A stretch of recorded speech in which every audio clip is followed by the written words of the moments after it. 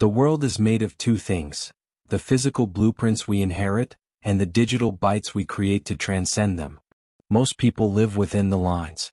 A rare few redraw them entirely. From the quiet suburbs of Los Altos to the saffron-scented trails of India, from the high-stakes pirate ship of the original Macintosh team to the digital revolution of Pixar and the iPhone, this is the story of a man who refused to accept the world as it was. He was a rebel, a Buddhist, a billionaire, and a castaway. He was a father who denied his own child, and a visionary who gave the world a new way to see itself. You are about to experience the most comprehensive account ever assembled of the life, the light, and the shadow of Steve Jobs. This is an epic spanning 56 years of obsession, failure, and ultimate triumph. This is the blueprint and the byte, the complete life of Steve Jobs. Written by Jamie Glick. Narrated by Christopher. Part 1. The Blueprints of a Rebel, 1955 to 1974. Chapter 1. The Adoption, the Promise to Clara and Paul. The baby did not cry when they brought him home. That is what Clara Jobs remembered, not the drive back from San Francisco to Mountain View, not the paperwork that had consumed weeks of anxious waiting, not even the smell of the air that February morning in 1955, still carrying the wet-grass chill of a California winter that couldn't quite decide to end. What she remembered was the silence of him. Swaddled in a flannel blanket, dark-eyed and watchful, the infant boy lay in her arms and studied her face with an attention that felt almost unsettling in something so newly arrived in the world. Not passive. Not docile. Studying. As if he were already trying to understand the terms of an arrangement that no one had thought to explain to him. Clara held him tighter. She had waited a long time for this. Paul Jobs was at the wheel, his broad mechanic's hands easy on the dash, his eyes moving between the road and the rearview mirror where he could catch glimpses of his wife and the boy. He was 25 years old, a man who rebuilt things for a living. Engines, transmissions, whatever someone brought to him broken. He believed in the restorative power of work and patience. He had needed both in abundance over the past several years, because the doctors had told Clara she could not carry a child to term, and that fact had settled over their young marriage like a fog that never fully lifted. Adoption had been their answer. But the state of California did not hand over infants without conditions, and the biological mother, a young, unmarried graduate student navigating a catastrophe she had not chosen, had conditions of her own. She wanted her son raised by college graduates. Paul Jobs had not graduated from college. Clara Jobs had not graduated from college. On paper they were the wrong family. And for a moment, it seemed the whole careful arrangement might dissolve before it began.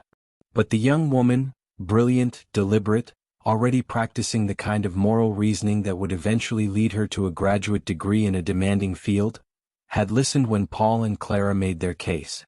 They were steady. They were kind. They had a house on Diablo Avenue with a garage and a yard and a neighborhood where children rode bicycles in the afternoon without their parents watching. And they made a promise. They would send the boy to college. Whatever it cost them. Whatever it required. She accepted that promise. She signed the papers. And in the first week of February 1955, a boy named Stephen Paul Jobs came home to Mountain View, California, to a family that had chosen him with the particular intensity of those who have wanted something for a very long time. The world into which Stephen Jobs arrived was one of astonishing self-confidence. America in 1955 was a country in the act of becoming something unprecedented. A mass consumer society flush with post-war expansion, building highways and suburbs with the cheerful certainty of a civilization that had won the largest war in history and now intended to spend the proceeds. The GI Bill had made homeowners of men who had grown up in tenements. Television was colonizing living rooms. General Motors was selling a new kind of aspiration, that a man of modest means might drive something beautiful. But beneath this prosperity ran a quieter, more uneasy current. The Korean War had ended just 2 years earlier, its ambiguous conclusion leaving a residue of anxiety that the triumphalist rhetoric of the Eisenhower administration could not quite dissolve. In Washington, Senator McCarthy's witch hunts had only recently subsided, leaving behind a cultural climate that rewarded conformity and treated eccentricity as something approaching disloyalty. The suburbs rising across the Santa Clara Valley, which would not yet be called Silicon Valley for another decade, were places of community and comfort, yes, but also of a certain quiet pressure. To be like one's neighbor, to want what one's neighbor wanted, to sand down the edges of oneself until they no longer caught on anything. Paul and Clara Jobs were not rebels. They were not intellectuals.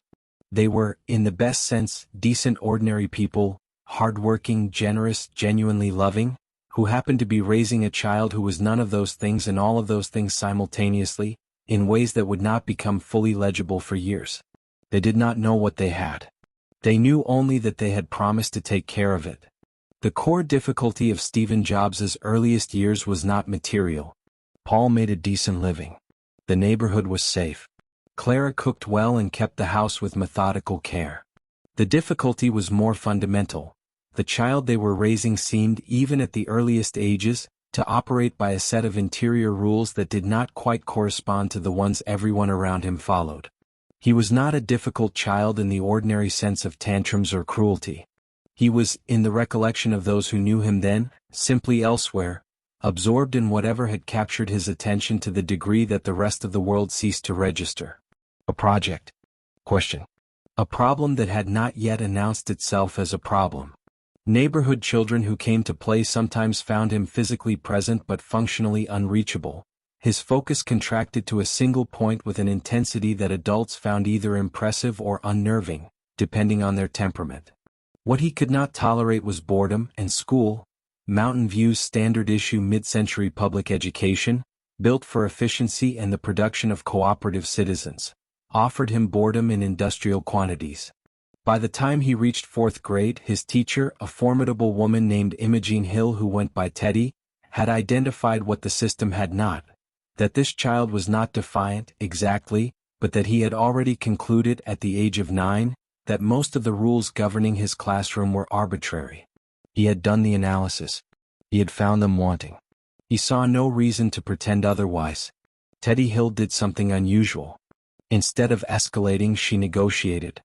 She brought him a workbook of mathematics problems and told him she would pay him, in cash and in candy, if he completed it. He was insulted at first. The transaction felt beneath him. But he worked through the book and through the next one, and somewhere in the middle of the third one something shifted. The work itself became the reward. He began doing mathematics not because Teddy Hill was paying him but because the discipline of it, the clean satisfaction of a correct solution, appealed to something deep in his structure. He tested 2 grades ahead and the school recommended he skip directly to 7th grade. It was, perhaps, the first evidence of a pattern that would recur throughout his life, that Stephen Jobs could not be compelled, but could sometimes be seduced, and that the seduction had to appeal not to his obedience but to his pride. Paul Jobs was the man who shaped the boy's hands before the boy knew what his hands were for. On weekends, Paul spread components across the workbench in the garage, the gear shafts and carburetors and electrical assemblies that were the raw material of his livelihood, and he worked through them with a patience and precision that bordered on aesthetic. He was not an educated man, but he was an extremely intelligent one, and his intelligence expressed itself in the physical world, in the ability to look at a broken thing and understand intuitively where the failure had originated. He wanted his son to have that. Not just as a skill, as a way of seeing. He told Stephen, and this became something the boy would carry with him, would repeat in interviews decades later with the solemnity of a teaching received rather than a lesson learned, that even the parts of a cabinet that no one would ever see had to be built with care. The back of the cabinet. The underside of a shelf. If you cut corners where no one was looking, you would know. That knowing would cost you something. Paul Jobs believed this at a molecular level, and he transmitted it to his son with the quiet authority of a man who had never needed to raise his voice to be heard. What passed between them in that garage, the smell of motor oil and solder, the radio playing in the background, Paul's large hands guiding the boy's smaller ones across the belly of an engine, was not simply technical instruction. It was, though neither of them would have used this language, the transmission of a philosophy, that craft was moral, that attention was a form of love, that the world rewarded those who did not look for shortcuts. Stephen received this. He filed it somewhere important. And then, in the years to come, he would take it places Paul Jobs could not have imagined and perhaps would not have entirely recognized. There was a moment, sometime around Stephen's 6th or 7th year, that Clara later described to relatives with an expression caught between pride and a faint, unnameable worry. She had been explaining to him, patiently, carefully, in the way one explains things to small children, that he was adopted. That another woman had given birth to him, and that she and Paul had chosen him, and that chosen was a beautiful thing, a deliberate thing, a thing that meant more in some ways than accident. Stephen had listened to all of this. He had been quiet for a long time. And then he had looked at her, not with the trembling lip of a child absorbing a shock, but with the calm, assessing directness that was already his signature expression, and he had asked, "Does that mean you're not my real parents?" Clara had felt the question like a cold hand on her chest. She had answered carefully, had said that of course she and Paul were his real parents, that real meant present, meant chosen, meant here. Stephen had nodded slowly. He had seemed to accept this. But in his expression, Clara thought she saw something that acceptance did not quite cover. A private recalibration. The boy who studied everything was now studying the architecture of his own existence, measuring the load-bearing walls, checking the foundations. He would spend the rest of his life, in ways both conscious and not, returning to that measurement. The promise Paul and Clara had made to a young graduate student, that her son would go to college, was an extraordinary commitment for a family of their means. Paul Jobs earned a mechanic's wages. Clara worked bookkeeping jobs when the finances required. College was not a thing that came naturally to their world or their budget. But they had given their word, and in the moral universe of Paul Jobs, a word given was a debt that compounded with interest until it was paid. They kept the promise. They had no idea that the boy they were keeping it for would not stay in college long enough to make the economics matter, or that he would transform the breach into something more valuable than the credential could ever have been. They had no idea in those early years in Mountain View of any of this. They had only an unusually quiet infant, a garage workshop, and a commitment entered into with the simple confidence of people who did not yet know what they were committing to. The child in Clara's arms, studying her face with that dark and patient attention, was already a problem she did not have the vocabulary for. He was also, in ways she could feel before she could name, exactly hers. What no one in that household on Diablo Avenue could have anticipated, not Paul with his calipers and his code of craft, not Clara with her patient love, not even the boy himself, still years from understanding that the questions he was already asking had no local answers, was that the wound of the adoption would not close. It would become a lens. And the young man who eventually traveled north to find the woman who had first refused to keep him would come back with something far more volatile than resolution. Chapter 2. The garage in Los Altos, a childhood among engineers. The smell hit him first. It was always the smell, a compound thing, sharp and mineral and faintly sweet, the particular atmosphere of a workbench in serious use. Solder flux burning off beneath a hot iron, machine oil worked into the grain of a wooden surface over years of patient labor, the faint ozone ghost of electrical current passing through copper in the dark. Stephen Jobs was 7 years old the first time Paul moved the family to Los Altos, and the garage on Chris Drive was his before he had words to claim it. He would stand at its threshold in the early mornings before his father was awake, just inside the door, not yet touching anything, breathing it in. The pegboard hung with tools and silhouette. The vise bolted to the bench with the authority of permanent things.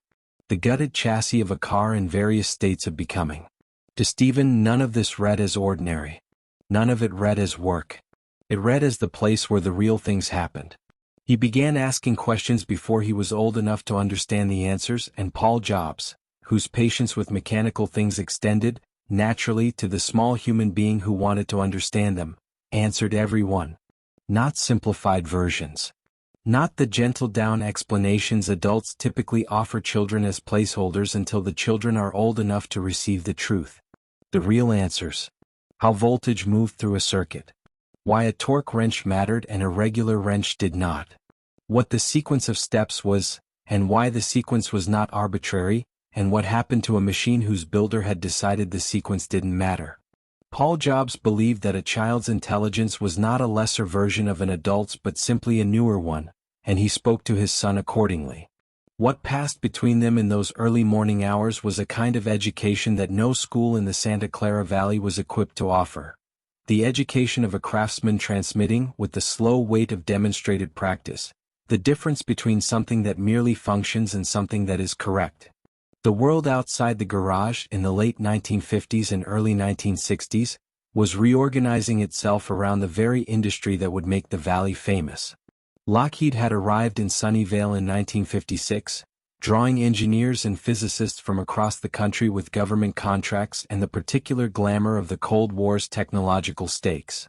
Hewlett-Packard, already rooted in the valley's mythology, the story of two Stanford men and a Palo Alto garage that had acquired the texture of scripture, was expanding steadily, its campus a few miles north a quiet emblem of what this particular landscape could produce.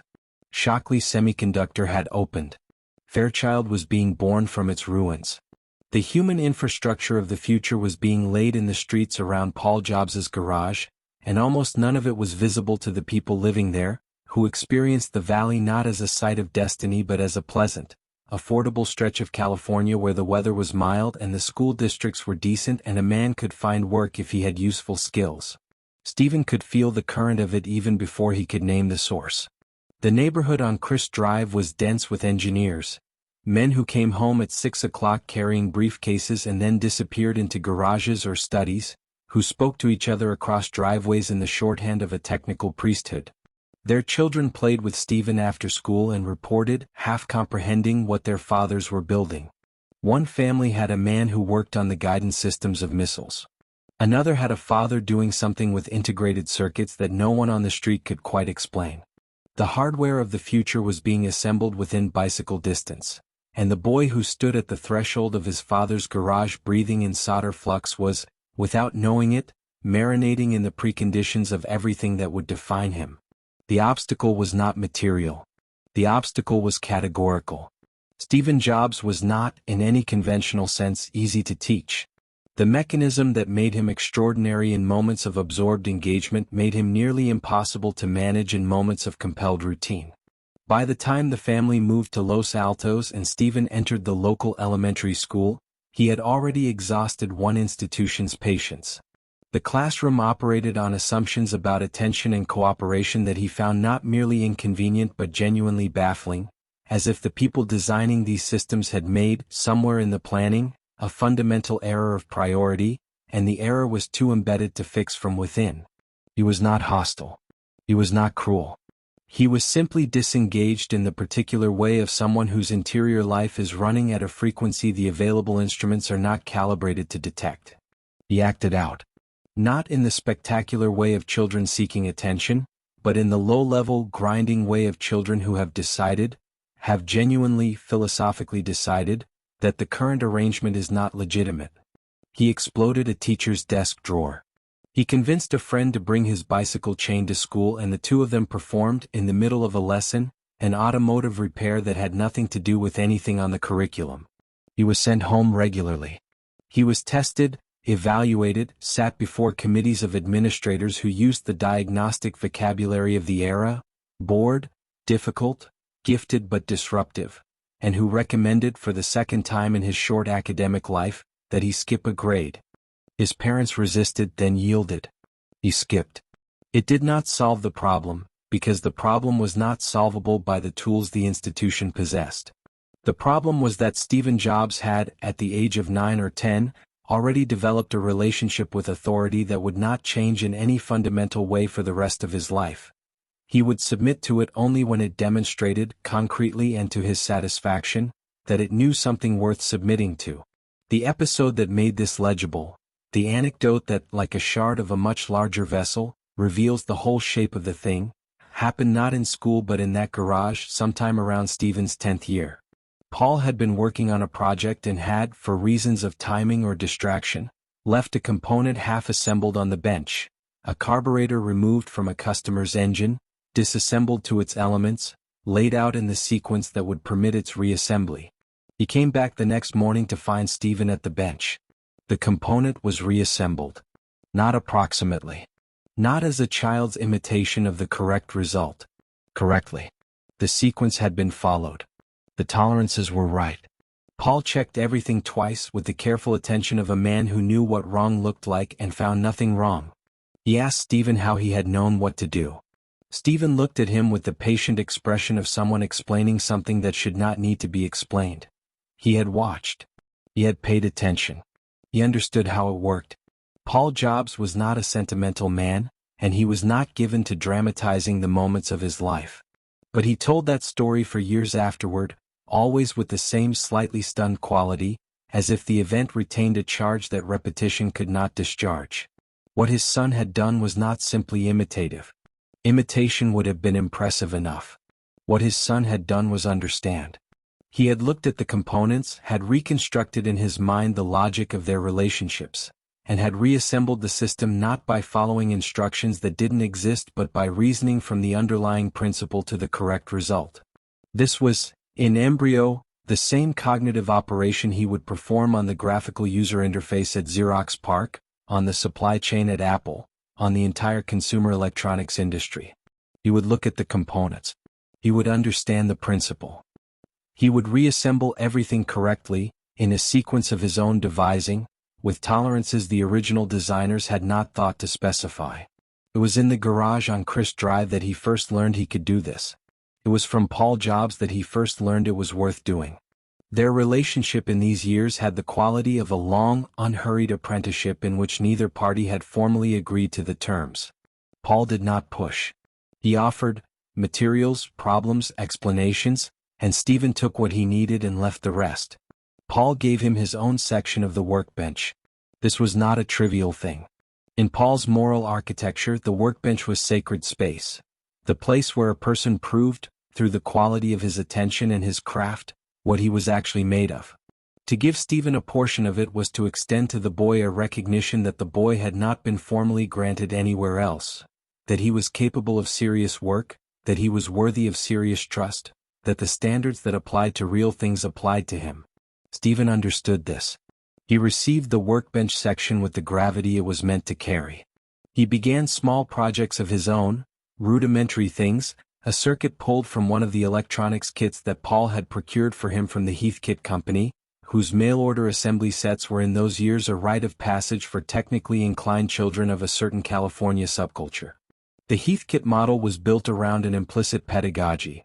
The kit came unassembled, the instructions stepped the builder through each connection, and at the end of the process, if the builder had followed the sequence, maintained the tolerances, done the work correctly, the device functioned. An oscilloscope, a radio, test meter. Objects that existed only because a pair of hands had made every decision correctly, in order. What the kit taught, underneath the soldering and the schematic reading, was the relationship between attention and consequence. A cold solder joint, rushed or indifferent, produced a result that did not work. There were no partial credits. The circuit was closed or it was not. This was a kind of accountability that the classroom, with its grades and its approximations and its grading on curves, could not replicate, and Stephen, who found the graded world arbitrary and unconvincing, found the circuit board's binary judgment clarifying. Honest even. The device functioned or it did not. He was the reason it did or the reason it didn't. There was nowhere to distribute the responsibility. He built every kit Paul brought home. He began acquiring his own. He haunted the halted specialty store on a stretch of El Camino Real where surplus electronics equipment was sold by the pound, pawing through bins of capacitors and resistors and transformer coils with the focused intensity of a scholar in an archive. He was 11 years old. He was already accumulating the vocabulary of a language he did not yet know he was going to speak. The neighbor who changed the direction of all of it was named Larry Lang, and he lived a few doors down on Chris Drive, and he worked for Hewlett-Packard, and he was the first person in Stephen Jobs' life who was not Paul Jobs and who took the boy's intelligence with complete, unpatronizing seriousness. Lang was a hobbyist of the serious kind. His garage was a working laboratory, and he understood, with the practiced eye of an engineer who had spent his career distinguishing between people who were curious and people who were genuinely gifted, which kind of child he was dealing with. He showed Stephen a carbon microphone. He explained how it worked, how the variation in pressure on the carbon granules produced variation in electrical resistance, and how that variation could be amplified and transmitted. Stephen listened with the stillness he reserved for things that mattered. Then he said he wanted to build one. Lang gave him the parts. That exchange, no ceremony around it, no acknowledgement of any exceptional quality in the transaction. Simply an engineer responding to a clear capability with the appropriate provision of materials, was a template for how Steve Jobs would, for the rest of his life, prefer to receive encouragement. Not as praise, which he distrusted, but as resources. Not as validation, which he found vaguely embarrassing, but as access. Larry Lang gave him parts. What he built with them was his own business.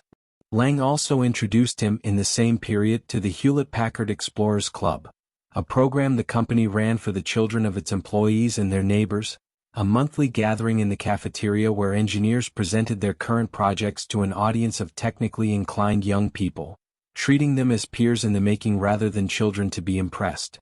Stephen rode his bicycle to those meetings and sat in the front row and asked questions that the engineers, sometimes visibly startled, had to think about before answering. He was 12 years old. He was sitting in the cafeteria of one of the founding companies of the industry he would eventually reshape, asking questions that the industry's practitioners found difficult, in a valley that was in the process of becoming the center of the technological world. Everything was, in the most literal sense, in place. The garage, the workbench, the neighbor with the surplus parts and the professional judgment to recognize what he was looking at. The company down the road whose cafeteria was functioning, informally, as a classroom for the kind of education no school district had thought to offer. What none of them, not Paul, not Clara, not Larry Lang, not the patient HP engineers who fielded his questions and sent him home satisfied, could have known was what would happen when this particular education collided, a few years later, with the particular social electricity of the late 1960s, and with a boy named Steve Wozniak who built things the way other people breathed, compulsively, joyfully, without requiring any reason beyond the building itself. The garage had given Steve Jobs his tools. The world was about to give him his cause. Chapter 3. The Heathkit Era. Learning that man-made things are changeable. The smell hit him first. Solder and hot metal, faintly acrid, rising from the workbench in thin ribbons of smoke that curled toward the garage's bare ceiling like question marks. Steve Jobs was perhaps 7 years old, maybe 8, standing beside his father in that oil-stained slab of suburban California real estate that Paul Jobs had consecrated, without ceremony or declaration, as a place where the physical world could be taken apart and put back together again. On the bench, resistors, capacitors, a circuit board with its copper traces running in patterns that made no immediate sense.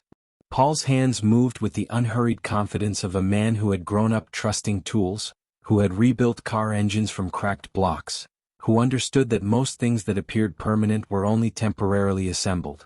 He did not explain what he was building. He didn't need to. The boy watched the way a young animal watches its parent hunt, not cataloging exactly but absorbing, storing something that would surface later in a form neither of them could yet predict. Paul Jobs had purchased the Heathkit in pieces, a flat box of components whose cover promised transformation.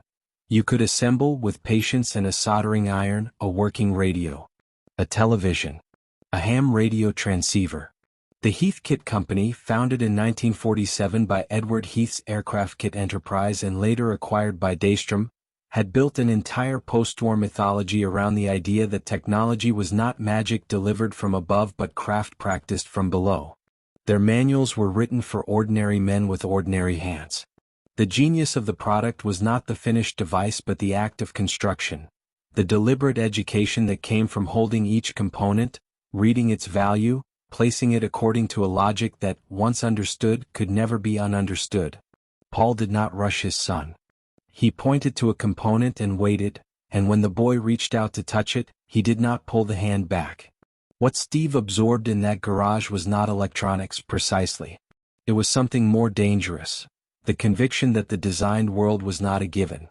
That everything around him, the radio on the kitchen counter, the intercom down the street, the television set in the living room with its cathode ray tube glowing blue-white in the dark, had been made by human beings no more inherently gifted than his father. And if human beings had made them, then human beings could change them, could improve them. could, if they were bold enough, replace them entirely with something better. Mountain View in the early 1960s was a suburb in the process of becoming something it had not yet named. The apricot orchards that had given the Santa Clara Valley its character were disappearing, row by row, as Lockheed and IBM and Hewlett-Packard pressed outward from their campuses. The engineers who populated these companies moved into the tract houses being hammered together at the valley's edges and brought with them a certain ethos, a faith in the measurable, the improvable, the engineerable, that settled into the neighborhood like weather. Children grew up hearing their fathers speak of tolerances and specifications, of systems and components, the way children in other towns might hear men speak of crops or commerce. It was a peculiar ecosystem, one that blurred the line between the domestic and the technical in ways that would have been unrecognizable even 20 miles north in San Francisco, where, in those same years, a very different set of values was beginning to ferment in the coffeehouses of North Beach. Steve Jobs grew up inside both worlds, though he did not yet know it. He was the adopted son of a machinist and a bookkeeper, a child whose intelligence had been identified early and handled clumsily by an educational system not designed for minds that found institutional authority more insulting than instructive. He had tested at age 10 at a high school sophomore level, a fact that thrilled his teachers and terrified him in the specific way that giftedness terrorizes children who are already struggling to locate themselves in the social order. He was not popular. He was not, in any conventional sense, easy. He had a quality that the adults around him described variously as intensity, stubbornness, or, depending on the day, sheer infuriating obstinance. He did not accept things because he was told to accept them. He accepted things because he had decided they were worth accepting, and the difference between those two stances would widen over the years into a chasm. The Heathkit world gave him something school could not, a legitimate arena for that stubbornness. The kits demanded precision, yes. A sloppy solder joint would kill a circuit as surely as a broken wire, but they also rewarded a particular kind of relentless interrogation. Why does this capacitor go here and not there? What happens if the resistance is changed? The manuals answered these questions patiently, but the bench itself answered more honestly because the bench did not lie. If you made an error, the device did not work. If you made it correctly, the device sang. There was no partial credit. There was no rubric. There was only the thing itself, performing or failing according to the integrity of your own work. For a boy who had already begun to sense that the adult world's systems of evaluation were arbitrary and often wrong, this was a profound relief. But the garage and the Heathkit kits introduced a tension that would never fully resolve itself. Paul Jobs built things to function. He was, at his core, a craftsman in the old sense. He cared that the radio worked, that the engine turned over, that the joint held. Aesthetics were secondary, utility was the point. His son was arriving, slowly and without yet having the vocabulary for it, at a different conviction. Somewhere between watching his father's hands on the soldering iron and turning the finished device over in his own small fingers, Steve was beginning to feel that function was necessary but not sufficient.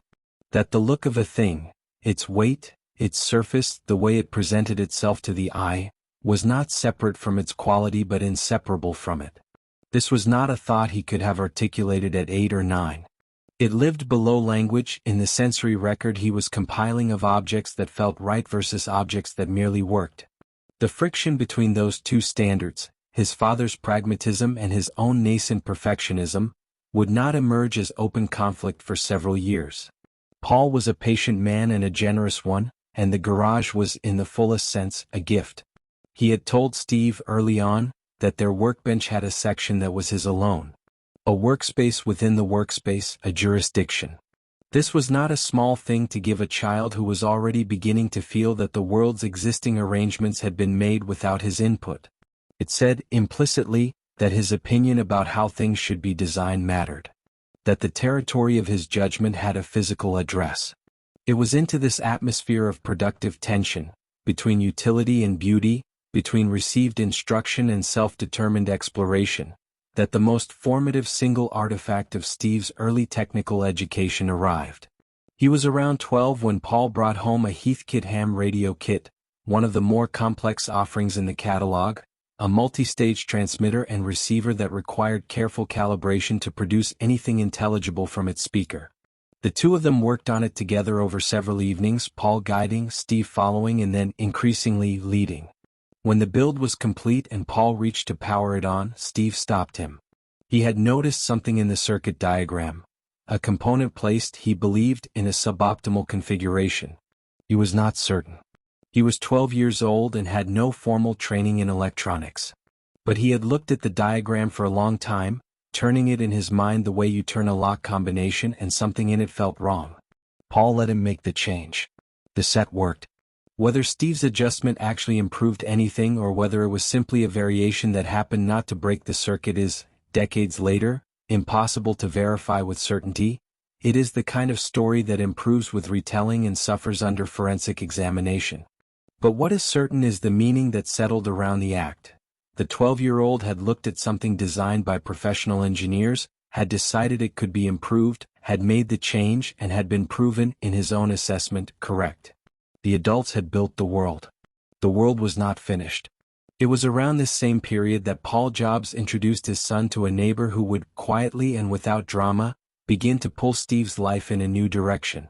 Larry Lang was an engineer at Hewlett-Packard, one of the tens of thousands of technical professionals who had washed into the Santa Clara Valley on the tide of post-war aerospace and computing contracts. He was the kind of man who did not perform his knowledge but simply had it.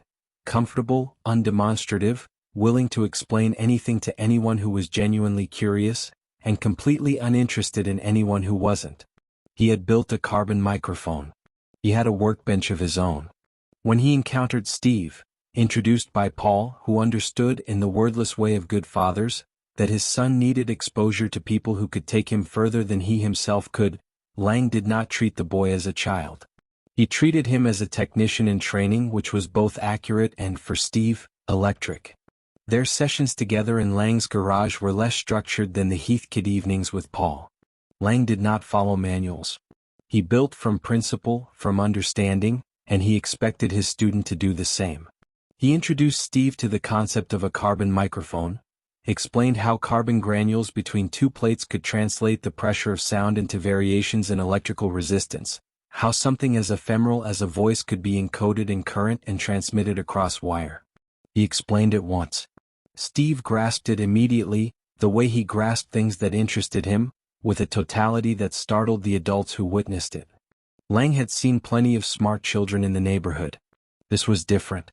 This was a child who didn't just understand mechanisms but seemed, from the first explanation, to be already thinking about how they could be changed.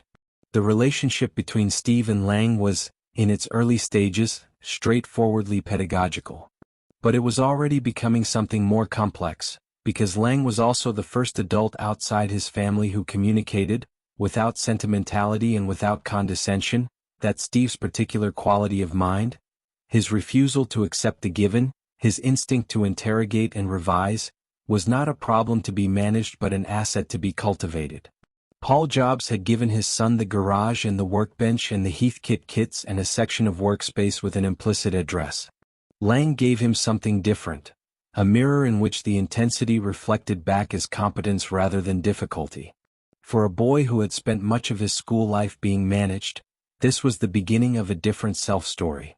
What neither Paul nor Larry Lang could have foreseen, because the future was not yet visible in its specifics, was that the lesson Steve was absorbing, the lesson about the malleability of the designed world, was about to collide with a set of cultural forces that would transform its meaning entirely.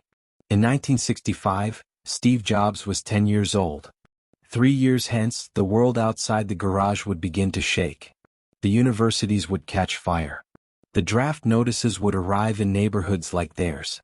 A generation would decide, with a vehemence that shocked even itself, that the existing arrangements, social, political, technological, had been built by the wrong people for the wrong purposes. And a boy who had spent his formative years in a garage learning that man-made things could be unmade and remade would find himself, when that moment arrived, not bewildered by the question the generation was asking but in the strange and dangerous position of already knowing part of the answer. The Heathkit era would close quietly as eras do, not with a definitive ending but with a gradual shifting of attention, a new frequency pulling at the dial. The solder and hot metal would give way to other smells, other rooms, other collaborators. But the idea that had formed in Paul Jobs's garage, that every object in the human world was a proposal, not a decree, and that proposals could be revised by anyone with the intelligence and the will to revise them, would prove to be not a childhood lesson eventually outgrown but the central operating premise of everything that followed. And in the hills above the valley, in the coffee shops of a city Steve had not yet fully discovered, and in the catalogs of a counterculture still assembling its own components, forces were gathering that would take that premise and ask what it meant when you applied it not to a radio kit on a workbench but to civilization itself. Chapter 4. The Prankster, meeting Steve Wozniak via the blue box. The voice on the other end of the line belonged, improbably, to the Pope. It was sometime in late 1971, and in a dormitory room at the University of California, Berkeley, a 21-year-old engineering student named Steve Wozniak was hunched over a device no larger than a paperback novel, its circuitry arrayed across a breadboard with the casual elegance of a man who built things the way other people breathe, without apparent effort, without consulting anyone, simply because the alternative was unthinkable. The device emitted tones. Specific tones at specific frequencies that the long-distance switching network of AT&T had been designed, in its considerable institutional arrogance, to trust absolutely. Wozniak had read about the tones in an article in Esquire magazine. Ron Rosenbaum's now legendary piece on phone phreakers, those nocturnal tinkerers who had discovered that Ma Bell's empire, for all its copper and concrete and corporate gravity, could be defeated by a whistle. A precise whistle. A 2,600 Hz whistle, to be exact, the same frequency that a Captain Crunch cereal box toy had been found by the phone phreaking community to produce with accidental perfection. Wozniak had read the article, set it down, and immediately begun designing a better version of what it described. This was simply how his mind worked. You showed him a solution and he redesigned it, not out of egotism but out of a compulsion toward elegance, toward the reduction of a problem to its irreducible minimum. His blue box, it would come to be called that, though the name was already circulating in the phreaker underground, was a digital device where others had built analog ones. It was cleaner, more reliable, harder to detect. It was, in the assessment of people who understood such things, a work of technical art. And on this particular evening, Wozniak had used it to place a call, through a sequence of rerouted international trunk lines, to the Vatican, where he had identified himself to a duty bishop as Henry Kissinger, then National Security Advisor, a man whose voice and manner he approximated with just enough conviction to produce, on the other end, a pause of genuine uncertainty before the line went appropriately dead. 16-year-old Steve Jobs heard about this and experienced what could only be described as a proprietary thrill. Jobs was a junior at Homestead High School in Cupertino when Wozniak's older sister, who knew him peripherally through the neighborhood's loose social geography, mentioned that her brother had built something remarkable.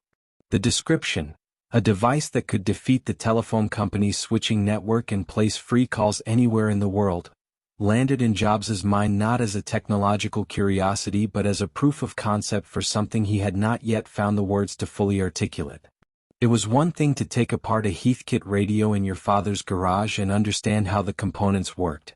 It was another thing entirely to use that understanding as a tool of subversion against one of the largest corporations in human history. The first was craft. The second was something closer to power. He arranged to meet Wozniak almost immediately. The world in which this meeting occurred was one in the advanced stages of its own unraveling. Nixon was in the White House, prosecuting a war that had, by 1971, lost whatever coherence it might once have claimed. The draft lottery had introduced, into every household with a son between 18 and 26, a particular quality of dread, the knowledge that the government's claim on a young man's body was not abstract but numerical, a birthday drawn from a drum on national television.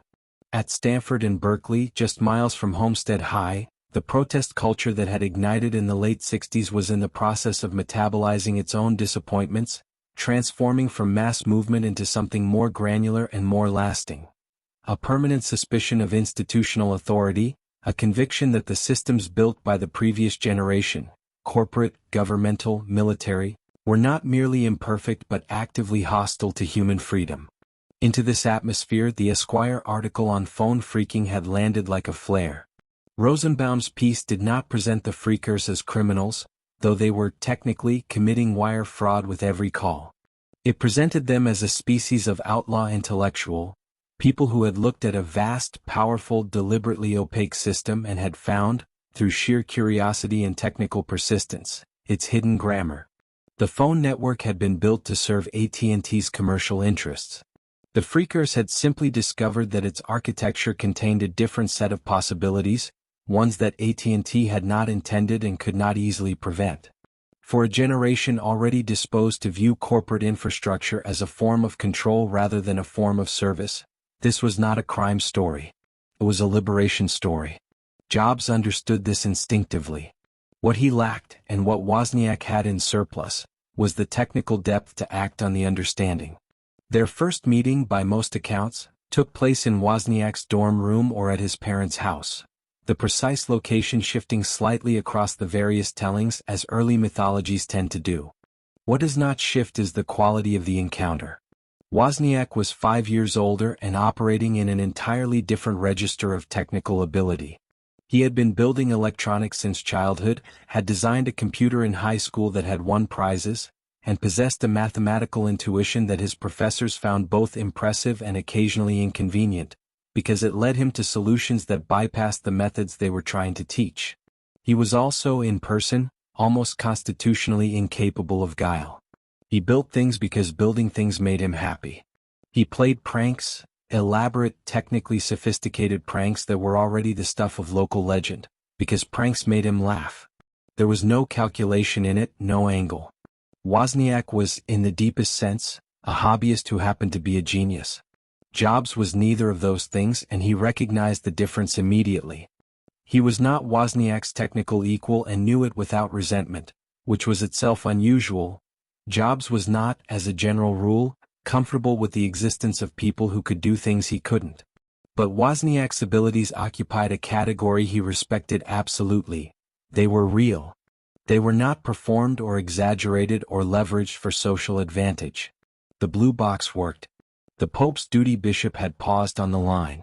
The proof was in the thing itself.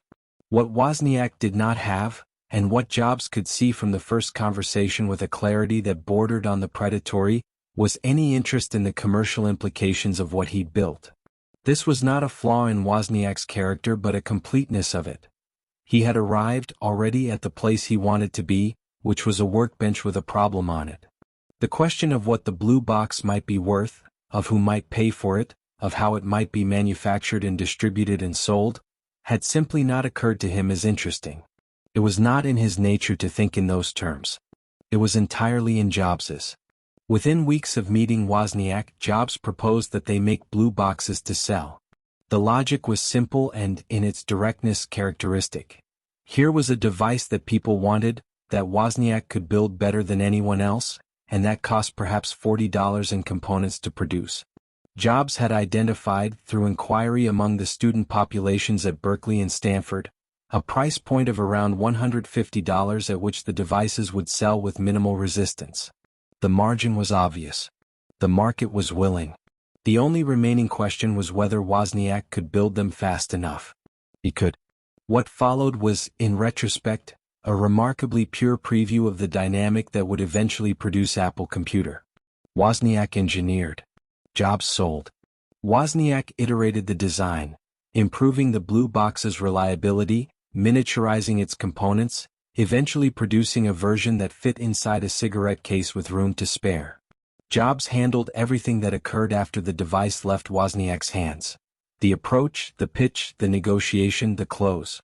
He was 16 years old and already possessed of the salesman's central skill, which is not persuasion exactly but rather the ability to make the thing you are selling feel, to the person you are selling it to, like something they have always needed and have only just been shown. He sold blue boxes in dormitory hallways and pizza parlors, sometimes alone, sometimes with Wozniak in tow as a kind of technical guarantee, proof that the device had been built by someone who understood it completely and could, in the event of any dispute, explain precisely why it worked. There was one occasion, now burnished into the Jobs mythology, that cuts closer to the bone than the others. A sale had been arranged. A buyer somewhere near Sunnyvale, a handoff in a parking lot in the manner of transactions that cannot comfortably occur indoors. Jobs and Wozniak made the exchange and were walking back to the car when the buyer, perhaps concluding that two teenagers in a parking lot were unlikely to have recourse, turned and produced what Wozniak later described as a gun. He demanded the blue box back along with the money already paid. Jobs and Wozniak surrendered both without resistance. There was nothing else to do, and stood in the parking lot watching the man drive away. Wozniak was shaken and said so.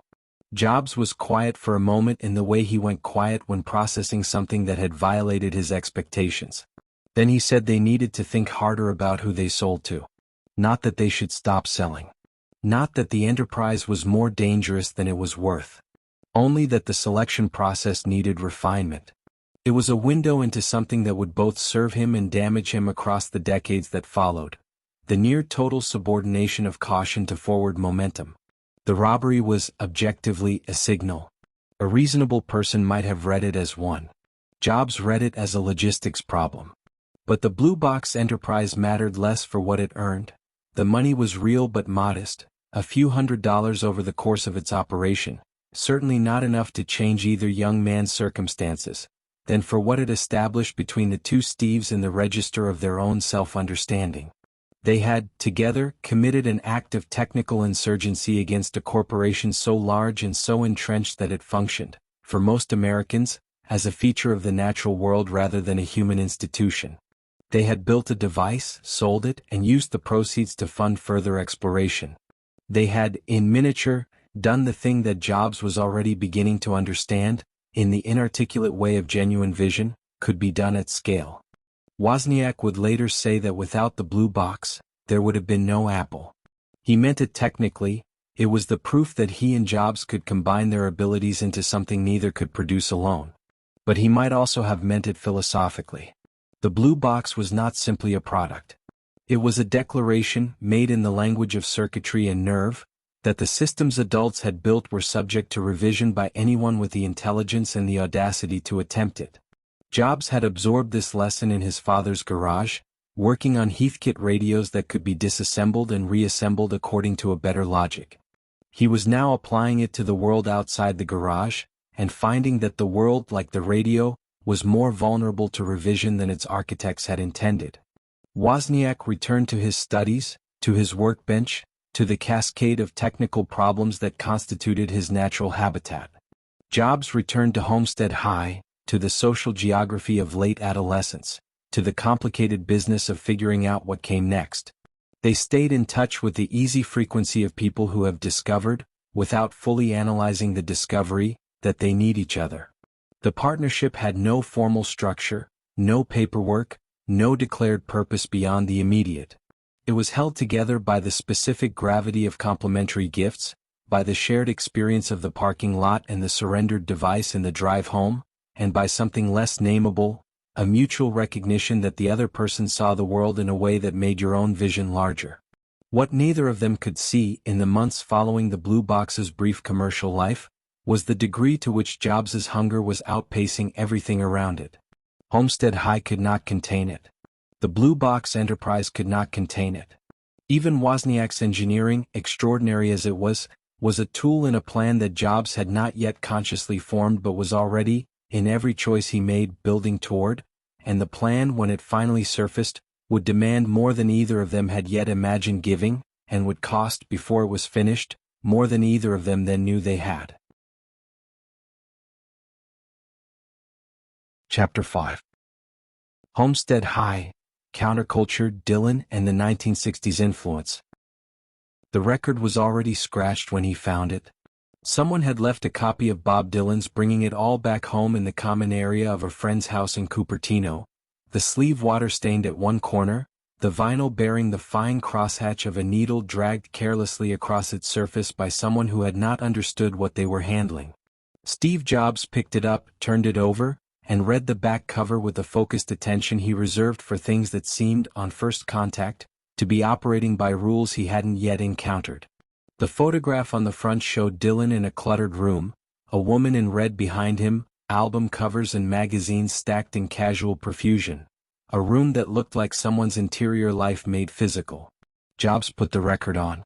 The first chord of Subterranean Homesick Blues came out of the speaker like an argument, percussive and impatient, Dylan's voice arriving not so much as melody but as velocity, a torrent of syllables and compound images that didn't resolve into conventional meaning so much as produce it through sheer accumulated pressure. He sat with the record for a long time. Then he found a way to keep it. He was 15, a sophomore at Homestead High School in Cupertino, and he had been, for most of his academic life, a problem that the institution had not quite known how to classify. He was not a bad student in the way that indifferent students are bad, through absence of effort or scarcity of ability. He was bad in the specific way of students whose intelligence exceeds the institution's capacity to direct it, who finish the assigned work before the teacher has finished explaining the assignment and then, in the remaining time, proceed to interrogate the premises of the assignment itself. His fourth-grade teacher had reportedly resorted to bribery, candy, small amounts of money, to keep him engaged with the curriculum. His parents had fought the school district to have him skip a grade. He had been skipped, had landed in a class of older children who viewed him as a curiosity and occasionally as a target, and had emerged from the experience with his intellectual confidence intact and his social confidence in a condition that required more careful management. Homestead High, class of 1972, was not a place designed for careful management of unusual minds. It was a large, flat, California beige institution sitting at the intersection of suburban domesticity and the valley's emerging technical culture. Its student body a mixture of the engineers and machinist children who were growing up in the tract housing spreading east from the mountains, and the older families who had worked the now vanishing orchards. The social order was conventional: athletes, student government types, the industrious middle who would go on to state universities and orderly careers, and Jobs navigated its margins with the combination of contempt and longing that characterizes adolescents who are simultaneously too sure of their own worth and too uncertain of their place to commit fully to either belonging or rejection. What the counterculture gave him was a permission structure. Not for misbehavior exactly, though that followed, but for the more fundamental act of deciding that the given world was insufficient and that this insufficiency was not a personal failing but a cultural one. The late 60s and early 70s arrived at Homestead High in the form of longer hair, the smell of marijuana in the parking lots, the black armbands worn by students protesting the war, and above all in the music. The music was the carrier wave. It transmitted something that the political arguments could not quite convey and that the classroom certainly didn't attempt. The idea that consciousness itself was a project, that you could choose what to let in and what to refuse, that the shape of your inner life was not determined by the neighborhood you'd been born into or the school you'd been assigned to or the expectations that had been mapped onto you by people who had stopped asking the interesting questions sometime around their 30th birthday. Dylan was the epicenter of this transmission, and Jobs received him with an intensity that went beyond the ordinary teenage absorption in music as identity. He did not listen to Dylan the way his classmates listened to the radio, as background, as social currency, as the soundtrack to drives down El Camino Real on Friday nights. He listened analytically, in the manner of someone trying to reverse engineer a technology he admired. He memorized lyrics and quoted them in conversation, not as performance but as reference, the way someone might quote a physicist or a philosopher. He heard in Dylan's mid-60s work, Highway 61 Revisited, Blonde on Blonde, the electric trilogy that had scandalized the folk establishment and liberated something that the folk establishment had been, without quite knowing it, constraining, a method as much as a message. Dylan was showing that language could be pushed past its conventional load-bearing capacity, that imagery could be stacked and collided in ways that produced meaning by indirection rather than statement, and that the most direct route to the truth of a thing was sometimes to approach it obliquely, to describe everything around it until the shape of the thing itself emerged from negative space. This was not an analysis Jobs could have produced at 15. But it was, in some prelinguistic register, what he was extracting from the records. And it would surface, decades later, in the product presentations he scripted with the care of theatrical productions, in the advertising he approved and rejected and revised, in his insistence that the most powerful thing you could say about a product was often not a specification but a poem. The difficulty in the immediate term was that Homestead High did not know what to do with any of this. The core conflict of Steve Jobs' high school years was not academic. He could perform when the work interested him and sometimes even when it didn't. It was ontological. He was in the process of constructing a self that the available categories could not accommodate. He was too technical for the artists, too artistic for the engineers, too politically charged for the apolitical, too disorganized for the activists. He drifted toward the edges of several worlds without settling in any of them, accumulating influences: Dylan, the Beatles, the emerging literature of the counterculture, the electronics of the Heathkit garage, the subversive technical community that would soon produce the blue box, without yet finding the form that would allow them to cohere. There were friendships. There was in particular Bill Fernandez, a quiet, methodical boy who lived nearby and who shared Jobs' interest in electronics without sharing his volatility. Fernandez was, in the social taxonomy of Homestead High, more stably positioned than Jobs. Less combustible, less likely to alienate a teacher with a challenge that walked the precise line between question and accusation. He and Jobs had begun building things together in Fernandez's garage, experimenting with circuits in the mode Jobs had absorbed from Paul's workbench and from Larry Lang.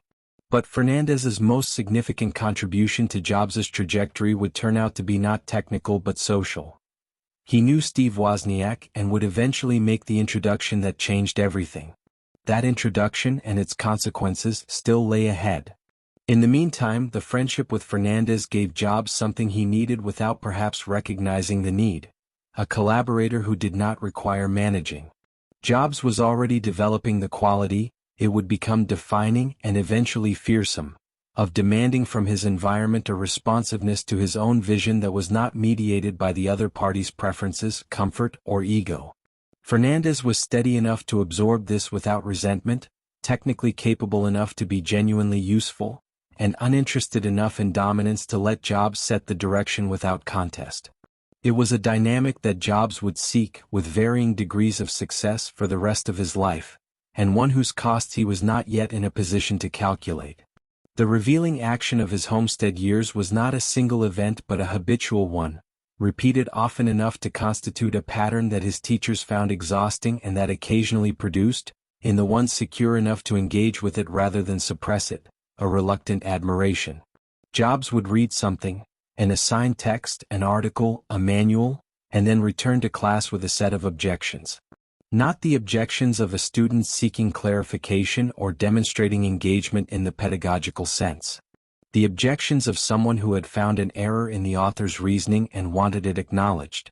He did this without social calibration, without the instinct that most adolescents develop for reading the room and modulating the challenge accordingly. When he was wrong, which happened, he argued further. When he was right, which also happened, and perhaps more often, he did not accept the acknowledgement graciously but treated it as confirmation of something he had already decided. His electronics teacher, John McCullum, was a former Navy man who had organized his classroom along the lines of his military background: clear hierarchy, earned trust, demonstrated competence before extended privilege. He liked Wozniak, whom he had taught and who had operated within McCullum's framework by doing things that earned the framework's respect. Jobs arrived in the class with a different relationship to authority, not hostile, exactly, but constitutionally unable to accept its premises as a given. He wanted the reason for the rule before he obeyed the rule, and if the reason was unconvincing, he proceeded on his own judgment. McCullum found this intolerable in the specific way that good military men find civilian insubordination intolerable. Not as a personal affront but as a structural threat, a failure to understand that the framework existed for everyone's benefit, including the person refusing it. The two did not get along. Jobs would later speak of McCullum without warmth, and McCullum of Jobs with a mixture of grudging acknowledgement and residual irritation that time had not fully smoothed. The relationship mattered less for what it produced, very little in concrete terms, than for what it illustrated about the problem Jobs posed to any institution that operated on the premise that authority derived from position rather than from the quality of one's ideas. He was not unteachable. He was, in certain conditions, ferociously teachable. But the conditions had to be right, and the conditions he required were ones that most institutional structures were not designed to provide and could not comfortably accommodate. Outside the classroom, the valley itself was becoming something new, and Jobs was absorbing the transformation the way he absorbed everything that interested him, completely, somewhat predatorily, without asking permission. The Homebrew Computer Club had not yet convened. That was still a few years away. But the culture that would produce it was already forming in the garages and the surplus electronics shops and the community college lecture halls, where engineers and students and hobbyists were beginning to imagine a world in which computing power was not the exclusive property of corporations and governments but a tool available to individuals. The Whole Earth Catalog, Stuart Brand's extraordinary sui generis publication, which Jobs would later describe as the conceptual forerunner of the Internet, was already in circulation, arriving in the hands of Valley teenagers like a transmission from a possible future. Its premise was radical in its simplicity, that access to tools, real tools, could change the lives of individuals and by extension the shape of the world. Jobs read it with the recognition of someone encountering, for the first time in print, the argument that his own experience had been assembling without his awareness. The garage. The Heathkit radio. The idea that man-made things were changeable and that the act of changing them was not merely technical but political. A claim on the world's shape made by someone who had been given no particular authority to make it. The Whole Earth Catalog did not separate craft from consciousness, tool from philosophy. It said they were the same thing. Jobs was 17 and he had been waiting, without knowing he was waiting, for someone to say exactly that. Dylan kept playing. The records accumulated: John Wesley Harding, Nashville Skyline, the bootlegs that circulated through the Valley's informal networks on cassette tapes of varying fidelity, Dylan's voice sometimes surfacing from a wash of tape noise like a signal from a distant station. Jobs learned to play guitar well enough to carry a tune, and performed at a school talent show with the earnest self-exposure of a teenager who has not yet learned to protect himself from his own enthusiasms. He was not, by any account, a gifted musician. But that was not the point. The point was that Dylan had demonstrated something that Jobs would spend the rest of his life trying to make operational. That technology and poetry were not opposites, that the most powerful things ever made had been made at their intersection, and that the people who understood this and were willing to act on the understanding, could change the terms of human experience in ways that neither the technologists nor the poets, working alone, could approach. He graduated from Homestead in 1972 and enrolled, at his parents' insistence and against the grain of his own gathering conviction that formal structures were not where his education would occur, at Reed College in Portland. A school whose reputation for intellectual seriousness and countercultural freedom had made it, in the catalog of possible futures available to a certain kind of California teenager, seem almost exactly right. He arrived in Oregon that fall carrying his records and his certainties and his expanding appetite for the experience of being remade, and he could not have known, as the car carrying him north crossed the valley he had grown up in, that the most disorienting and consequential education of his life had not yet begun, and that it would arrive from a direction he was not watching. Chapter 6: Reed College. Dropping out to drop in on calligraphy and philosophy. The letter sat on the kitchen table for 3 days before anyone said the thing it meant out loud. It was the fall of 1972, and Steve Jobs had been at Reed College in Portland for less than a semester when he told Paul and Clara Jobs that he was leaving. Not transferring. Not taking a medical leave or a planned sabbatical of the kind that Reed's administration, with its long institutional tolerance for unconventional student trajectories, had learned to accommodate. Leaving. He was done, he said, with paying tuition for classes he hadn't chosen to take, in a sequence designed by people who had decided, without consulting him, what an educated person needed to know and in what order they needed to know it. The money was the part he couldn't move past. Paul and Clara were not wealthy. They had saved carefully, with the specific sacrifice of working people who have decided that their child will have what they did not, and the savings were going toward Reed's tuition at a rate that made the remaining balance visible and finite. Jobs knew this. He sat with the knowledge and turned it over and could not find, in any configuration, a justification for continuing to spend it on requirements he found insulting and lectures that were teaching him things he had already, in his own reading, surpassed. Clara cried. Paul said very little, which was its own kind of devastation. Jobs did not reconsider.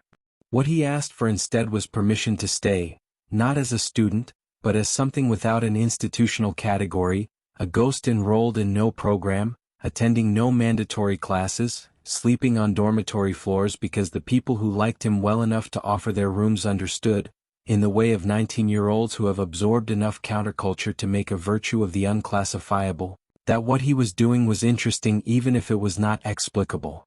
He ate, by his own later account, at the Hare Krishna temple on the days when the temple offered free meals, which was most days. He returned Coke bottles for the 5-cent deposit, enough for a modest caloric supplement. He slept where he was invited and asked for nothing he wasn't offered, and he spent the money he was no longer taking from his parents on the classes he had decided, by criteria that were entirely his own, were worth attending. Reed College in 1972 occupied a peculiar position in the American academic landscape. It was not, strictly speaking, a countercultural institution. It had been founded in 1908 on the progressive but fundamentally academic premise that serious intellectual inquiry required freedom from the credentialing apparatus that other universities allowed to distort their curricula. It had no fraternities, no football team, no ROTC. Its graduation rate was, by conventional measures, alarming. A significant fraction of each entering class left before completing their degrees, drawn off by the competing claims of the world outside or by Reed's own particular genius for producing students so intellectually activated that formal completion began to seem beside the point. Its faculty included people who had, in other institutions, been too strange or too demanding or too committed to their own visions of what a class should be to survive the politics of conventional academic departments. The result was a campus that felt, to a first-time visitor, less like a school than like a small, intense civilization that had decided to take ideas seriously as a matter of survival. Into this environment Jobs had arrived with his hunger and his records and his accumulating sense that the most important things he needed to learn were not on any syllabus he had yet encountered. The political weather of the early 70s was still charged, the Vietnam War's final, grinding years, Watergate assembling itself on the national stage, the draft's shadow still falling across every young man's calculation of his immediate future, though the lottery had given Jobs a high number that removed the most acute form of that particular dread. At Reed, the political urgency expressed itself less in the street protest idiom of the late 60s than in a more inward turn, a generational pivot from the public theater of confrontation toward the exploration of consciousness, Eastern religion, the dietary and meditative and psychedelic technologies of self-transformation that were circulating through the counterculture with the promiscuous enthusiasm of ideas that have not yet been tested against time. Jobs was not immune to any of this. He was, in fact, a devoted participant. He had read or was reading Paramahansa Yogananda's Autobiography of a Yogi, a book he would return to repeatedly throughout his life with an attachment so consistent and so specifically deliberate. He arranged for it to be the only book downloaded on the iPads distributed at his memorial service, that it functions less as a biographical footnote than as a key. He was exploring Zen Buddhism with the seriousness he brought to everything that captured his attention, which was total and somewhat consuming. He was thinking about diet, about consciousness, about the relationship between the physical disciplines you imposed on your body and the quality of the mental and spiritual experience that body could then produce. He was, in short, doing what Reed was almost designed to permit, following the thread of his own fascination without institutional interference, deeper and further than any supervised curriculum would have taken him. The core conflict of his Reed period was not the poverty, though the poverty was real, sleeping on floors, scrounging meals, wearing the same clothes for days at a time in a Pacific Northwest winter that was wetter and colder than anything the Santa Clara Valley had prepared him for. The poverty was, in a sense, chosen, and chosen conflicts carry a different psychological weight than imposed ones. The deeper conflict was the one he had been carrying since the Heathkit garage and the electronics class with McCullum and the blue box negotiations in dormitory hallways, the conflict between his absolute conviction that he knew what was worth his attention and the mounting evidence that this conviction, however often vindicated, was also costing him things he did not have a full accounting for. He had left Reed formally but stayed physically, and the compromise was typically Jobsian. A refusal to accept the institution's terms without a corresponding willingness to leave its resources entirely behind. He wanted what Reed had without paying what Reed asked. He was, in this, neither entirely wrong nor entirely right, and the fact that the arrangement worked, that the faculty and students around him tolerated and in some cases welcomed his presence, was both a testament to Reed's genuine liberality and an early installment of a lifelong pattern in which Jobs's force of will produced outcomes that should not, by any conventional calculus, have been available to him. It was in this context, hungry, sleeping on a borrowed floor in the early weeks of his unofficial residency, freed from the schedule of required courses and therefore free to attend whatever he chose, that Jobs wandered into a calligraphy class taught by a man named Robert Palladino. Palladino was a Trappist monk who had left monastic life without leaving its disciplines behind. He had studied calligraphy with the seriousness of a practitioner working in a tradition that measured itself in centuries, and he taught it at Reed with the same quality of absolute attention. His class was not an art class in the loose, expressive sense that the word sometimes connotes. It was closer to a course in the philosophy of visual language, an investigation into why certain letter forms felt right and others felt wrong, how the spacing between characters could produce meaning that the characters themselves could not carry, how proportion and weight and the relationship between thick stroke and thin stroke could create in the reader a response that bypassed the cognitive and arrived directly at the aesthetic. Jobs had no practical reason to be there. Calligraphy had no obvious application to electronics, to the business of selling blue boxes, to the counterculture project of self-transformation, to any of the vectors along which his life appeared to be moving. He attended because the class was beautiful and because, in his now unscheduled days, beauty had become a legitimate criterion for the allocation of his time.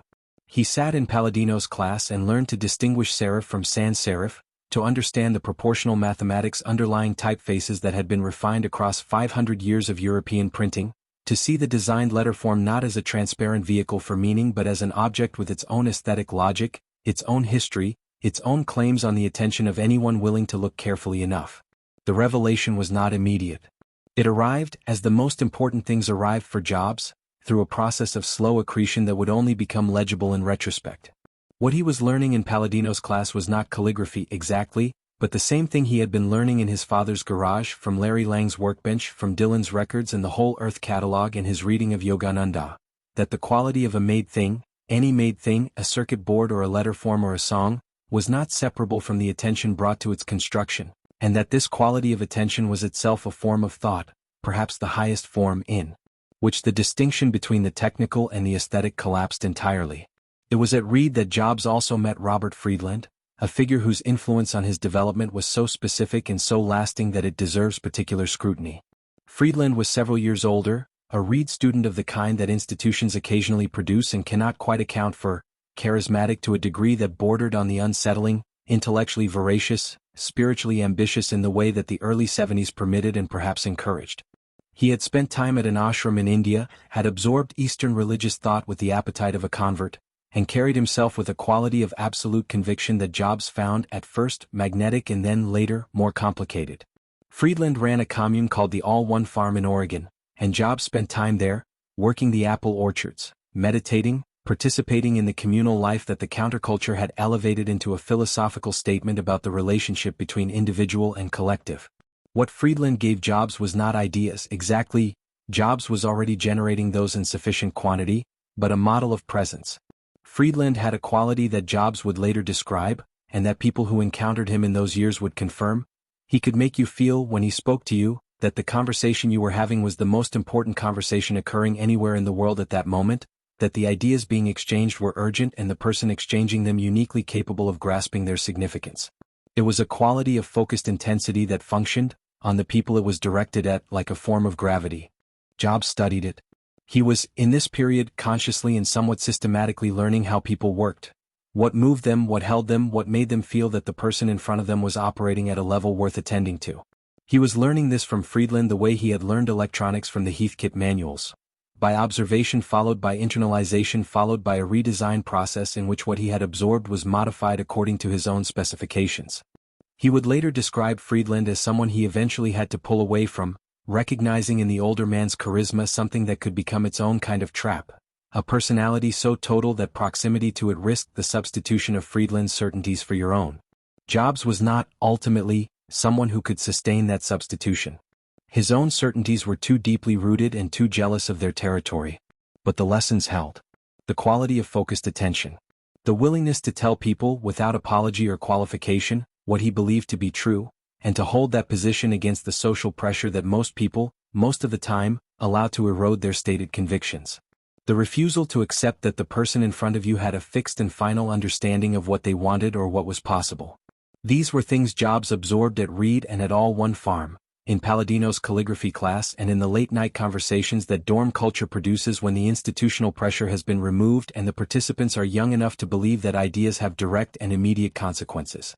He left Reed, truly left, departed Portland, returned to California, in 1974, after roughly 18 months of unofficial residency. He was 19 years old and had accumulated no credential, no degree, no transcript that any institution would recognize as evidence of an education. What he had was Palladino's letterforms encoded in a visual memory that would surface, a decade later, in the typography of the first Macintosh. He had Friedland's template for the weaponized use of personal presence. He had Yogananda's insistence that the inner life and the outer world were not separate projects but a single one.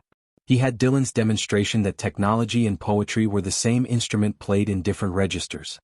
He boarded a bus south with these things and very little else, and arrived back in the valley that had made him to find that it had been making something of its own in his absence.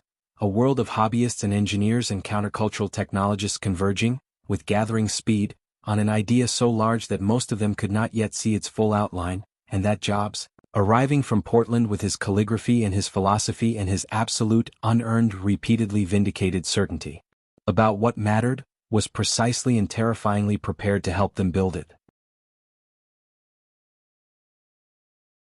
Chapter 7.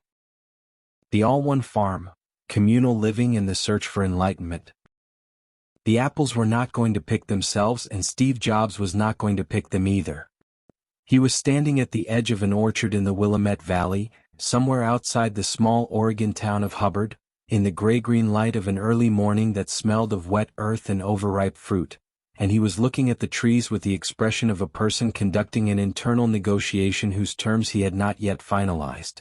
The All One Farm occupied roughly 200 acres of Oregon farmland and had been, under Robert Friedland's management, transformed from a working agricultural operation into something harder to categorize: a commune, a spiritual community, an experiment in collective living that drew its philosophical coordinates from the Hindu traditions Friedland had absorbed in India and its practical coordinates from the need to grow enough food to feed the rotating population of seekers, students, and assorted lost young people who showed up at its gates with varying degrees of conviction and varying tolerances for physical labor. The apples were a commercial reality. They had to be harvested, sorted, and sold. The farm's finances depended on it. Several dozen residents, most of them Jobs' age or close to it, were already in the orchard with their baskets and ladders, moving through the rows with the practiced efficiency of people who had made their peace with the relationship between spiritual inquiry and agricultural obligation. Jobs picked up a basket. He put it down. He walked to a different part of the orchard, stood there for a moment, and then sat beneath a tree and did not pick apples for a very long time. No one at the All One Farm told him to get up. This was, in its own way, the most instructive thing about the place. He had arrived at Friedland's farm by a route that was less a decision than an accumulation of deflections. Reed College had released him, or he had released himself from Reed, depending on whose account you credit it, and the valley he had grown up in was not, in the spring and summer of 1973, offering him anything that felt equivalent to what he had been reaching for in Palladino's calligraphy classroom or in the late-night conversations that dorm culture produces when institutional pressure has been lifted and the participants are young enough to believe that ideas have lives independent of the structures meant to contain them. He had returned to Los Altos briefly, slept in his childhood bedroom, felt the particular suffocation of a landscape whose scale no longer matched his interior dimensions, and departed again. The farm was a place his friend Friedland had made, and Friedland was, at that moment, the most interesting person in his orbit, the one whose questions seemed to be operating at the frequency Jobs was trying to tune to. The early 1970s in America were, in a sense, the morning after the 1960s, and mornings after are defined by the particular quality of their disappointments. The political upheavals of the previous decade had not produced the transformations they had promised. The war in Vietnam was ending not in triumph or catharsis but in the grinding attrition of a withdrawal whose moral costs would take years to fully tabulate. Nixon had resigned in the summer of 1974, Not a victory for the forces that had opposed him so much as a confirmation of the systemic rot they had been describing, a confirmation that arrived too late and was followed by a pardon that seemed specifically designed to ensure that no genuine reckoning occurred. The counterculture, which had believed, with a sincerity that its critics never fully credited, that consciousness could be transformed and that transformed consciousness would transform society, was in the process of discovering that the relationship between inner revolution and outer change was more complicated than the early prophets had advertised. The response, for a significant portion of the generation that had grown up inside this project, was not abandonment but intensification. If the political theater had failed, perhaps the problem had been diagnosed incorrectly. Perhaps the transformation needed to be deeper, more personal, more willing to dispense with the social and material arrangements that the previous generation had accepted as given. The communes that proliferated across rural America in the early 70s were not retreats from politics but alternative proposals for how life could be organized, proposals that took seriously the idea that the structure of daily existence, the way you ate and worked and prayed and related to the people around you, was itself a form of argument about what human beings were for. The All-One Farm was Friedland's version of this argument, and it was more coherent than most. He had inherited it. The details of the inheritance are somewhat murky, involving a relative and a legal arrangement that Friedland's considerable personal magnetism had helped to arrange, and had turned it into a functioning community organized around the principles of Neem Karoli Baba, the Hindu saint whose teachings had reached the American counterculture largely through the work of Ram Dass, formerly Richard Alpert, whose book Be Here Now had become something close to a sacred text for a generation looking for a spiritual framework that could accommodate both the psychedelic experience and the daily practice of an ordinary life. The farm grew food. Its residents meditated. They chanted. They worked the land and ate what they grew and tried, with varying degrees of success and self-awareness, to live according to the proposition that the ego was an obstacle and that its dissolution was both the means and the end of genuine transformation. Jobs threw himself into this with the totality he brought to everything that captured his attention, and the things that captured his attention at the All-One Farm were not primarily agricultural. He was meditating seriously, sitting for long periods with a concentration that the other residents noticed and that the farm's more experienced practitioners confirmed was unusual in someone so young and so recently arrived. He was reading Yogananda's Autobiography of a Yogi again, along with the texts of Zen Buddhism that he had begun exploring at Reed, along with whatever else circulated through the farm's informal library of spiritual and philosophical material. He was thinking about diet with an intensity that would have seemed, to an outside observer, disproportionate to its ostensible subject. He had become, or was in the process of becoming, a fruitarian, someone who ate only fruits and nuts on the philosophical grounds, derived from a reading of Zen and certain Hindu traditions, that the strictest possible diet produced the clearest possible consciousness. He believed this with the conviction he brought to all of his convictions, which was absolute and non-negotiable and not particularly interested in counter-evidence. The conflict this created at the farm was less dramatic than it might have been elsewhere, because the All-One Farm had a high tolerance for dietary extremism. But it was instructive in a different way. Jobs's relationship to his own fasting and dietary restriction was not merely spiritual, or rather, it was spiritual in the specific sense that it was about control, about the exercise of will over appetite, about the demonstration to himself and perhaps to others that the demands of the body could be subordinated to the demands of the mind. He would later extend this logic to sleep, to social obligation, to the comfort of the people around him, to anything that seemed to be making a claim on his attention that he had not first authorized. The asceticism he was practicing at the All-One Farm was not the quiet, inward discipline of the Trappist monastery. It was even then a performance of self-mastery, and like all performances, it required an audience to be complete.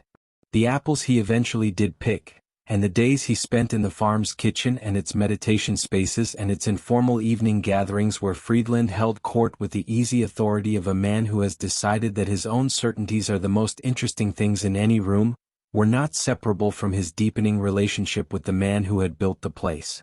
Friedland was, in this period, the dominant external influence on Jobs's formation, and the relationship between them was already beginning to reveal the complexity that proximity to a powerful personality always eventually discloses. What Jobs admired in Friedland was the thing he most wanted for himself: the ability to make a room reorganize itself around his presence.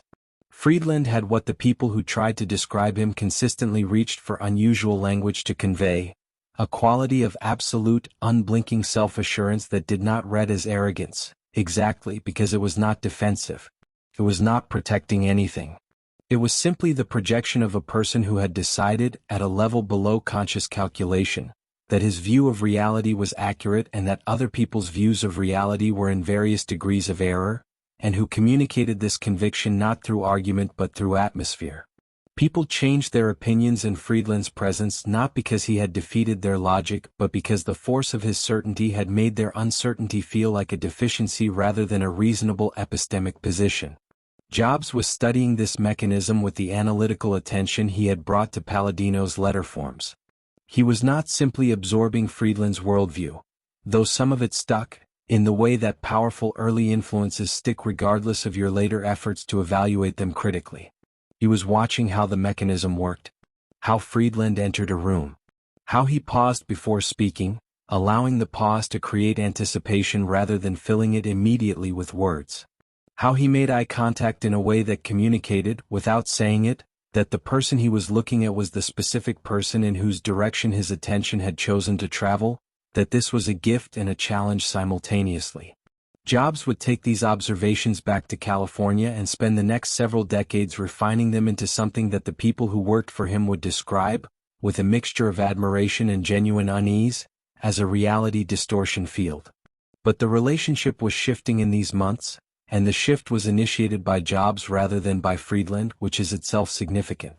Jobs was beginning to see around the edges of what Friedland was doing, to notice the gap between the philosophy being professed and the uses to which its authority was being put. The farm ran, in certain material respects, in ways that its spiritual framework might have been expected to discourage. Friedland was not indifferent to money or to power, and the commune's organizational structure concentrated both in ways that became more visible the longer you stayed and looked carefully. Jobs, who was constitutionally incapable of sustained deference to any authority he had not first validated on his own terms, began to pull back, not dramatically, not with the confrontational directness he would later deploy without hesitation, but with the gradual withdrawal of investment that preceded, in his personal calculus, a final assessment. He continued to return to the farm periodically even after leaving Reed and even, eventually, after leaving for India.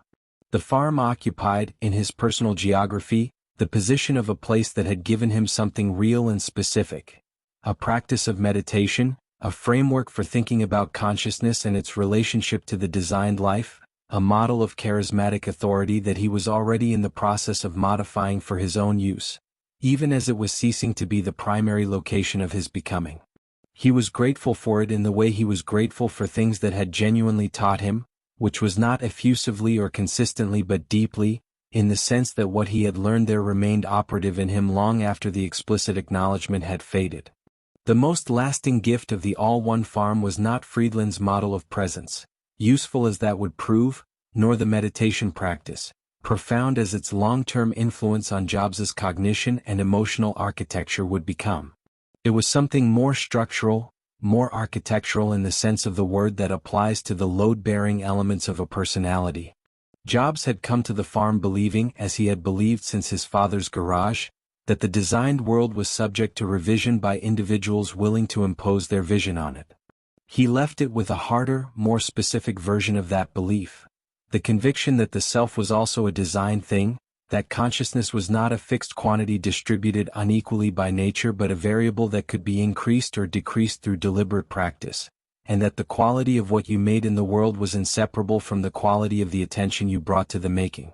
In the winter of 1973, with this conviction fully formed if not yet fully tested, Jobs began to hear, through the Valley's informal technical networks, about gatherings in Menlo Park where engineers and hobbyists were meeting to talk about something they were calling personal computing. The idea that the machines IBM and Hewlett-Packard kept in climate-controlled rooms behind locked doors might, with sufficient ingenuity and sufficient will, be made small enough and cheap enough to sit on a kitchen table within reach of an individual who had not been authorized by any institution to have one. The idea was, in its structure, identical to the one Jobs had been living for the past several years in a different register entirely, and he drove south from Oregon toward it with the particular urgency of a person who has been preparing, without knowing it, for a specific moment, and who has just understood that the moment has arrived. Chapter 8. Atari and Bushnell, Jobs as the difficult technician. He walked in off the street and told them he wasn't leaving until they gave him a job. It was the spring of 1974, and the Atari offices on Borregas Avenue in Sunnyvale had the specific atmosphere of a place that was making itself up as it went. Circuit boards stacked on folding tables, the smell of solder and fast food commingled in air that the building's inadequate ventilation had long since given up trying to freshen. Engineers in their 20s hunched over oscilloscopes with the focused intensity of people who understood that they were building something that had not existed before and that the window in which they could build it before someone else did was not infinite. The receptionist looked at Steve Jobs, 19 years old, unwashed by his own philosophical conviction, wearing the expression of someone who has decided that the social protocols governing job applications do not apply to him, and told him with reasonable certainty that there were no open positions. Jobs said he understood. He sat down anyway. He did not leave. He was still there when Al Alcorn, Atari's chief engineer, came through the lobby and encountered him, and the conversation that followed was brief enough that Alcorn would later have difficulty reconstructing its precise sequence, remembering mainly that the young man had communicated, with a directness that bypassed the normal preliminaries, that he knew electronics, that he needed money, and that he would work for whatever they were willing to pay. Alcorn, who had an engineer's appreciation for problems that solved themselves without requiring elaborate management, gave him a job. It was not, in any conventional sense, a good fit, but it was exactly the right one. Atari in 1974 occupied a position in the emerging technology landscape that it is difficult, in retrospect, to describe without the distortion of what it would become. Nolan Bushnell had founded the company 2 years earlier on the strength of Pong, a game so elementary that its entire user manual could be summarized in a single sentence, and so immediately, inexplicably compelling that arcades were installing its machines and reporting that the coin return mechanisms were jamming from overuse. The success of Pong had given Atari money and ambition and a rapidly expanding roster of engineers who were being asked to produce the next thing, the thing after Pong, the game that would prove that what Bushnell had built was a company with a future rather than a company with a product. The pace was relentless and the culture was deliberately informal in the way that early Silicon Valley companies were informal, not from negligence but from a principled rejection of the corporate architectures that had governed the previous generation of technology companies, the IBMs and HPs that required their employees to wear suits and observe hierarchies and produce documentation and proceed according to plans ratified by committees. At Atari you worked at night if you preferred the night. You brought your dog if you had a dog. You could, reportedly, smoke marijuana in the parking lot with a degree of institutional tolerance that the HR policies of the time did not exactly endorse and did not exactly prohibit. Bushnell had designed the place, consciously and with a showman's instinct for the theatrical, to feel like the future, like a place where the rules were being written rather than followed, where the criterion for any decision was whether it produced a better game rather than whether it conformed to a process. This was, for most of the engineers who worked there, liberating. For Jobs, it was simply the ambient condition he had been operating in his entire life, now made official and paid. The difficulty was everything else. Jobs was, by the unanimous account of virtually everyone who worked alongside him in these months, a genuinely challenging colleague. This is the diplomatic version. The less diplomatic version, offered by several Atari engineers to biographers over the years, is that he was arrogant in the specific, targeted way of someone who has diagnosed his own superiority and has not yet developed the social intelligence to understand why broadcasting this diagnosis might be counterproductive. He criticized other engineers' work without being asked for the criticism. He dismissed solutions he found inelegant regardless of whether they functioned. He had, already, the inability to engage with mediocrity that would later be described by his admirers as an uncompromising standard and by his colleagues as something that rhymed with cruelty. He told people their code was bad. He told people their circuits were sloppy. He was 19 and had no formal engineering credential and had spent the previous year picking apples and meditating in an Oregon commune, and he delivered these assessments with the confidence of someone reading from an instrument whose accuracy he had never had reason to question. The personal hygiene problem was, in the social ecology of Atari's engineering floor, nearly as consequential. Jobs had arrived at his dietary and cleansing philosophy through his reading of Eastern traditions and his time at the All-One Farm, and the philosophy held, among other things, that a pure enough diet would eliminate the body's need for frequent bathing. This was not a mainstream position in 1974, and it is not a mainstream position now, and the engineers who shared a workspace with Jobs petitioned Alcorn, with the unified urgency of people who had been tolerating a situation past the point of reasonable endurance, to do something about it. Alcorn's solution was to shift Jobs to the night shift, a compromise that preserved the employment relationship while distributing its social costs more equitably across an emptier building. Jobs accepted the arrangement without apparent self-consciousness, which was itself a kind of data point about the gap between his self-perception and the perception of those around him. The night shift suited him, in the event, with a perfection that suggested it had been designed for his specific configuration of gifts and deficits. Working alone or with minimal supervision, without the social friction that his presence introduced into group settings, Jobs was productive in a way that surprised Alcorn and confirmed the instinct that had led him to hire the unwashed young man who had refused to leave the lobby. He was fast. He was inventive. He approached circuit problems with a combination of technical knowledge and aesthetic impatience that produced, regularly and almost involuntarily, solutions that were simpler and more elegant than the problems seemed to require. He did not do this to impress anyone. He did it because a solution that used more components than necessary offended him at a level that felt, to him, physical. A wrongness that registered in his body before it registered in his mind, the same quality of sensation he had felt looking at the Heathkit circuit diagram as a 12-year-old and knowing, without yet having the language for the knowing, that something could be improved. Nolan Bushnell watched all of this with the attention of a man who had been observing talent long enough to understand that its correlation with easy manageability was, at best, loose. Bushnell was not a technical genius in the way that Wozniak was a technical genius. He was something more complex and in some ways more interesting, an entrepreneur in the full etymological sense of the word, someone who undertook things, who moved across the gap between the imagined and the actual with a risk tolerance that most people, confronted with the actual dimensions of the gap, found they did not possess.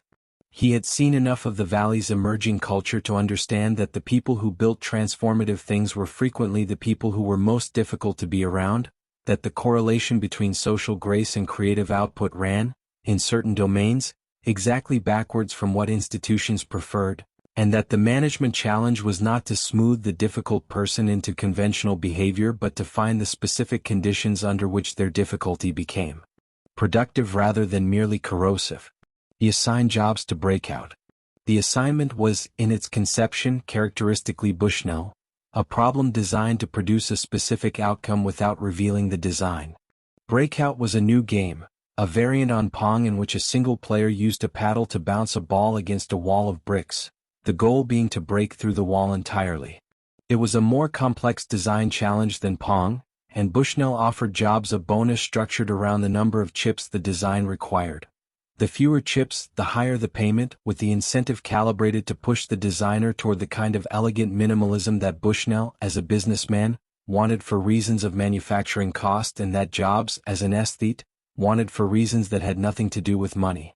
The bonus for getting the chip count below a certain number was substantial.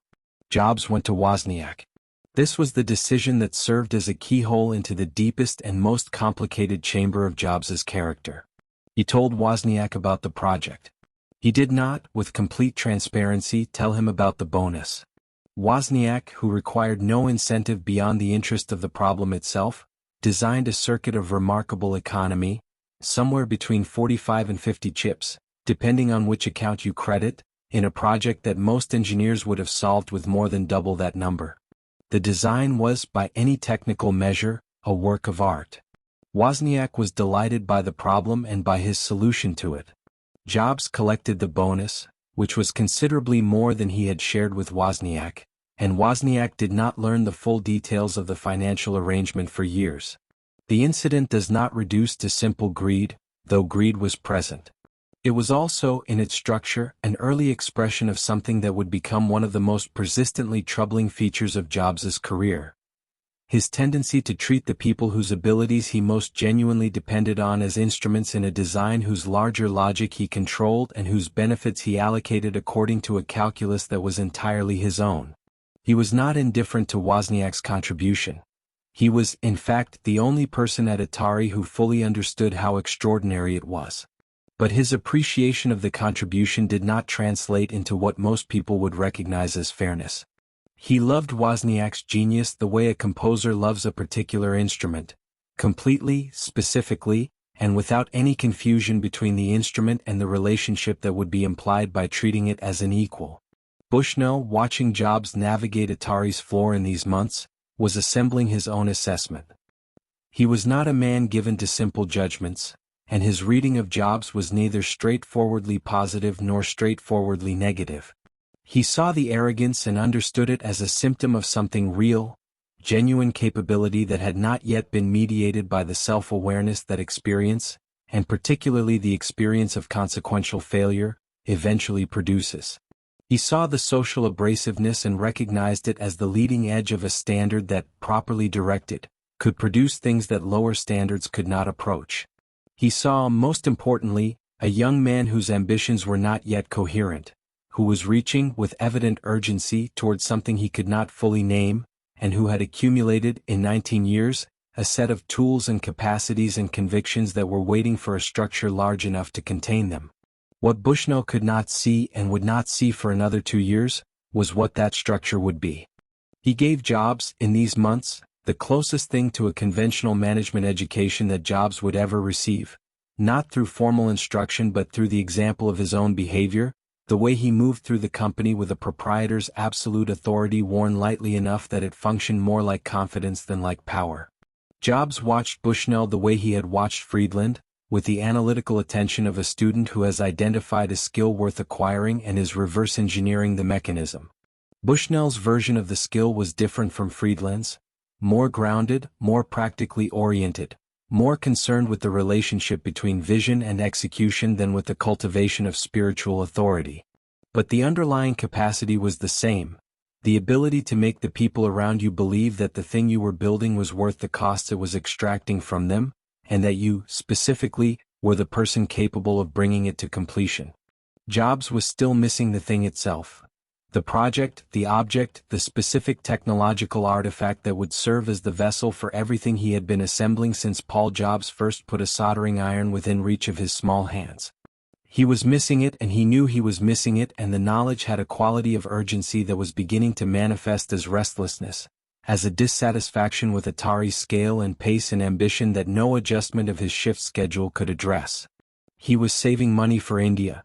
He had been planning the trip since Reed, since Yogananda, since the All-One Farm's instruction in the geography of the inner life, and the trip would happen, and India would give him what he was going for, and he would come back changed in the specific ways that serious travel changes serious people, and when he returned, the valley would be waiting for him with a development he had not anticipated but for which, it would turn out, everything in his life had been a form of preparation.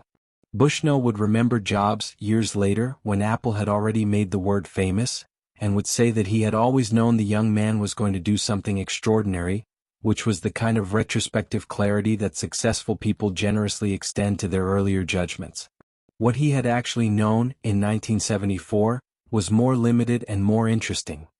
That Jobs was not an engineer in the ordinary sense, was not a manager in any conventional sense, and was not going to be, in the long run, anyone's employee, and that whatever he eventually became, the category would probably not exist yet and would have to be created, as Jobs created everything, by refusing to accept that the available options were sufficient.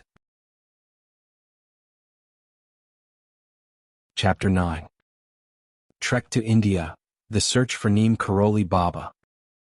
The holy man was already dead. Steve Jobs learned this sometime in the summer of 1974, in the hills of Uttarakhand, in the kind of light that arrives in the Indian mountains at midday like a physical weight, white and total and indifferent to whatever it illuminates.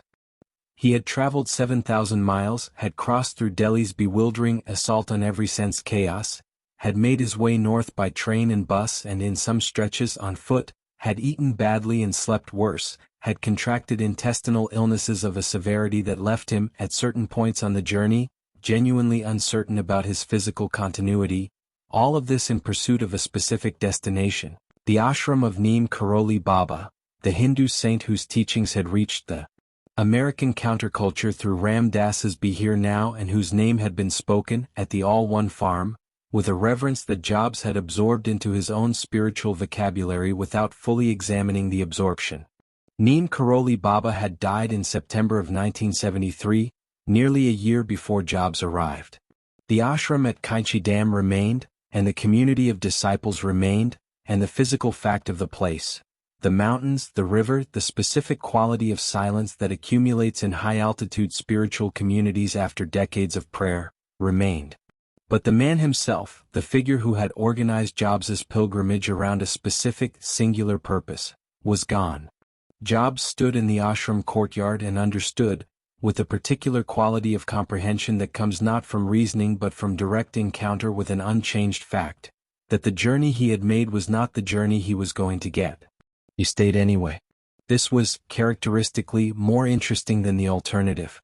He had left California in the early spring of 1974 with his Reed College friend Daniel Kotke, who had the particular quality of temperament, patient, intellectually curious, capable of genuine equanimity in conditions that would have broken a less balanced person, that made him an ideal traveling companion for someone of Jobs's intensity. They had saved money separately and independently, Jobs from his Atari wages, Kotke through his own arrangements, and had arrived in India with the combination of high spiritual ambition and low material resources that characterized a certain species of young American traveler in this period. The budget was tight to the point of being theoretical. The plan, to the degree that there was a plan, was to find Neem Karoli Baba, to sit in his presence and receive whatever transmission such proximity offered, and to return transformed in the ways that Friedland's accounts and Ram Dass's book had suggested were available to people willing to make the physical and psychic commitment the journey required. The early 1970s were the peak years of what might be called the Eastern pilgrimage of the American counterculture. The moment at which the generation that had turned inward after the political disappointments of the late 60s was most actively seeking, in the traditions of India and Tibet and Japan, the frameworks that Western philosophy and Western religion had failed to provide. The Beatles had gone to Rishikesh in 1968 to study with Maharishi Mahesh Yogi, and the cultural permission structure that Tripp established was still operative 6 years later, legitimizing an entire subgenre of spiritual tourism that was simultaneously sincere and confused, genuinely seeking and inevitably shaped by the cultural assumptions the seekers had brought from home. The Americans who traveled to India in these years were not, in general, people who had stopped believing in transformation. They were people who had concluded that the transformation they needed was not available at the addresses where their own culture had told them to look for it. Jobs was this and also something more specific. He was not simply seeking enlightenment in the diffuse, general sense that the counterculture had made available as a category. He was seeking, with the focused intentionality that characterized everything he did, a particular kind of confirmation, the experience of a reality that operated by different rules than the one he had grown up in, rules that would, once genuinely encountered, reorganize his understanding of what was possible and what was worth doing and on what grounds a life could be justified. He had read Yogananda's autobiography enough times that certain passages had passed into the register of personal belief rather than received text. He had meditated seriously enough that he understood the difference between the idea of meditative consciousness and the experience of it. He was not a tourist. He was an investigator, and the investigation was urgent in the way that investigations are urgent when they are also, at some level, about the investigator's survival. India was not what he had prepared for because India is never what anyone prepares for. The poverty was the first shock and it was not a small one. Jobs had grown up in a household of modest means, had lived on Oregon commune floors and subsisted on Hare Krishna temple meals, had demonstrated, repeatedly, that his tolerance for physical discomfort was higher than average. None of this was preparation for the specific quality of suffering that India's streets presented to a 19-year-old American in 1974. The scale of it, the visibility of it, the way it existed not as an emergency to be resolved but as a condition of the landscape, as permanent and as indifferent as the mountains. He had read about Indian poverty in the abstract, in the way that American education made certain global realities abstractly available, and the abstraction had not lied exactly but had failed in the specific way that all abstractions about physical reality fail. It had not transmitted the smell of it, the sound of it, the fact of children in conditions that his California upbringing had given him no framework to contextualize. He got sick. Seriously, repeatedly, with the cascading intestinal failures that await travelers who arrive in India without the immunological history that residence confers, and who eat as Jobs ate, with a combination of adventurousness and inattention to the provenance of the food that is spiritually admirable and physiologically catastrophic. He lost weight he did not have to lose. He spent days in a state of physical diminishment that would have sent most of his American counterparts to the nearest airline office to rebook a flight home. Jobs stayed. The staying was not bravado. It was something more complicated. A refusal rooted in the same quality that had kept him seated in Atari's lobby until Alcorn came through, to accept that the circumstances as currently constituted were the final word on what was available. India was hard. It was also, even in the hardness, delivering something he had not expected and could not have named in advance. The core conflict of the Indian journey was not the physical difficulty, considerable as it was, nor the fundamental disappointment of Neem Karoli Baba's death. It was the more subtle and more lasting confrontation with the limits of what could be imported. Jobs had come to India with the implicit assumption, shared by most Western spiritual seekers of his generation, that enlightenment was a transferable state, that it existed in certain places and certain traditions and certain teachers with a density that was available to the prepared and sincere traveler, that you could go where it was concentrated and return carrying more of it than you had left with. What India was showing him, with a patience that the subcontinent had refined across several thousand years of hosting precisely this misunderstanding, was that the thing he was looking for did not travel the way he had imagined. It did not live in the ashram or the teacher or the tradition exclusively. It lived in the practice, in the sustained, daily, unromantic application of the disciplines that the tradition prescribed, applied not in the heightened atmosphere of pilgrimage but in the ordinary conditions of a life that had not been specially arranged to facilitate enlightenment. He encountered a teacher, a Hindu holy man in the hills above the Ganges, whose name does not appear consistently across the various accounts of this period but whose influence on Jobs's thinking is attested by Jobs himself. The man had, by Jobs's later description, a quality of perception that was startling in its specificity, an ability to read, in the face and bearing of the person in front of him, what that person was actually carrying rather than what they presented themselves as carrying, the gap between the self-image and the self being, in his perception, simply visible. He told Jobs, by Jobs's account, that he had come a long way to find something that was not in India, or rather, was not only in India, was not available through geography but only through the sustained and unglamorous labor of inner development, the same labor in the same way in California or Oregon or anywhere else the seeker happened to be. It was a message that Jobs was not, at 19, fully equipped to receive. But it was one that he stored in the manner of his deepest learning, and that would surface later in forms he could not yet anticipate. Daniel Kaki was present for most of this, and his account of the Indian months is the most grounded and most useful corrective to the mythologizing that Jobs's own later tellings occasionally invited. Kaki was watching his friend with the affectionate specificity of someone who knew him well enough to see past the performance of the spiritual quest to the person conducting it. Someone who was genuinely and profoundly seeking, and who was also still entirely himself, still prone to certainty and impatience and the particular form of social obliviousness that manifested as a belief that his own discomfort was more significant than the discomfort of the people around him. They shared rooms, shared meals when meals were available, navigated together the logistical chaos of traveling in India on almost no money. Kaki recalls Jobs's intensity as constant. Even in the ashrams, even in the meditation sessions, Even in the periods of physical illness that would have reduced most people to pure endurance, Jobs was processing, analyzing, extracting. The relationship between them shifted in India in a way that would cast a long shadow.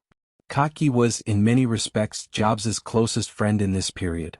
A person who had chosen to make this journey specifically because Jobs was making it, who had signed on to an adventure whose terms were Jobs's terms and whose destination was Jobs's destination. The asymmetry of that arrangement was not yet fully visible in the Indian hills, where the shared difficulty of the experience created an equality of suffering that the more comfortable conditions of California would not sustain. But it was there in the structure of things, and it pointed toward a future in which Kaki would find himself, repeatedly and with the increasing clarity that repetition provides, on the receiving end of the gap between Jobs's genuine affection and his practical indifference, between what he felt for the people close to him and what he was willing to do for them when their interests intersected with his own calculations. What Jobs brought back from India was not what he had gone looking for and was more valuable. He brought back a Zen Buddhist practice that he would maintain, with varying consistency but genuine commitment, for the rest of his life, a practice he had come to understand, through the months of Indian exposure, as more rigorous and more suited to his particular temperament than the Hindu devotional traditions that Friedland had introduced him to.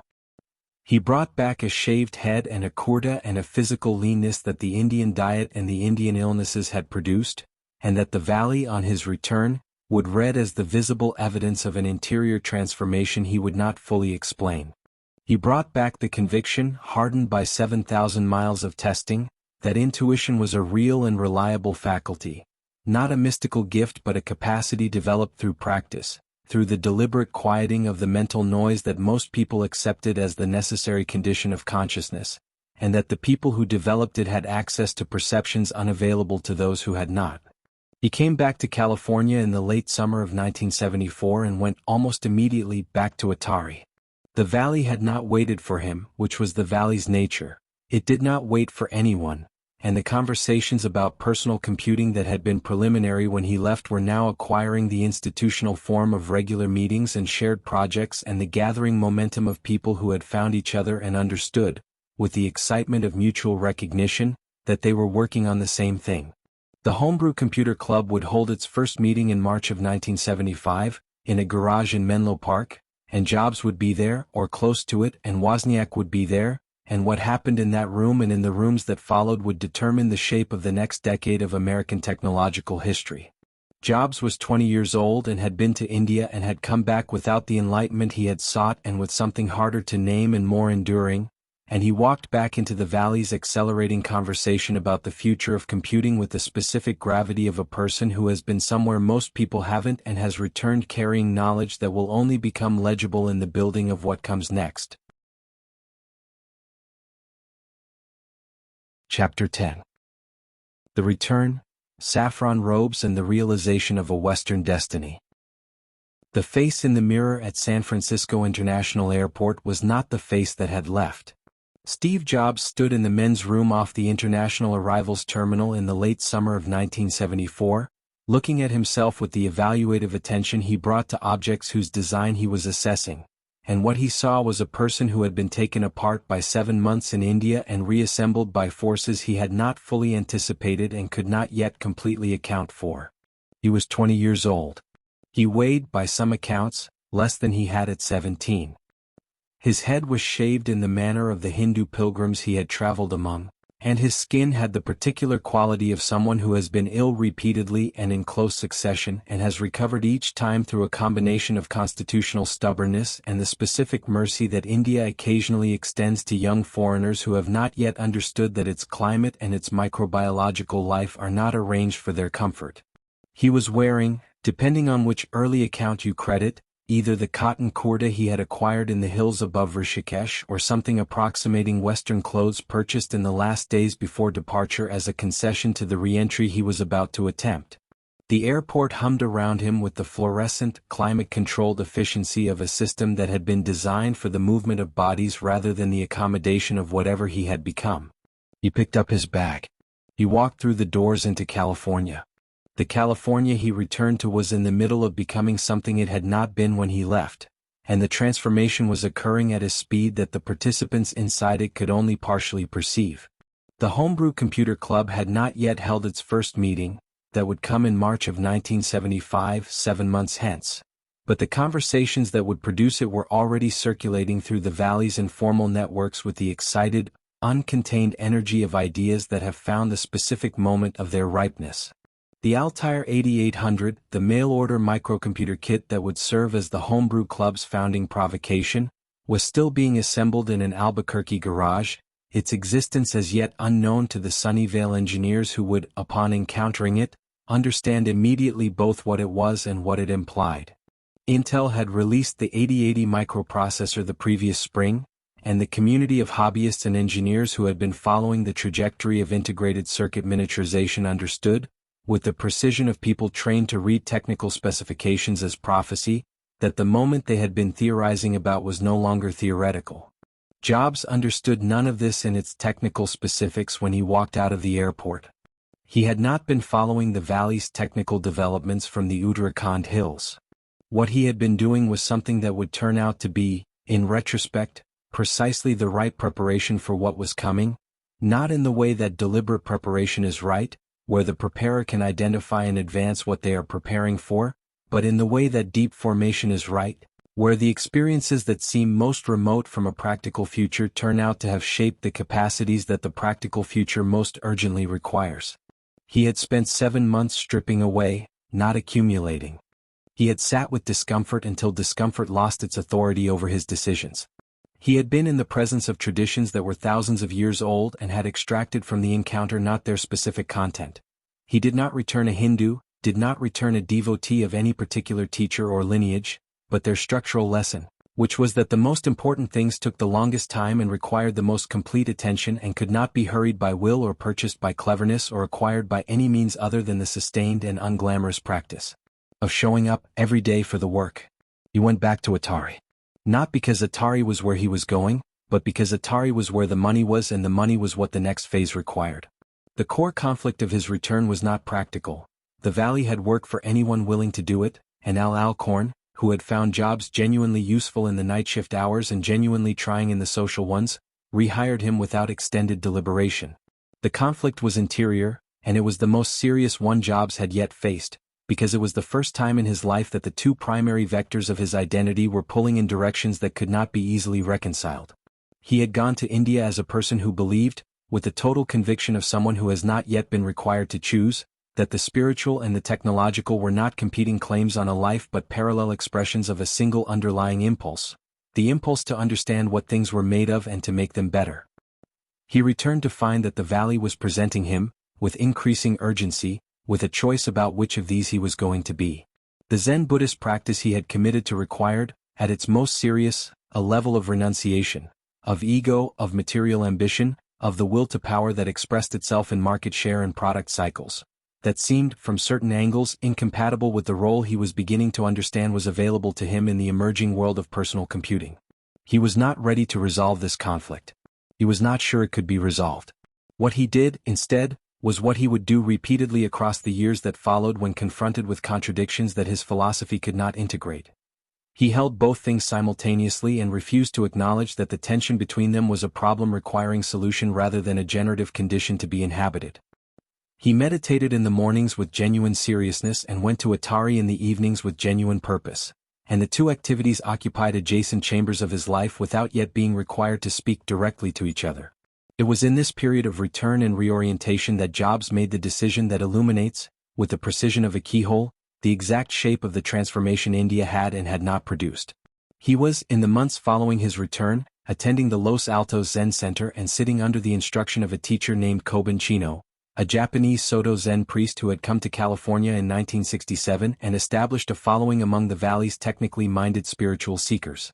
Koben was, by multiple accounts, an extraordinary teacher, gentle, oblique, capable of communicating through silence as much as through speech, and possessed of an aesthetic sensibility that expressed itself in the calligraphy and flower arrangement he practiced alongside his formal Dharma instruction. He and Jobs had an immediate and mutual recognition, the kind that occasionally occurs between a teacher and a student when the student's specific questions happen to be the ones the teacher's tradition is most precisely equipped to address. Jobs had, in the months since his return, been moving toward a decision that the people around him could see forming before he had made it explicit. He was considering with a seriousness that his friends and the Zen Center community took as genuine, whether to pursue ordination as a Zen Buddhist monk. The consideration was not performative. It was not the spiritual tourism that characterized some of his generation's engagement with Eastern traditions, the adoption of robes and nomenclature as a form of identity rather than a form of practice. He had meditated seriously enough and read deeply enough and been in India long enough that he understood, from the inside, what the monastic commitment actually entailed, and he was drawn to it with an attraction that was not romantic but practical, in the specific way that the most sincere religious vocations are practical. The sense that the form of life on offer was simply the right form, the one whose structure matched the structure of who you actually were. He asked Coben directly. Not through implication or approach, but with the characteristic directness that had gotten him hired at Atari and had made him unwelcome on its engineering floor, the directness of someone who has decided that the social protocols governing difficult questions are a form of cowardice. He told Coben that he was thinking about committing to a monastic life, that he wanted to know if Coben thought this was the right path, and that he was asking because Coben was the person he trusted to tell him the truth about it rather than the truth that would be most comfortable to hear. Coben told him to stay in the world. The account of this conversation, which Jobs recalled in several interviews over the years, does not preserve Coben's exact words, which is in keeping with the nature of Zen instruction. The precise formulation is less important than the quality of the encounter, and Jobs remembered the quality rather than the transcript. What he retained was that Coben did not tell him the world was more important than spiritual practice, or that enlightenment was achievable outside the monastery, or any of the reassuring formulations that might have softened the redirection. Coben told him, in essence, that his particular form of attention, his way of seeing objects and understanding their latent possibilities, his refusal to accept the designed world as final, was itself a kind of spiritual practice, and that the monastery would not make it more available to him but would simply displace it into a context where its specific character could not fully express itself. He was not suited to renunciation, Coben said, or said something whose meaning Jobs received as this, and the reason he was not suited to it was not a failure of spiritual seriousness but a consequence of what he actually was. What he actually was someone whose relationship with the divine, if that word could be used without too much weight, was mediated through the act of making things. Jobs sat with this for a long time. He continued to sit with Coben for years. The relationship persisted, through Apple's founding and its early growth and the first products and the first public recognition, with Coben serving as a kind of spiritual advisor whose advice Jobs did not always take but consistently sought. There was something in Coben's combination of aesthetic precision and philosophical depth that matched the combination Jobs was trying to embody, and the relationship gave him, during the years of the Valley's transformation, a thread back to the interior work that the exterior work was always in danger of consuming entirely. The return from India had, in its quietest but most lasting consequence, settled something that all the previous years of accumulation, the garage, the Heathkit, the blue box, Reed, the calligraphy, the all-one farm, the Atari floor, the Indian hills, had been circling without resolving. Jobs understood, after Coben's instruction and his own months of reflection on what India had and had not given him, that his destiny was not Eastern in its form even if it was Eastern in certain of its premises. He was not going to disappear into a tradition. He was going to build one. He was going to make things, objects, products, systems, that carried within their design the quality of attention that the Zen tradition associated with the highest forms of practice, that demonstrated through their existence that the technological and the humanistic were not opposed categories requiring separate institutions but aspects of a single capacity available to anyone willing to develop it fully. He could not have stated this in these terms in 1974. But it was operative in him, shaping his choices with the reliability of a structural principle even before it had risen to the level of conscious articulation. Wozniak was still there. This was the fact that made everything else possible, and Jobs knew it with the clarity that the Indian months had sharpened in him. The ability to see what a situation actually contained as opposed to what it presented itself as containing. Wozniak had been attending the Homebrew Computer Club meetings that had begun in March of 1975, and his accounts of what was being discussed there had the excited, only partly controlled quality of a man who has been shown a problem so perfectly matched to his abilities that the solution is already forming before he has consciously authorized it. He was designing, in the evenings and on weekends, a computer, a personal computer, a machine intended not for an institution but for a person, for the kitchen table, for the garage workbench, for anyone whose curiosity exceeded their access to institutional computing resources. He was building it for himself because building it for himself was what Wozniak did. He built things to understand them, and once understood, he gave them away. The idea of building it for profit had not yet fully occurred to him. It had fully occurred to Jobs. He stood at the edge of the homebrew meetings in the spring and summer of 1975 with the returning traveler's double vision, seeing what was there and simultaneously seeing what it could become, and what he saw was not a hobbyist community sharing technical schematics in a Menlo Park garage. He saw the opening movement of something enormous, a transformation in the relationship between human beings and information processing that would make the telephone network the blue box had defeated look like a preliminary sketch. He saw Wozniak's computer and understood, in the same prelinguistic register in which he had understood everything that mattered to him, that it was beautiful.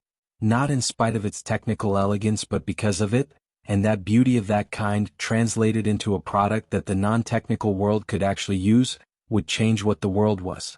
He had been told by a Zen priest to stay in the world and build things. He had been prepared, by every experience of the previous 19 years, to build exactly this. The garage in Los Altos was waiting, and Paul Jobs' workbench was still there, and the valley outside the window was filling, in the dry California summer, with the specific electricity of a moment that would not come again, and all that remained was the beginning, which was the hardest part and also, for the person who understood what was being begun, the only part that mattered. Part 2. The Birth of Apple, 1975 to 1977. Chapter 11. The Homebrew Computer Club, a clash of open source versus commerce. The garage smelled of solder and ambition, that particular cocktail of burnt metal and human desperation that seems to accompany every great invention before the world knows it is great. Steve Jobs stood near the back wall watching. This was something people rarely understood about him in those early years. Before he spoke, before he performed, he watched. He catalogued. His eyes moved across the folding tables and the hunched shoulders and the tangled ribbon cables with the same intensity a hawk applies to an open field, waiting not for what was present but for what was possible. It was 1975, and the men crowding into the garage of Gordon French in Menlo Park had come, most of them because they had nowhere else to go. Not in any tragic sense. Many held jobs at Hewlett-Packard or Ampex or the dozen other firms threading the Santa Clara Valley into something the world had not yet named Silicon Valley. They were employed, housed, fed. But they were lonely in the way that only the profoundly strange can be lonely, possessed of an obsession so specific and so consuming that ordinary social life had become a kind of exile. Computers, at that moment in history, belonged to institutions. They belonged to the government and to universities and to corporations large enough to maintain climate-controlled rooms the size of gymnasiums to house them. The idea that a person, a single, private, eccentric person, might own one was, to most of the world, not even a fantasy. It was a category error like a civilian owning a battleship. But in that garage, and then in the larger venues the club would soon require, the fantasy had become a fever. The Homebrew Computer Club was born in March of 1975, catalyzed in part by the arrival of the Altair 8800, a $439 kit computer advertised on the cover of Popular Electronics that January. The Altair had no keyboard. It had no monitor. Programming it meant toggling rows of switches on its face panel and reading results from blinking LEDs. It was, by any reasonable measure, nearly useless. And yet the issue sold out immediately, and letters poured into the magazine's offices from people who had never before expressed interest in computing, because something in that ugly metal box communicated a promise that transcended its limitations. This is yours. Not a company's. Not a university's. Yours. Jobs was 20 years old that spring, recently returned from 7 months in India, his head shaved, his body still adjusted to a diet of little more than fruit and rice.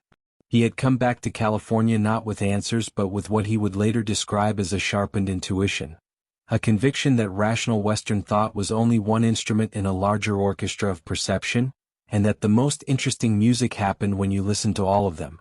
He was working nights at Atari, the video game company, troubleshooting circuit boards while the rest of the staff slept, because his hygiene and his habit of walking barefoot had made him difficult for colleagues to endure during regular hours.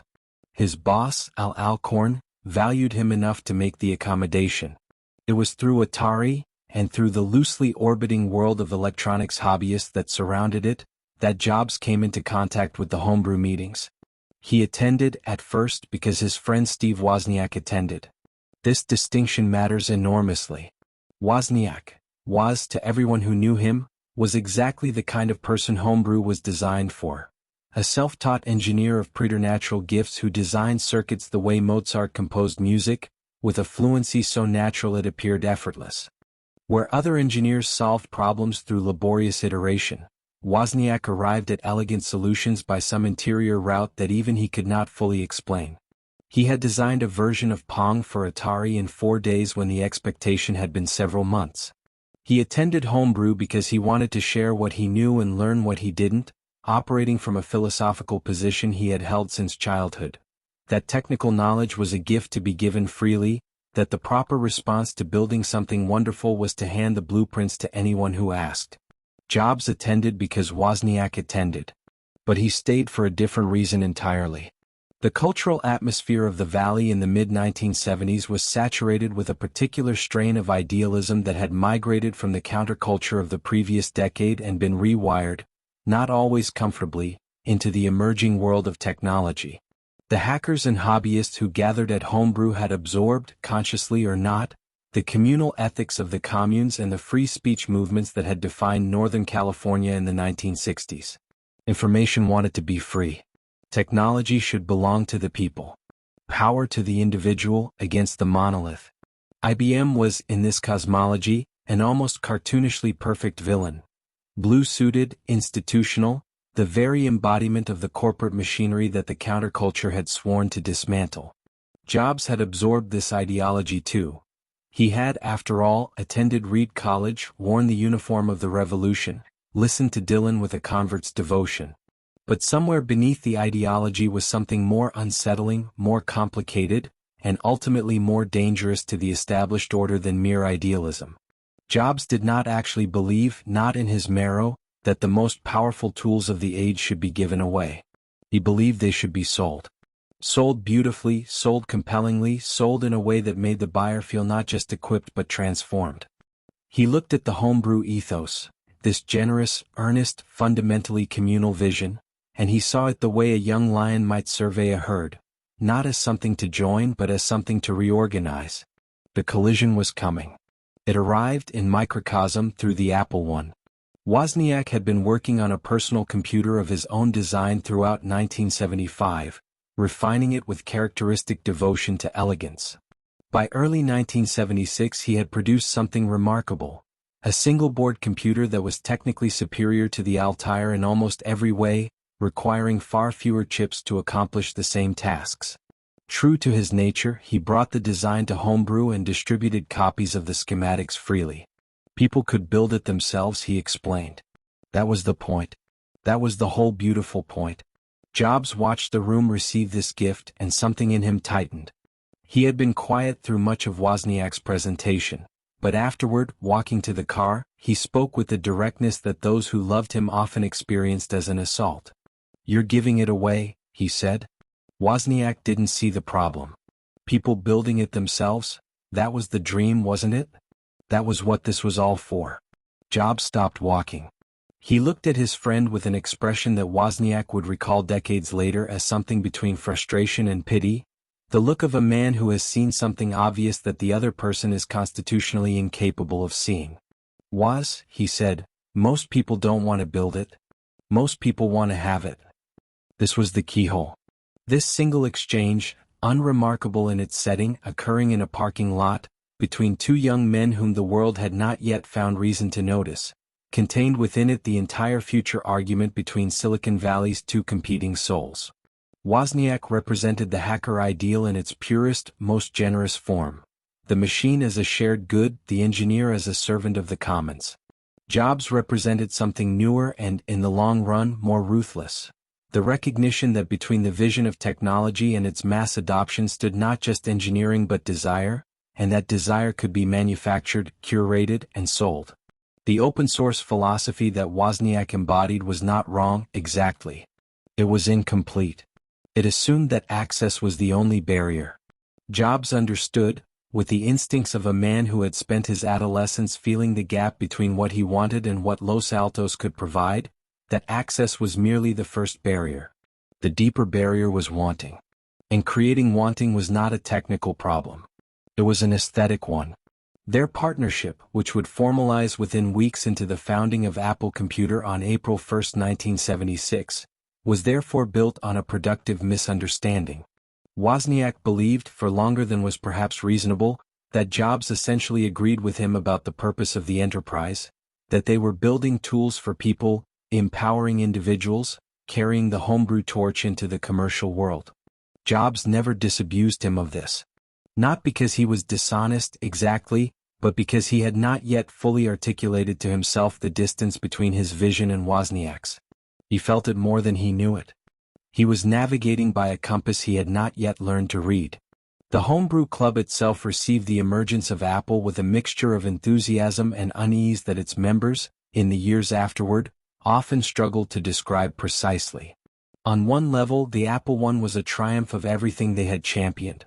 A personal computer designed and built by people like them, available to anyone who wanted one. On another level, something felt off-key. Jobs was not giving the schematics away.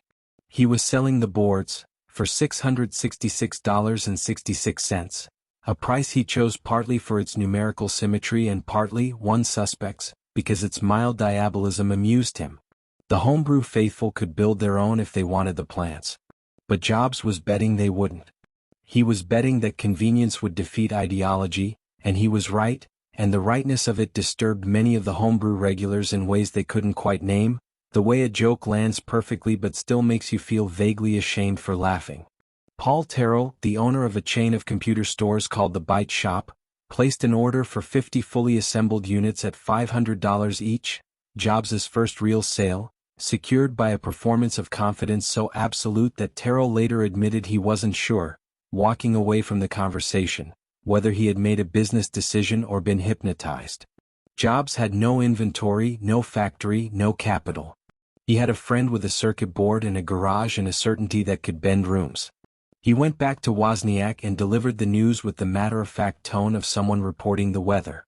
They built the boards in Jobs' childhood bedroom and in the garage of his parents' house on Chris Drive, his father Paul clearing his workbench without complaint, his mother Clara providing a steadiness of domestic support that Steve would acknowledge only obliquely in later years, when the mythology of Apple had been thoroughly professionalized and the kitchen table had been edited out. The operation was chaos navigated by Wozniak's technical precision and Jobs' relentless pressure. Suppliers were cajoled into extending credit to two 20-year-olds on the strength of Jobs' sheer refusal to accept the possibility of no. Components arrived. Boards were soldered.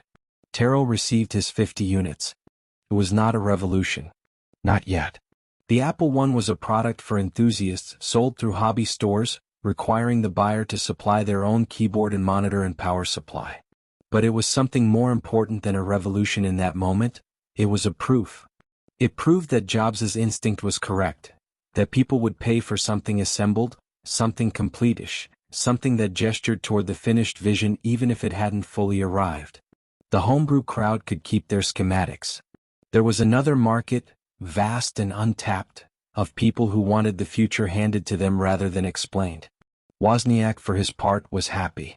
He was building the most elegant computers he had ever imagined, and people were using them, and his best friend was handling the parts of the enterprise, the negotiating, the selling, the furious forward momentum, that Wozniak found incomprehensible and exhausting. The arrangement felt, to him, entirely natural. Jobs needed Wozniak's genius. Wozniak needed Jobs' hunger. The machine and the salesman. The dreamer and the driver.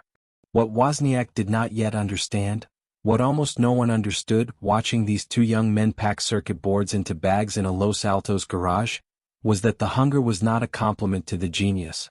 It was a consuming thing. And the circuit boards in the bags were not, in Jobs' mind, the product at all.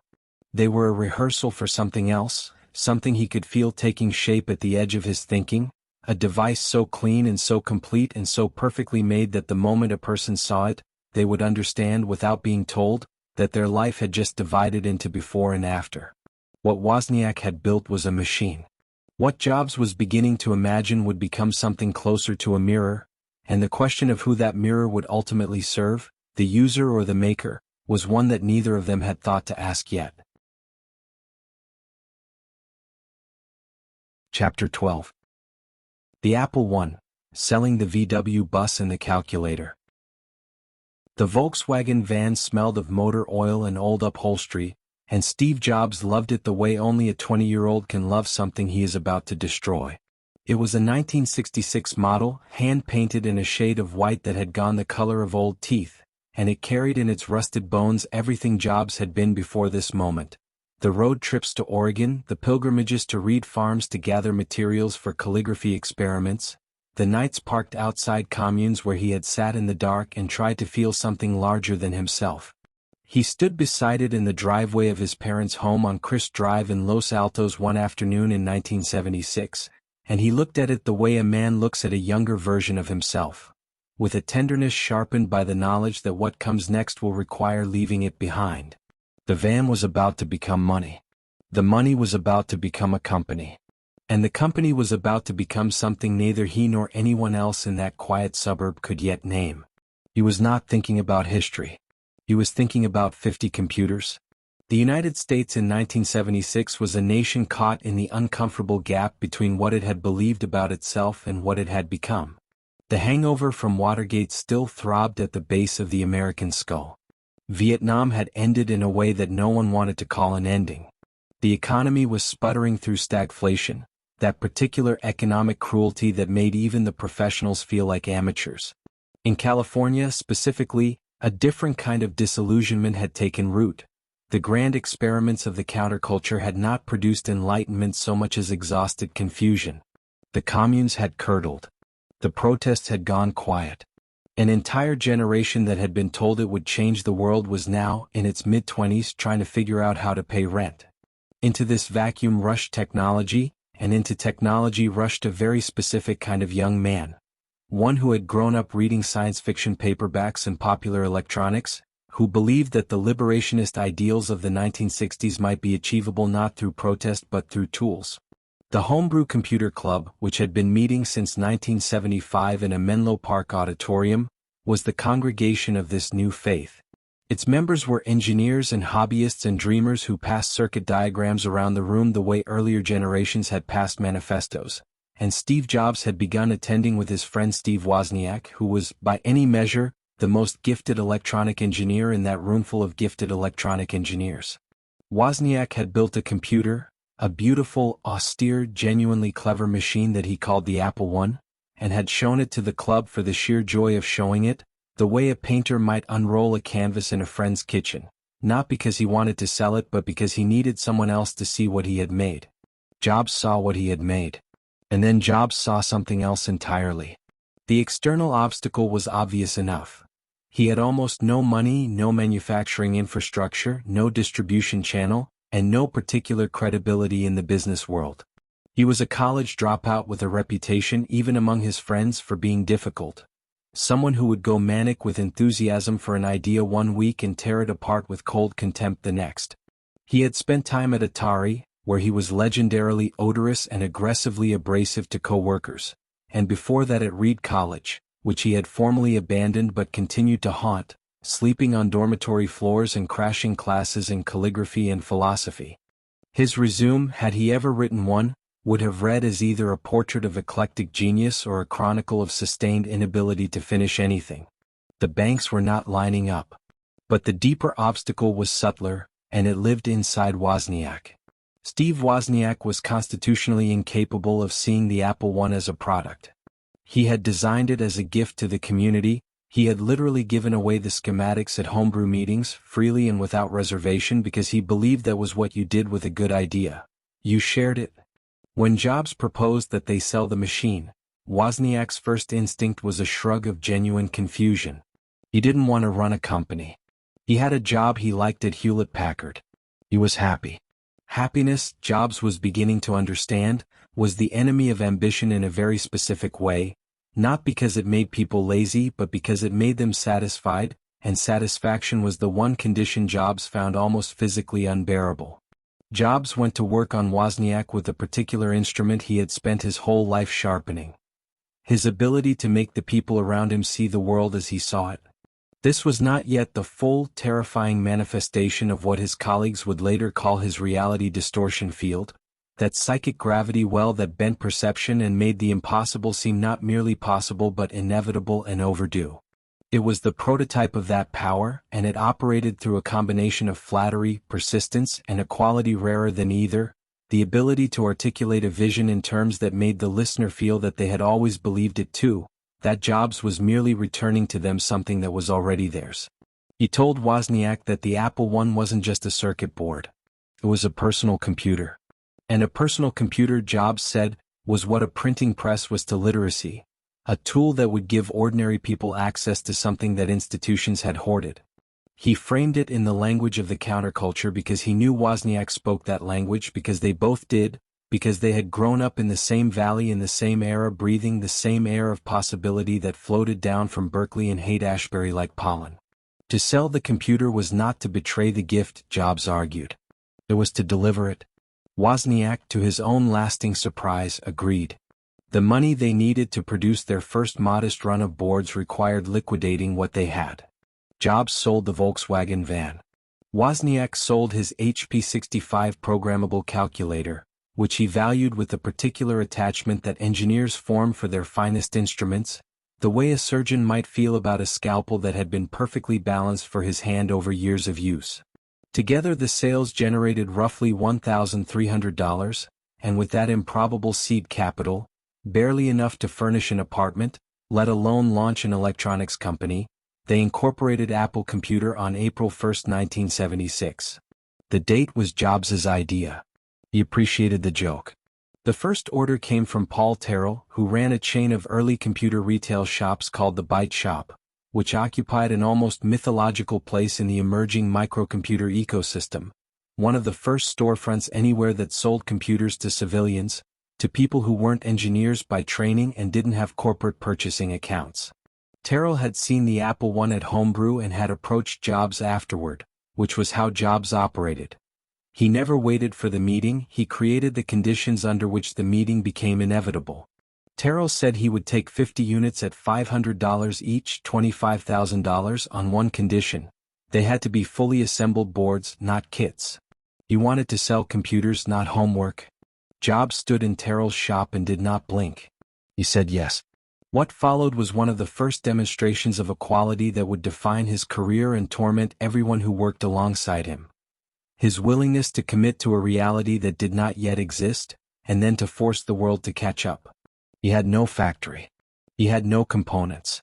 He had, essentially, his parents' garage, his own ferocious will, and a 30-day deadline.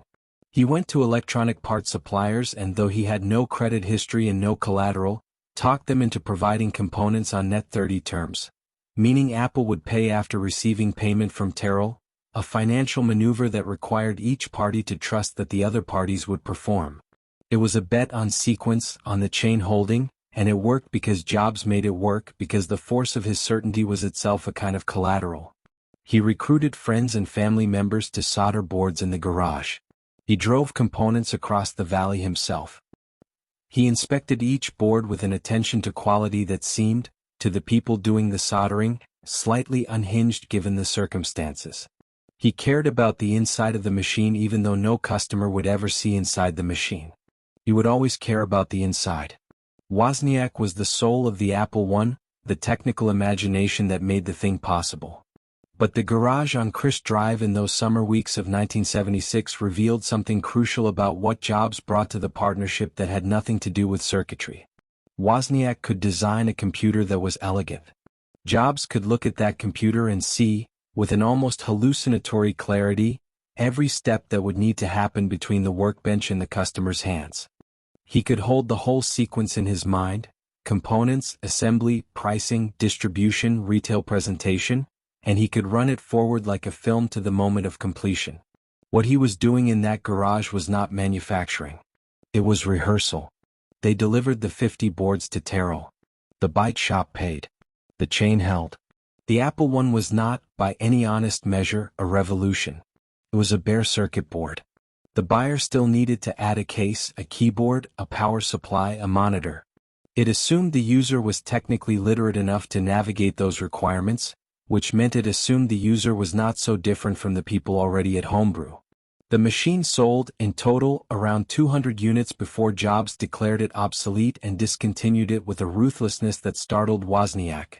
The technical achievement of which he was most proud, cleared from the catalog like last season's inventory. Jobs felt no sentimentality about it.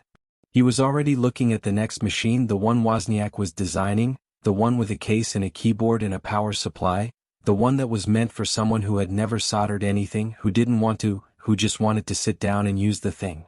The Apple II. He was already describing it to anyone who would listen, and some of his descriptions had grown to include words like insanely great, a phrase that sounded, in the context of a circuit board built in a suburban garage, somewhere between visionary and delusional, and which was, in the way that the truest things often are, both. The $1,300 had become something.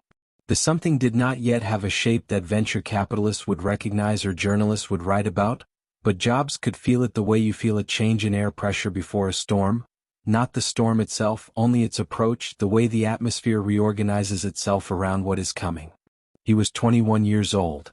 He was sleeping badly and eating erratically, a stringy, intense young man in jeans who sometimes went days eating only fruit and who had a habit of staring at people a beat too long, as if he were reading something written beneath their expressions.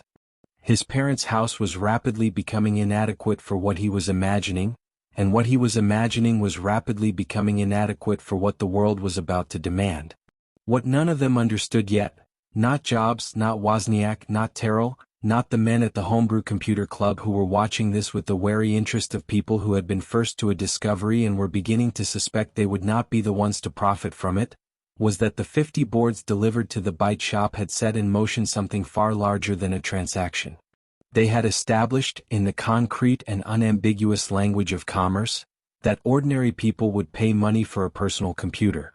That single fact, unremarkable on its surface, was the first domino in a sequence that would ultimately reorganize the American economy, and it had been set in motion by two young men who had sold a van and a calculator and shaken hands on a dream in a garage, and one of them was already growing restless, already hearing the distant argument that was coming, the one about money and control, and what the company was really for and who, in the end, would get to decide.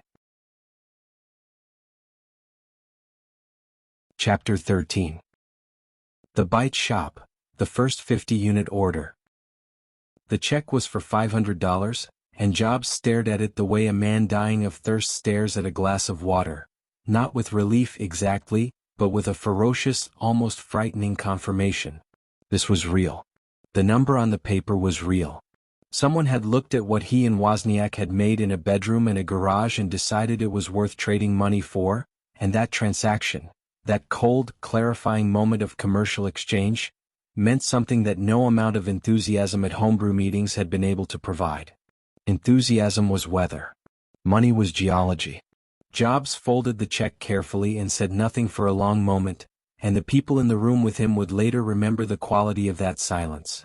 Not satisfaction, not celebration, but the particular stillness of a person recalibrating their understanding of what was now possible. He was 21 years old, and he had just sold his first computer. To understand what that check represented, what it cost to obtain it, and what obtaining it would cost, you have to understand the specific texture of 1976, the year America turned 200 years old and couldn't quite decide whether to celebrate or mourn.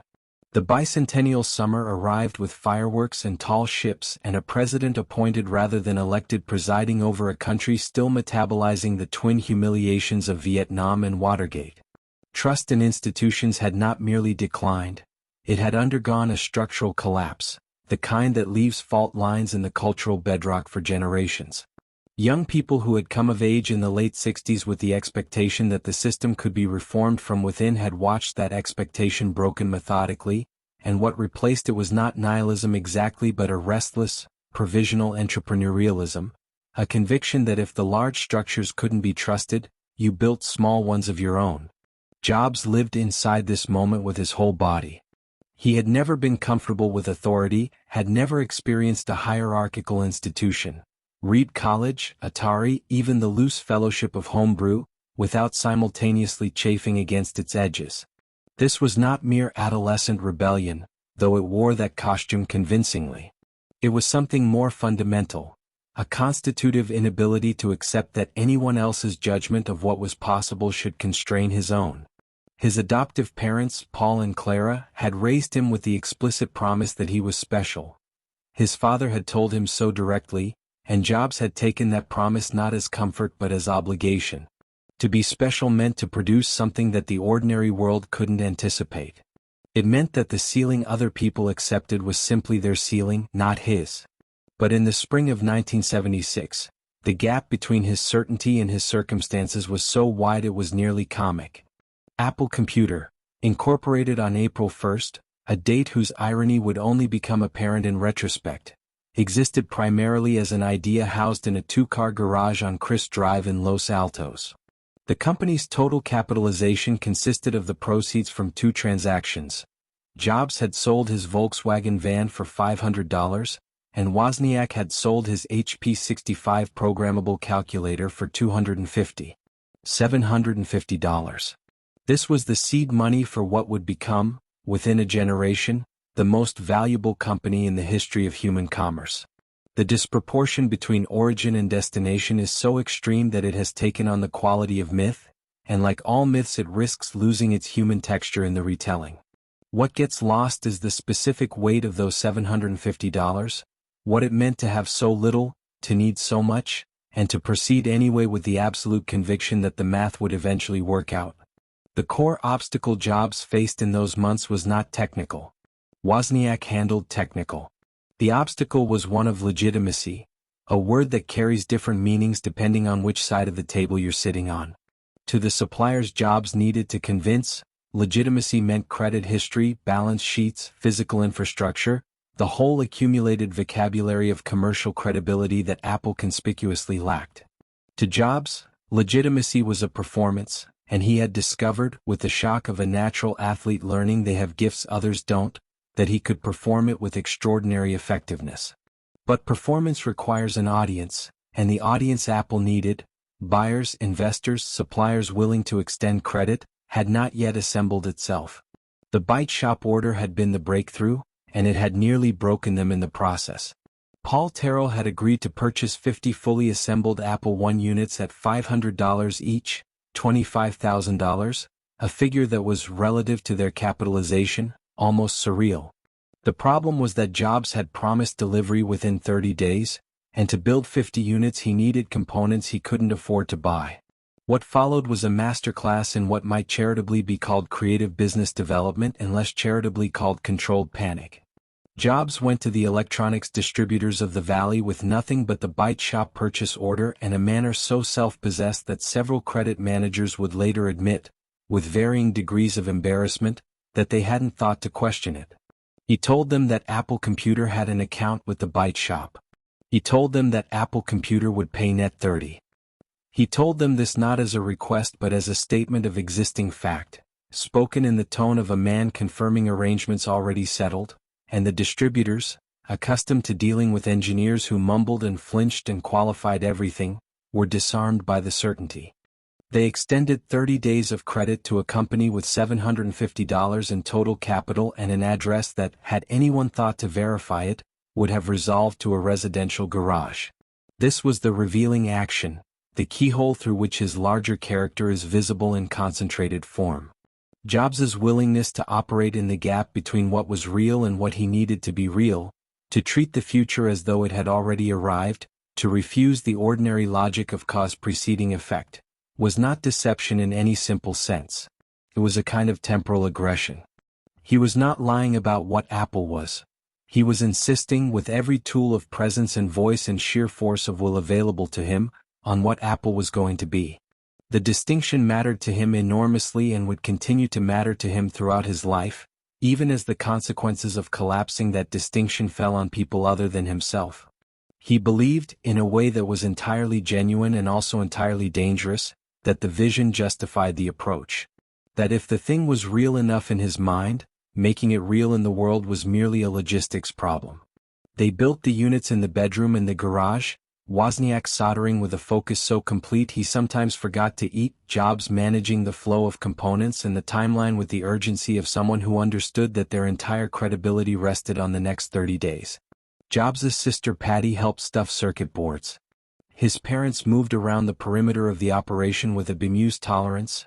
Paul Jobs had been an engine mechanic, a man who respected the making of things, and while he could not have told you what a microprocessor was, he understood that his son was building something and that the building deserved space and support. Clara Jobs brought food and asked no questions that would slow anyone down. It was a family enterprise in the most literal sense, and the intimacy of it, the borrowed kitchen table, the extension cords, the bags of components stacked against the wall, was something that the later mythology of Apple, with its sleek corporate architecture and its Cupertino campus of glass and steel, would work very hard to forget. They delivered the boards to Terrell on time. Not quite 50, the final count came up slightly short, and Jobs negotiated the shortfall with a matter-of-factness that suggested the original number had always been approximate, but close enough that Terrell received them, paid for them, and placed them in his stores. And then, in one of those moments of deflating comedy that the entrepreneurial life delivers with such reliable cruelty, the boards sat there. Terrell's customers looked at them and asked where the keyboard was. Where the monitor was. Where, in the most basic sense, the computer was, because what sat on the byte shop shelves required the buyer to supply so many of its own components that the word, complete, required generous interpretation. Jobs had anticipated this problem intellectually and had not yet solved it emotionally. The Apple I was, he knew, a transitional object, a proof of concept dressed in the costume of a product. Its buyers were enthusiasts, hobbyists, people who attended homebrew and read electronics magazines and found the act of assembly to be part of the pleasure. The larger market he could feel at the edge of his thinking, the vast territory of ordinary people who would want a computer if it arrived in the right form, required something different entirely. It required a computer that came complete, that needed nothing from the buyer but the willingness to use it, that arrived in a box designed to communicate not just functionality but desire. The Apple I couldn't do that. But whatever came next could. This was where Wozniak entered the chapter with his own momentum, separate from but parallel to Jobs' commercial urgency. Even as they were delivering Apple's to the byte shop, Wozniak was already designing its successor in his head, a machine of considerably more ambition that would include color graphics and a built-in keyboard and a high-level programming language resident in its memory. He called it, with the orderly simplicity of an engineer, the Apple II. He designed it the way he designed everything, from the inside out, starting with elegance and working toward function, shaving chips and simplifying circuits until what remained was the most economical possible expression of what the machine needed to do. Where other designers added components to solve problems, Wozniak removed them. The Apple II would ultimately use half the chips of comparable machines, which meant it could be priced lower and built more reliably, two virtues that Jobs, sitting across from him in the garage, was translating in real time into market opportunity. Their relationship in these months had the quality of an ideal, if volatile, symbiosis. Wozniak was incapable of pretending interest in the commercial dimensions of what they were doing. Money was not, for him, a primary language. He had been offered a full-time job at HP before Apple was incorporated and had turned it down only reluctantly, and only after Jobs had spent the better part of a day making the case with a persistence that Wozniak found overwhelming in the way that weather is overwhelming, not malicious but impossible to simply ignore. Wozniak trusted Jobs to handle the parts of the enterprise he couldn't see, with a completeness of delegation that was generous and, in the long run, consequential in ways neither of them could have predicted. He gave Jobs not just commercial authority but creative authority over how the machines would be positioned, packaged, and sold. This was a form of trust that the coming years would test with extraordinary severity. What Wozniak was giving Jobs, without fully understanding the magnitude of the gift, was the right to define what Apple meant. Not what Apple built. That remained Wozniak's domain, and no one who understood the technical landscape would have disputed it, but what Apple meant, which was an altogether different and in some ways more powerful thing. A machine is a machine. Meaning is a weapon.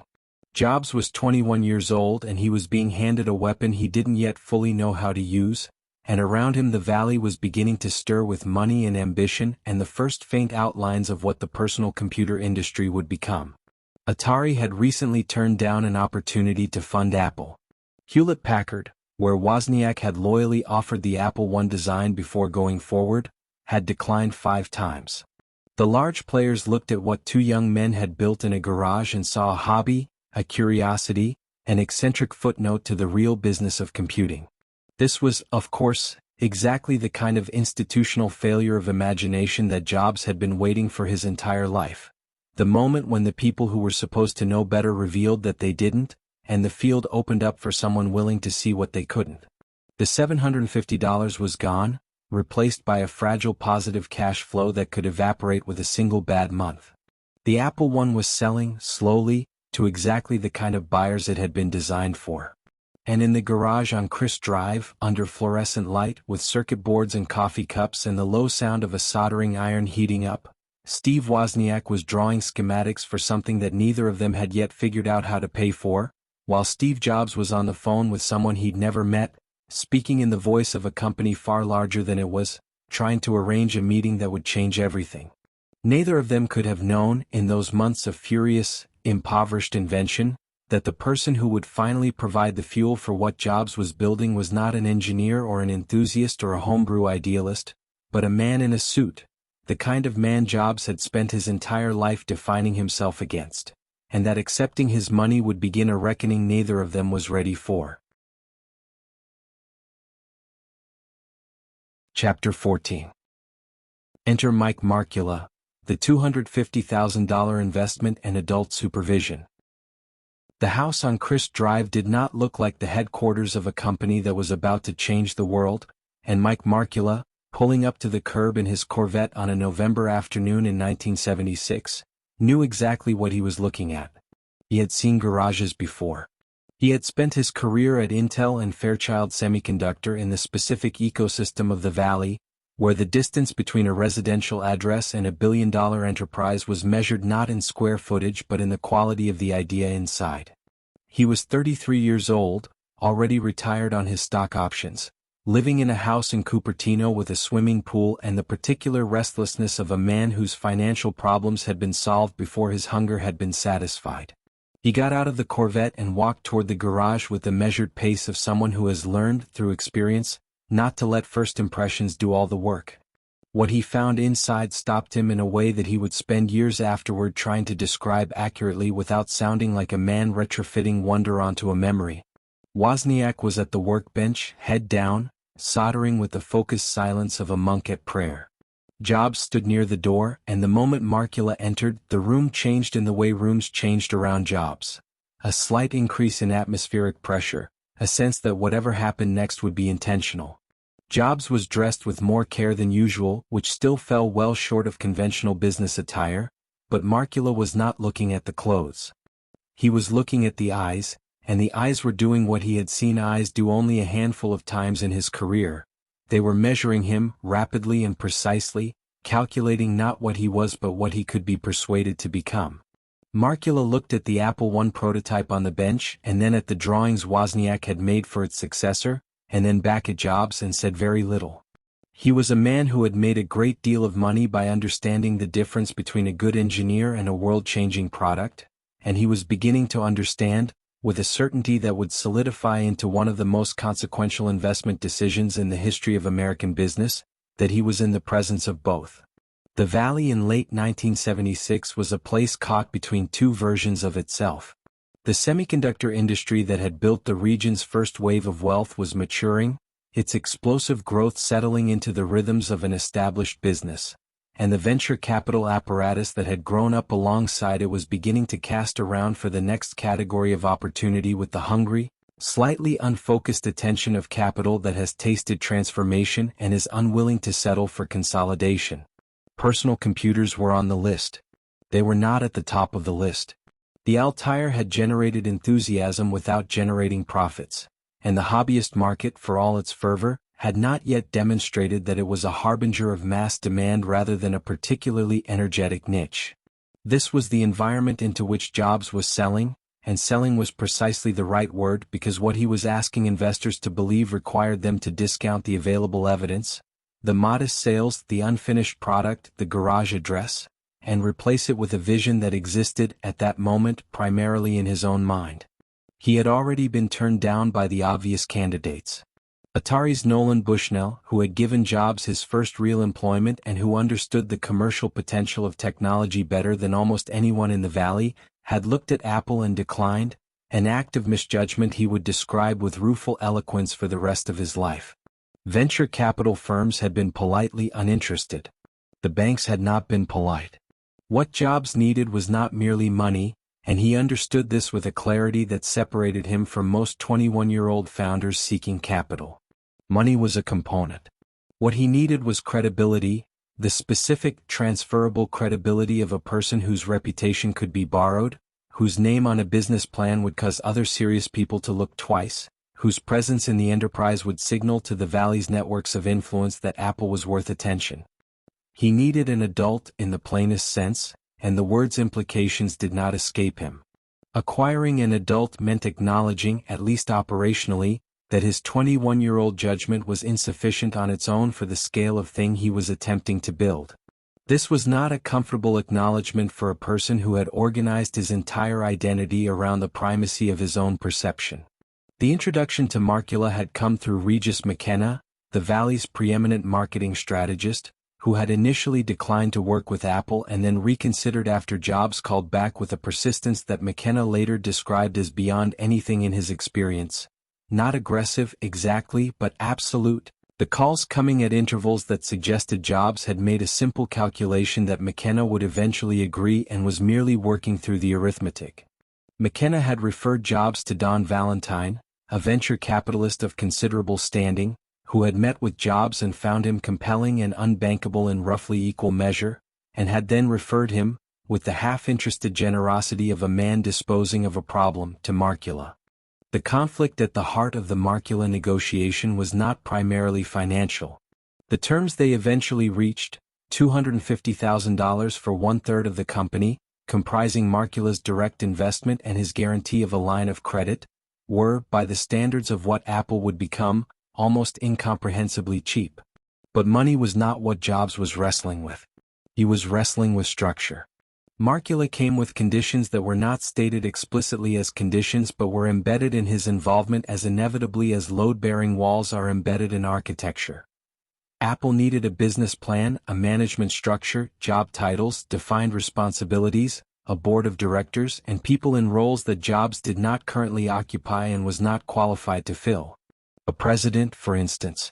A vice president of engineering.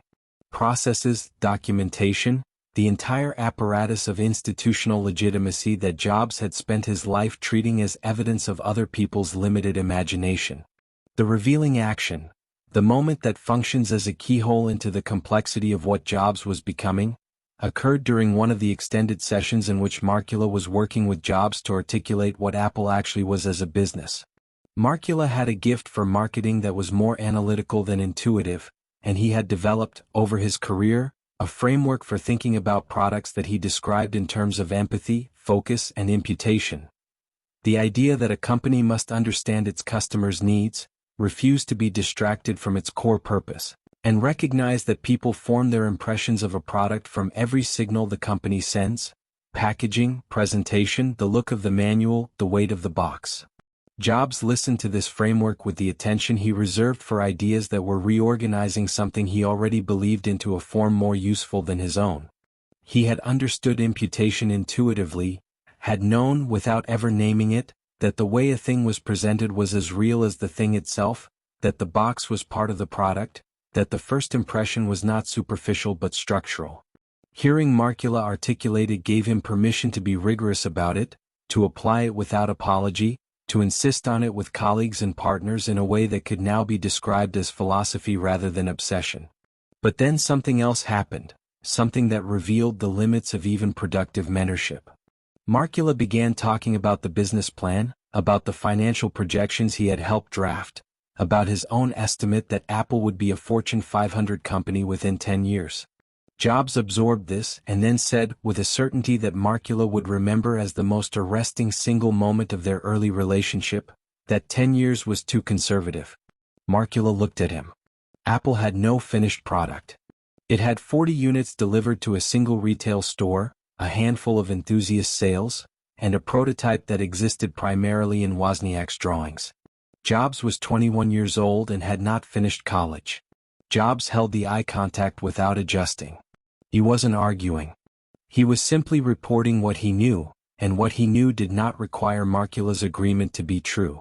This was the quality, this specific, serenely aggressive relationship with consensus, that made Jobs simultaneously the most compelling and the most maddening person in any room he entered.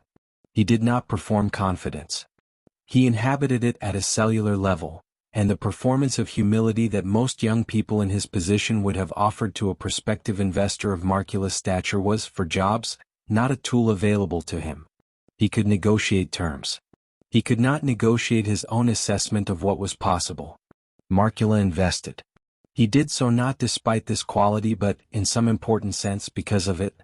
He had seen enough of the valley to know that the founders who built the large things were not always the most reasonable people, were not always the easiest to work with, were not always wrong when they told experienced investors that their conservative estimates were insufficient. He believed in Wozniak's engineering with the confidence of a technologist who could read schematics. And he believed in Jobs with the more complicated confidence of a man who has recognized something he can't fully quantify and has decided that quantification is the wrong tool. The business plan they drafted together, Markula doing the financial architecture, Jobs providing the vision and the pressure, Wozniak largely absent from these conversations and unconcerned by his absence, was a document that Apple would broadly follow, almost despite itself, over the next several years. It projected revenues that seemed to outside observers fantastical. It assumed a mass market for personal computers that did not yet exist. It was, in the vocabulary of the time, not a plan so much as a declaration, and declarations are only useful when the person making them has both the ability and the absolute intention to honor them. The question of who would run the company was resolved with a pragmatic awkwardness that satisfied no one entirely and everyone sufficiently. Jobs did not want a president above him, but he was not in a position to serve as president himself. He was 21 without the operational experience or the institutional credibility that the role required if Apple was to be taken seriously by the suppliers, retailers, and investors it needed. Markula would serve as chairman and would be the adult presence the company needed for external credibility. Michael Scott, a production manager from National Semiconductor whom Markula knew and trusted, would be brought in as president and CEO. Jobs would be vice chairman, a title that was accurate in its formal description and entirely misleading about its actual power. The actual power was Jobs's, and everyone involved understood this without saying it plainly. Scott had authority over the organization chart.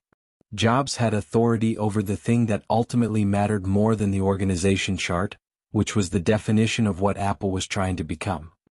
He exercised this authority with a consistency that was by turns visionary and destabilizing, producing in the people around him the same mixed response that Markula had experienced in the garage, the simultaneous recognition that this person was seeing something real and the distinct discomfort of being in proximity to a certainty that left no room for your own. Wozniak's response to the Markula investment was, characteristically, engineering. The capital meant he could build the Apple II properly, without the constraints that garage economics imposed, and this, the unobstructed execution of an elegant design, was what Wozniak wanted from Apple more than anything it could provide in the way of corporate structure or financial reward. He received the news of Markula's involvement with the equanimity of a man for whom the business dimensions of the enterprise were a weather system he was aware of but could not personally influence. He went back to his schematics. The Apple II in his hands was becoming one of the most elegantly designed consumer electronics products that had yet been attempted, and his focus on it had the completeness of a man engaged in the activity he was precisely built for. Jobs looked at what Wozniak was building and felt, again, the familiar electricity of a vision expanding beyond its previous boundaries. The Apple II was not just a better Apple I. It was the first object Apple had produced that could, properly presented, properly packaged, properly sold, reach the person Jobs kept thinking about. The person in the middle of America sitting in an ordinary house, who did not attend homebrew meetings and did not read electronics magazines and had not yet been given a reason to want a computer because no one had yet built a computer that made the wanting feel natural. The money was in the bank. The engineer was at the workbench. The chairman was reviewing projections. And Jobs, standing at the center of an enterprise that had, in the space of 8 months, grown from a concept to a capitalized company with a management structure and a board of directors, felt the specific, charged impatience of someone who can see the destination clearly and finds the distance between here and there not inspiring but intolerable. What he could not yet see, what the money and the plan and the adult supervision had not resolved and would not resolve, was that the Apple II's success, when it came, would bring with it a new category of problem, one that no business plan could anticipate and no organizational chart could contain. The problem of what happens when a company built on one person's vision becomes large enough to develop a will of its own, and that will begins, in small and then increasingly consequential ways, to diverge from the vision of the person who started it. Chapter 15. The Apple II design, obsessing over the plastic case and silent power supply. He picked it up and turned it over in his hands the way a jeweler turns a stone, rotating it slowly, holding it at angles that caught the light differently, and the people watching him in the room understood, without being told, that whatever happened next was going to be expensive. The prototype case was made of plastic, molded by a local vendor to the rough specifications Jobs had described in a series of increasingly agitated conversations, and it was, by any reasonable industrial standard, a competent piece of work. The seams were clean. The color was consistent. The vents were properly positioned. Rod Holt, the engineer Jobs had hired to design the power supply, watched from across the room with the particular wariness of a man who has learned to read weather in a colleague's body language. Jobs set the case down on the table. He did not say anything immediately. This was a technique, not calculated exactly but deeply habitual, in which the silence itself became a form of pressure, a vacuum that the other people in the room would feel compelled to fill with anxiety about what was coming. Then he said, with the flat precision of a verdict rather than an opinion, that it was wrong. Not close to wrong. Not almost right. Wrong in a way that would require starting over because the problem was not with the execution of the design but with the design itself, and refining a wrong design was just a more expensive way of arriving at the same failure. The room absorbed this. Holt, who had worked at oil rigs and been a Marxist organizer and built electronics for reasons that had more to do with the pleasure of the problem than any commercial ambition, looked at the case and then at Jobs, and thought, with the equanimity of a man who has seen stranger things, that the kid was probably right. By early 1977, Apple had money, a chairman, a president, and a technically brilliant computer in active development. What it did not yet have, what Jobs was more certain with each passing week that it absolutely required, was an object. Not a machine. Not a product. An object in the precise, philosophically loaded sense. Something whose physical presence communicated a coherent aesthetic idea, something a person could look at before turning it on and understand, from the looking alone, that this was different from everything that had preceded it. The distinction sounds obvious now, flattened by decades of consumer electronics that have absorbed the lesson so completely that its radicalism has become invisible. In 1977 it was not obvious at all. It was, among the engineers and manufacturers of the personal computer industry's infancy, not even a recognized category of concern.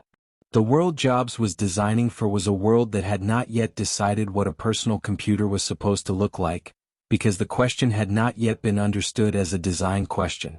The Altair 8800, which had catalyzed the hobbyist revolution, resembled a piece of laboratory test equipment, all switches and lights and raw metal, a product designed by engineers for engineers, its appearance communicating nothing so much as the message that appearance was not the point. The IMSAI 8080, the Altair's most successful competitor, was marginally more refined and equally addressed to buyers for whom the internal workings were the entire subject of interest. The aesthetic of the personal computer, to the extent it could be said to have one, was the aesthetic of a tool, honest, utilitarian, and approximately as interested in your emotional response as a drill press. Jobs found this not merely insufficient but morally wrong in a way he struggled to articulate to engineers who had organized their professional identities around the primacy of function. He had absorbed, from his years studying calligraphy at Reed and from his encounters with the Bauhaus-influenced design philosophy that was beginning to circulate in the Valley's more aesthetically literate circles, the conviction that the separation of form and function was a false dichotomy, that a thing's beauty was not cosmetic but structural, that it shaped the user's relationship to the object, that how something felt in the hands and looked on a desk was as real a specification as clock, speed or memory capacity. He could not yet express this as a complete theory. He felt it with a physical immediacy that bypassed theory entirely, which meant that when a design was wrong he knew it in the way you know a wrong note, not through analysis but through a discomfort that analysis would only confirm after the fact. The core conflict in the design of the Apple II was therefore a conflict between two legitimate and irreconcilable professional languages. The engineers Apple had assembled, Wozniak designing the logic board, Holt working on the power supply, Jerry Manick brought in to design the case, were people who thought in terms of specifications, tolerances, manufacturing constraints, and cost per unit. These were real and non-negotiable parameters. A case that cost $3 more per unit to manufacture would, at the volumes Jobs was projecting, represent a capital commitment that the company might not survive. A power supply that required a fan-generated noise. A fanless power supply was harder to build and more expensive.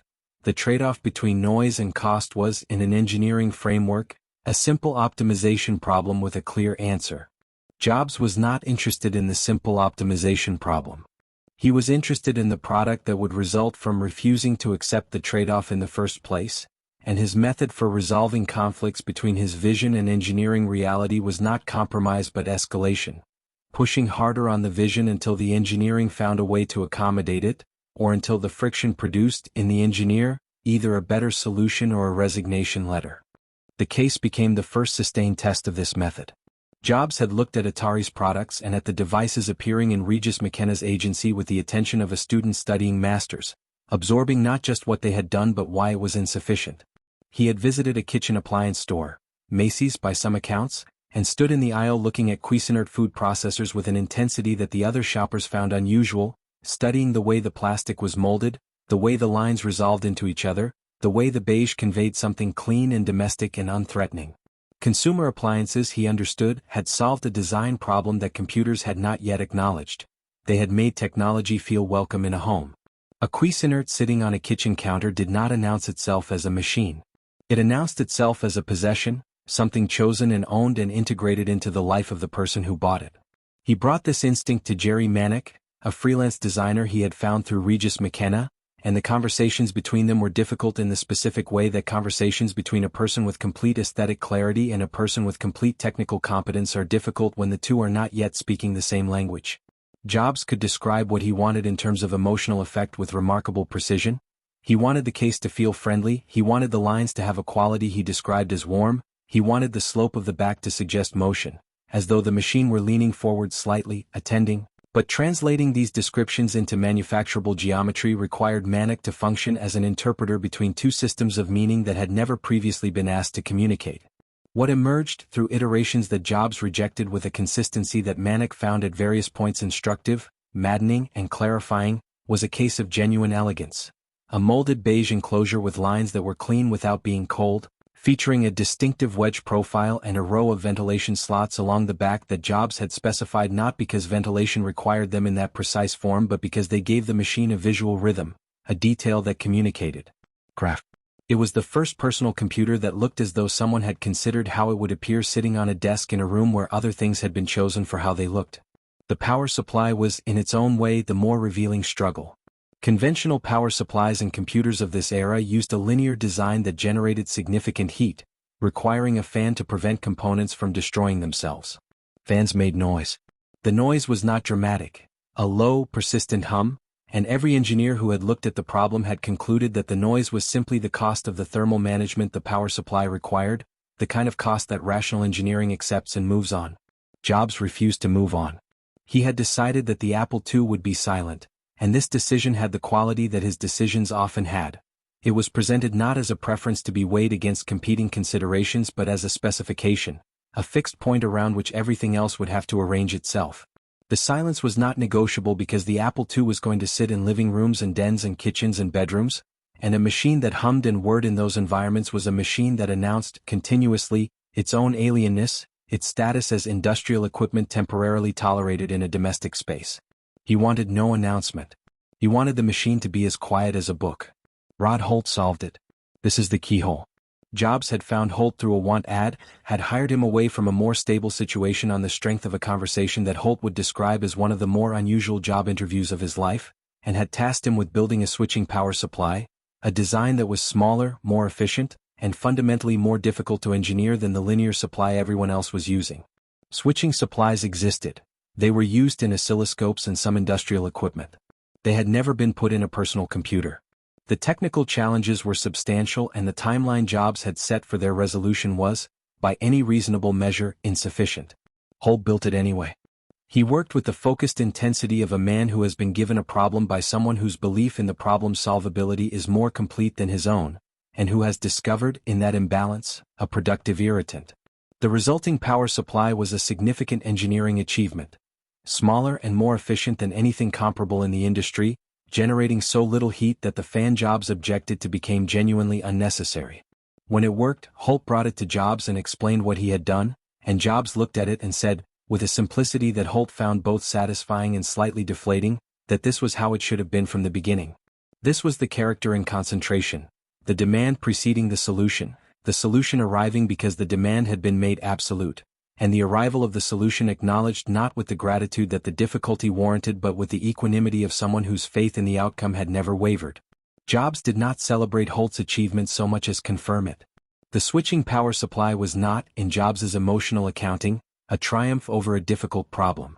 It was the correction of a situation that should never have been in doubt. This quality, the refusal to treat difficult achievements as anything other than obligations met, was the quality that drove his engineers past what they believed was possible and that cost him, in direct proportion, their affection.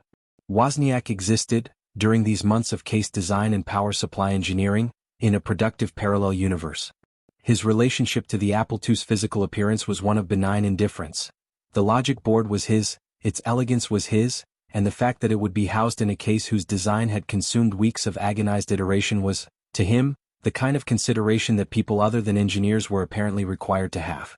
He and Jobs occupied the same building and were building the same product and were, in the most fundamental sense, not working on the same thing at all. Wozniak was building a machine.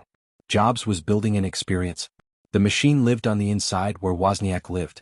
The experience lived on the outside, which was Jobs's exclusive territory, and the boundary between them was, in those early months, observed with a mutual respect that was also, in its way, a mutual incomprehension. Their friendship had deepened into something more complicated than friendship, weighted now with the specific gravity of shared enterprise and shared risk. Wozniak trusted Jobs with the uncomplicated wholeness of a man who has found the person who handles the things he cannot handle, and Jobs, though he would not have expressed it in these terms and may not have fully known it, needed Wozniak's trust the way a building needs a foundation, not as something he thought about consciously, but as something whose removal would change the nature of everything built on top of it. The Apple II, by the early months of 1977, was becoming the thing Jobs had imagined. The case was nearly resolved. The power supply was solved. Wozniak's logic board was a piece of engineering so dense with elegance that the engineers who later dissected it would describe the experience as reading a great poem, the sense of inevitability in each decision, the way nothing was wasted, the feeling that any other arrangement would have been inferior and any deviation from it a kind of vandalism. Jobs was preparing for the West Coast Computer Fair in April, where Apple would introduce the Apple II to the world, and he was approaching the preparation the way he approached everything that mattered to him. As if the event were not a trade show booth but a theater, and the theater required not just a product but a performance, and the performance had to be so complete, so controlled in every detail, that the audience would leave not merely informed but converted. What he had not yet reckoned with, what the beautiful case and the silent power supply and the elegant logic board had not resolved and could not resolve, was the question of what happened after the conversion, when the people who had been sold the vision began to live inside the company that was supposed to sustain it, and discovered that the person whose vision had compelled them was not always the same person once the selling was done and the building began. Chapter 16. The 1977 West Coast Computer Fair. Apple's Coming Out Party. The banner was wrong. Jobs stood at the entrance to Brooks Hall in San Francisco, 3 hours before the doors opened to the public on the morning of April 16, 1977, and looked at the Apple sign hanging above the booth with the focused stillness of a man deciding whether to detonate something. The color was off, not dramatically, not in a way that most people walking past at normal speed would register, but off in a way that he registered, which was the only measurement that mattered to him in that moment. The red was too warm. The letters sat slightly lower on the banner than the mock-up had specified. He turned to the person standing nearest to him and communicated, in the compressed, pressurized language he used when the alternative was a more destructive form of expression, that this needed to be fixed before the show opened, and that the definition of fixed was the banner matching what had been agreed, not approximately matching, not matching within a reasonable tolerance but matching. The person went to find someone who could fix it. Jobs turned back to the booth and began walking it again for what was perhaps the 20th time that morning, moving through the space the way a conductor moves through an empty concert hall before a performance, not checking the chairs but listening for something that only he could hear, some quality of the room's relationship to the music that would tell him whether what was about to happen would be what he intended. The booth occupied the most prominent position at the fair, a placement that had not been accidental. Jobs had negotiated for it with the event organizers weeks earlier, understanding with a marketer's instinct that physical position in a trade show communicated a hierarchy of significance before a single word was spoken or a single product demonstrated. The Apple booth was at the entrance. Everyone who came to the West Coast Computer Fair would pass it first. Their first impression of the event and their first impression of Apple would be the same impression, arriving simultaneously, and Jobs had designed the booth to make that impression as complete and as controlled as any impression he had ever attempted to manufacture. What surrounded Apple's booth on the floor of Brooks Hall was the industry Jobs was preparing to redefine. The West Coast Computer Fair, organized by Jim Warren and held for the first time that April, was the largest gathering of personal computer enthusiasts and vendors the world had yet seen. Over 12,000 people would pass through over 2 days, a number that astonished even its organizers. The other exhibitors were, in the main, exactly what you would expect from an industry still in its hobbyist phase. Kit vendors, component suppliers, software authors selling programs on cassette tapes, small companies with names that communicated technical seriousness, processor technology, Kremenko IMSAI, and booths that communicated the same. Folding tables. Hand-lettered signs. Products presented with the assumption that the audience was technically sophisticated and aesthetically indifferent, that what they wanted was specifications and circuit diagrams and the opportunity to talk to engineers about interrupt handling and memory addressing. Jobs had not designed a booth for that audience. He had designed a booth for the audience that didn't yet exist. The person who hadn't come to the fair, who didn't know what an interrupt was and didn't want to know, who would walk past a table of circuit boards without recognition and stop, involuntarily, at something that looked like it belonged in a different, more coherent, more carefully considered world. He was designing, as he always designed, for the person on the other side of the current horizon, and the current audience, the hobbyists and engineers crowding the other booths, was his first test market for a product intended for their neighbors and parents and the secretaries and teachers and shopkeepers who had never considered that a computer might be something they would want. The Apple II units in the booth were production machines or very close to it, the case in its final beige form, the keyboard integrated, the whole assembly projecting the domestic reasonableness that Jobs had spent months extracting from the industrial process. They were running demonstration programs that showed color graphics, which no personal computer had shown before in a retail context, and the color, actual color, on an actual screen, appearing at the command of an actual machine sitting on an actual table, was the detail that stopped people the way a conjurer's trick stops a crowd, with the sudden, slightly disorienting sense that the rules of what was possible had been revised without notification. The conflict Jobs carried into that morning was not logistical. Apple's preparation had been, by the standards of an 11-month-old company operating from a newly rented office in Cupertino, remarkable. The product was ready. The demonstration was rehearsed. The pricing, $1,298 for the base Apple II, had been set after the kind of debate that Mike Markula and Michael Scott were now regularly having with Jobs about the relationship between what the market would bear and what Jobs believed the product deserved. The conflict was existential in the plainest sense. Apple was, for the first time, presenting itself to the world not as a kit computer company serving enthusiasts but as a consumer products company with ambitions that encompassed everyone, and the distance between that claim and the company's current reality was still wide enough that a single bad day, a product that crashed on demonstration, a booth that looked amateurish against its neighbors, an audience that shrugged and moved on, could expose the claim as premature. Jobs understood this with a physical acuity. He had not slept properly in days, sustained by the specific adrenaline of a person approaching a moment they have been constructing in their mind for months and are now required to deliver in real time, without the safety net of revision. The perfectionism that had driven his colleagues to distraction in the weeks of preparation was, in this light, not an aesthetic indulgence but a risk management strategy, the only one available to him. If every variable he could control was controlled to the limit of his ability, then the variables he couldn't control, the audience's response, the competitor's products, the simple chaos of a large public event, had less surface area in which to cause damage. The keyhole into his character arrived approximately 40 minutes before the doors opened, in the form of a working Apple II that had developed a display problem overnight. A flickering in one corner of the screen, subtle enough to be invisible to a casual observer, obvious enough that Jobs had noticed it immediately during his morning walkthrough. The technician who examined it said it would require an hour to diagnose properly. The doors were opening in 40 minutes. The correct response, in the judgment of every other person present, was to remove that unit from the demonstration rotation, substitute one of the backup machines and proceed.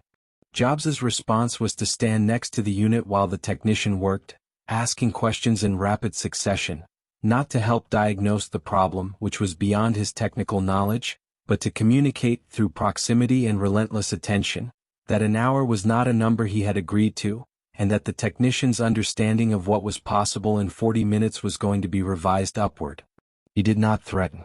He did not raise his voice in any way that the other people in the booth would have identified as anger. He simply applied the full, unmediated weight of his expectation to the situation, and the expectation was so dense and so specific that it functioned as a kind of atmospheric pressure change, the sort that makes your ears pop. The technician fixed the unit in 35 minutes. Whether he fixed it because the problem was actually resolvable in that time frame, or because the alternative, telling Jobs it couldn't be done while Jobs was standing 18 inches away, was simply not a sentence he could form, is a question that resists clean resolution. What is clear is that the unit was working when the doors opened, and that Jobs walked back to the entrance of the booth and stood there watching the first attendees filter in with the expression of a man who had never doubted the outcome. Regis McKenna's presence shaped the day in ways that were less visible than the banner and the color graphics but not less important. McKenna, who had now committed his firm to Apple's marketing fully, had been instrumental in producing the advertisement that Apple was distributing at the fair. A full-color brochure of a quality that no company of Apple's size had any business producing, featuring the Apple II photographed in a domestic setting, sitting on a kitchen table next to a potted plant and a woman reviewing what appeared to be household financial records. The photograph was a quiet act of radicalism.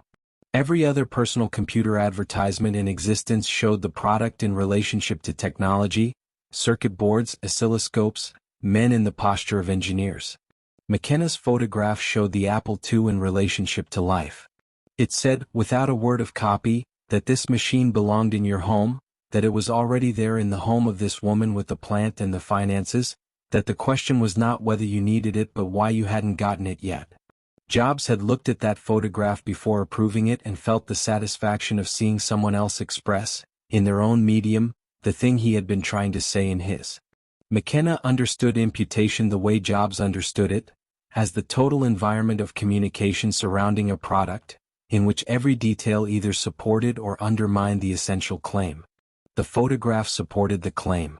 The beige case supported the claim.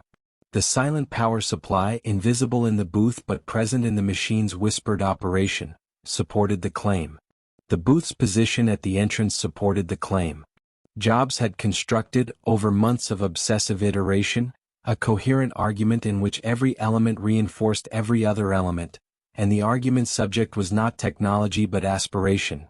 The Apple II was the object that the future used, and the future was not some distant, technical place. Was the kitchen. Was the desk. It was here already waiting for you to arrive. The crowds came. They came in the numbers the organizers had hoped for and then exceeded, and a disproportionate share of them stopped at the Apple booth, drawn by the color graphics or the clean case or some quality of the presentation that communicated difference without yet being able to name it. The demonstrations ran without significant incident. The flickering unit performed without a recurrence. The sign had been adjusted, the color closer now to what Jobs had specified, though whether the correction was to his exact standard or merely within the range of his tolerance on a day when larger things were happening is the kind of detail that the historical record, understandably, did not preserve. By the end of the first day, Apple had taken orders. Not hobbyist curiosity, not enthusiast inquiries, orders with deposit checks from people who wanted the machine and were prepared to commit money to the wanting.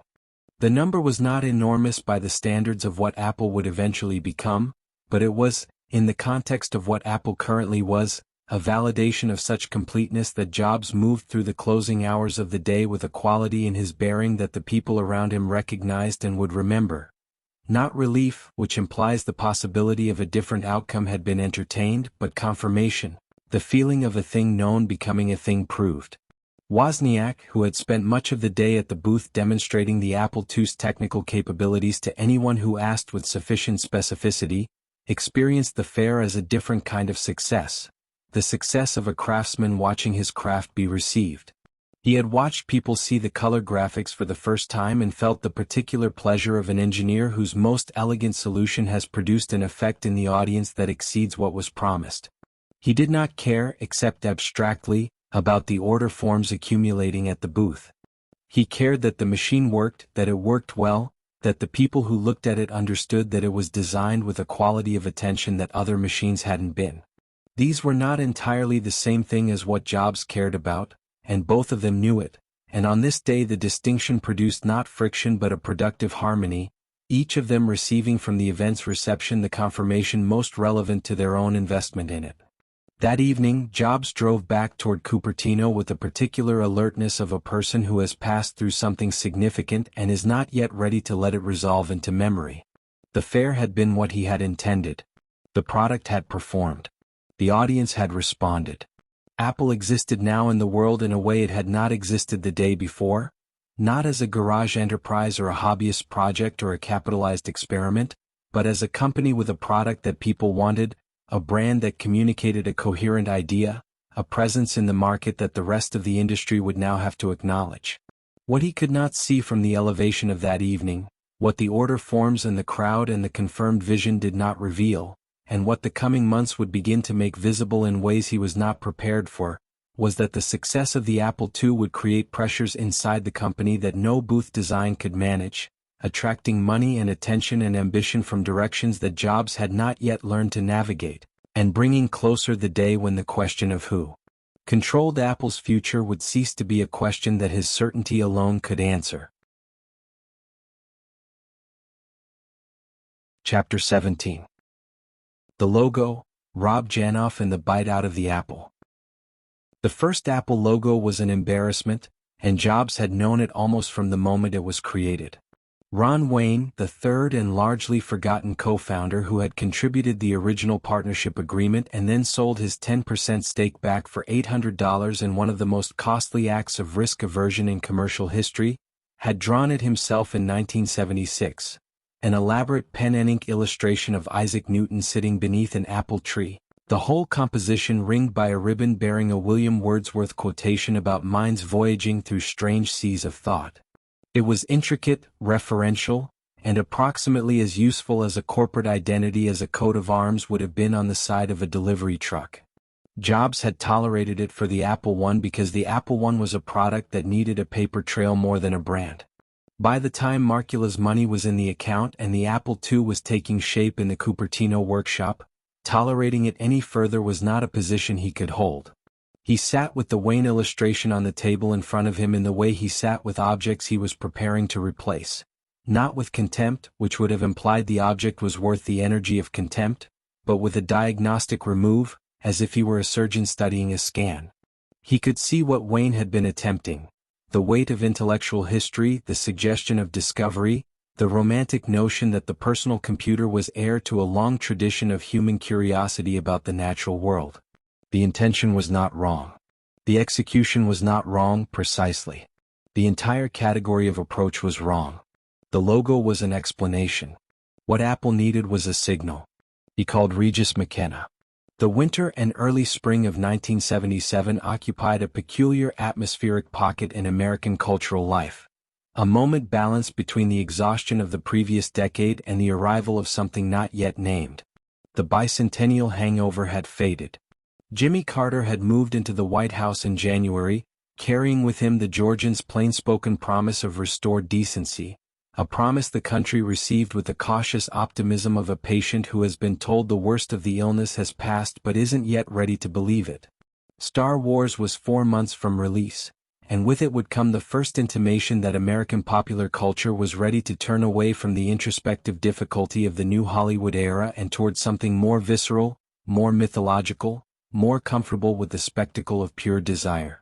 The country was in the process of deciding, not yet consciously, that it was ready to want things again. Jobs understood wanting in a way that was essentially pre-rational. He had wanted his entire life with an intensity that had always exceeded any specific object, attaching itself successively to music and calligraphy and Zen and electronics and now to the idea of Apple, which was the largest and most consequential vessel into which he had yet poured it. What he was beginning to understand, in those months of preparation for the West Coast Computer Fair and the Apple II launch, was that wanting could be designed, that a company could engineer desire in its audience the way Wozniak engineered circuits, through the careful arrangement of signals that produced a specific response. The logo was one of those signals. It was, in the vocabulary of brand communication, among the most fundamental. The image a company chose to represent itself before it spoke a word, the visual equivalent of a first impression, the thing that arrived in the eye a full second before any rational evaluation could begin. He needed someone who understood this with professional precision. McKenna's agency employed a young graphic designer named Rob Janoff, who had been working on the Apple account as part of the agency's broader engagement with the brand. Janoff was in his late 20s, trained in the visual economy of corporate identity design, comfortable with the tension between conceptual ambition and practical constraint that is the working condition of every good commercial artist. He had never designed anything that would become one of the most recognized symbols in human history. He was about to. The core conflict Jobs faced in the logo project was a version of the conflict he faced everywhere in the design of the Apple II. The gap between the completeness of his aesthetic intuition and the incompleteness of his ability to specify it in terms a collaborator could act on. He knew with absolute certainty what he did not want. He did not want complexity. He did not want historical reference. He did not want anything that required explanation or rewarded study. He wanted something that could be seen at speed and understood completely, a mark of such self-evident rightness that the question of whether it was the correct logo for Apple would simply not arise, because the mark and the company would appear, the moment you saw them together, to have always belonged to each other. What he could not tell Janoff, because he did not yet know it himself, was what that mark looked like. The brief Jobs and McKenna gave Janoff was, by the standards of professional design engagements, spare to the point of austerity. Apple Computer, a new company making personal computers, needed a logo. The apple as a symbol was already present in the company name. Beyond that, the direction was more atmospheric than specific. Something modern, something clean, something that didn't look like the industry it was entering. Janoff took the brief and did what good designers do with inadequate direction. He made a series of decisions on his own, grounded in his reading of the company and his judgment about what the moment required, and then he brought the results to the client and watched which decisions survived. The apple shape came quickly and naturally, the name made it almost inevitable, and Janoff was not the kind of designer who resisted the obvious when the obvious was genuinely right, understanding that the opposite of cliché is not obscurity but clarity with surprise. He worked the silhouette through iterations, studying the geometry of actual apples with the attention of a person who has discovered that the obvious subject contains, under examination, considerably more visual information than the obvious treatment acknowledges. The apple's profile had an organic complexity that pure geometry couldn't capture and pure naturalism would make fussy. It required a simplification that retained the essential character of the thing, the way a great caricature retains the essential character of a face by removing everything that isn't the face. He arrived at a shape of genuine elegance, clean and rounded, with a small leaf and stem at the top that provided verticality and natural reference without becoming decorative in any sense that cluttered the mark. The shape was complete. And then Janoff made the decision that would transform a competent corporate logo into one of the most durable icons of the 20th century, and his account of why he made it has the quality of all genuinely creative decisions, which is that it was simultaneously inevitable and arbitrary. He took a bite out of the right side. The practical explanation Janoff would offer in later years was that without the bite, the apple silhouette might be confused with a cherry or a tomato, that the bite was a disambiguating device, a piece of visual information that told the viewer, unambiguously, that this was an apple. This is true, and it is also, in the way of all retrospective practical explanations for intuitive creative decisions, incomplete. The bite did more than identify the fruit. It introduced the human into the mark. An unbitten apple is an object. A bitten apple is an experience. It implies a person who bit it, a moment of appetite satisfied, a relationship between the fruit and whoever encountered it. The bite made the logo a narrative in a single form. Something had been here, something had wanted this, something had taken from it and been changed by the taking. This was the keyhole. When Jobs saw the final design, rendered by Janoff in a rainbow stripe of 6 colors that addressed the Apple II's color graphics capability and distinguished the mark from the flat-color corporate identities of the technology industry, his response was not the extended critical evaluation that his colleagues had come to dread and his vendors had come to anticipate. He looked at it and said it was exactly right.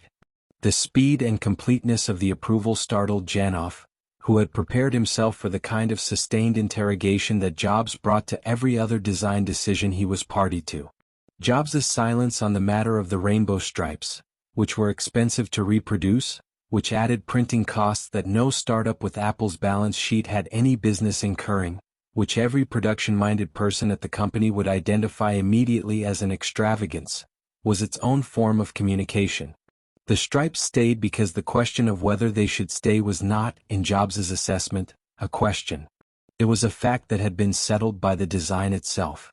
The rainbow apple in its final form was a mark of such considered rightness that its longevity would prove, over the following 2 decades, something that most corporate identities never get to prove, that the first instinct, fully executed, can outlast the context that produced it. The logo would survive the Apple II and the Apple III and the Lisa and the original Macintosh and the near bankruptcy of the company in the 1990s, surviving through sheer coherence of character. The apple, the bite, the colors, the leaf, until it was finally simplified into monochrome in 1998, when Jobs returned to the company and decided that the rainbow had completed its purpose and that what remained was sufficient. But that was 20 years away. In the spring of 1977, the rainbow apple existed in the present tense, affixed to the Apple II units that were being prepared for the West Coast Computer Fair, and its effect on the booth was precisely what Jobs had calculated. It made everything around it look provisional. The other computers at the fair had names, Altair, IMSAI, Kremenko, that communicated technical identity without aspiring to anything beyond it. Apple had a mark that functioned the way the marks of great consumer companies function, the way the Coca-Cola script or the Nike swoosh function, not by describing what the company makes but by creating a field of association around the company's name that exceeds any description. You looked at the rainbow apple and felt something before you thought anything, and the feeling was warm and modern and faintly transgressive, as though the company wearing it had already decided it was going to win and was simply waiting for the world to confirm it. McKenna's role in the logo's creation was, like his role in so many of Apple's early identity decisions, the role of the skilled editor who knows when to intervene and when to protect the work from intervention. He had brought Janoff to the project because he understood that the brief required a designer who could operate independently, who could fill the space that Jobs's aesthetic sense defined without being able to specify. McKenna had worked with enough founders to know that the most dangerous moment in any design process was not the client who was too prescriptive. Those clients were manageable, their limitations navigable, but the client who felt everything and could articulate nothing, because those clients would reject the right answer for reasons they couldn't name and keep rejecting iterations until the right answer arrived back in the room, recognizable only in retrospect. McKenna ran interference. He positioned Janoff's work before Jobs at the moment most likely to receive it well, framed the presentation in language that matched Jobs's own vocabulary for what Apple was becoming, and then stepped back and let the work do what good work does when it meets the right client. It closed the room. The relationship between Jobs and McKenna had been evolving, through these months of Apple II preparation, from the transactional toward something closer to a creative partnership, though partnership implies an equality of contribution that neither of them would have claimed with accuracy. McKenna provided Apple with access to the professional vocabulary of brand building, the language, the tools, the industry relationships, and the strategic framework within which Jobs's intuitions could be translated into communicable form.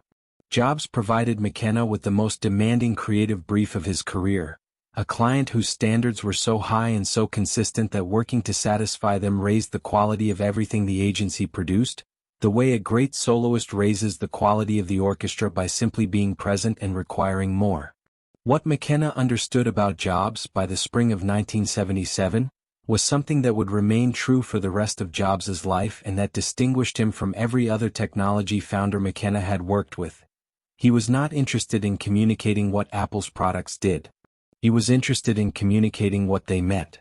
The distinction was the entire difference between advertising and mythology, and it explained why the rainbow apple, a logo that told you nothing about microprocessors or memory or software, was the right mark for Apple, while a logo that explained anything would have been wrong.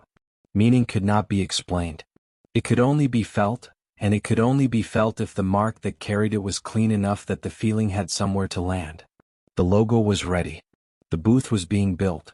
The Apple II units were in production. Janoff's rainbow apple was going on everything.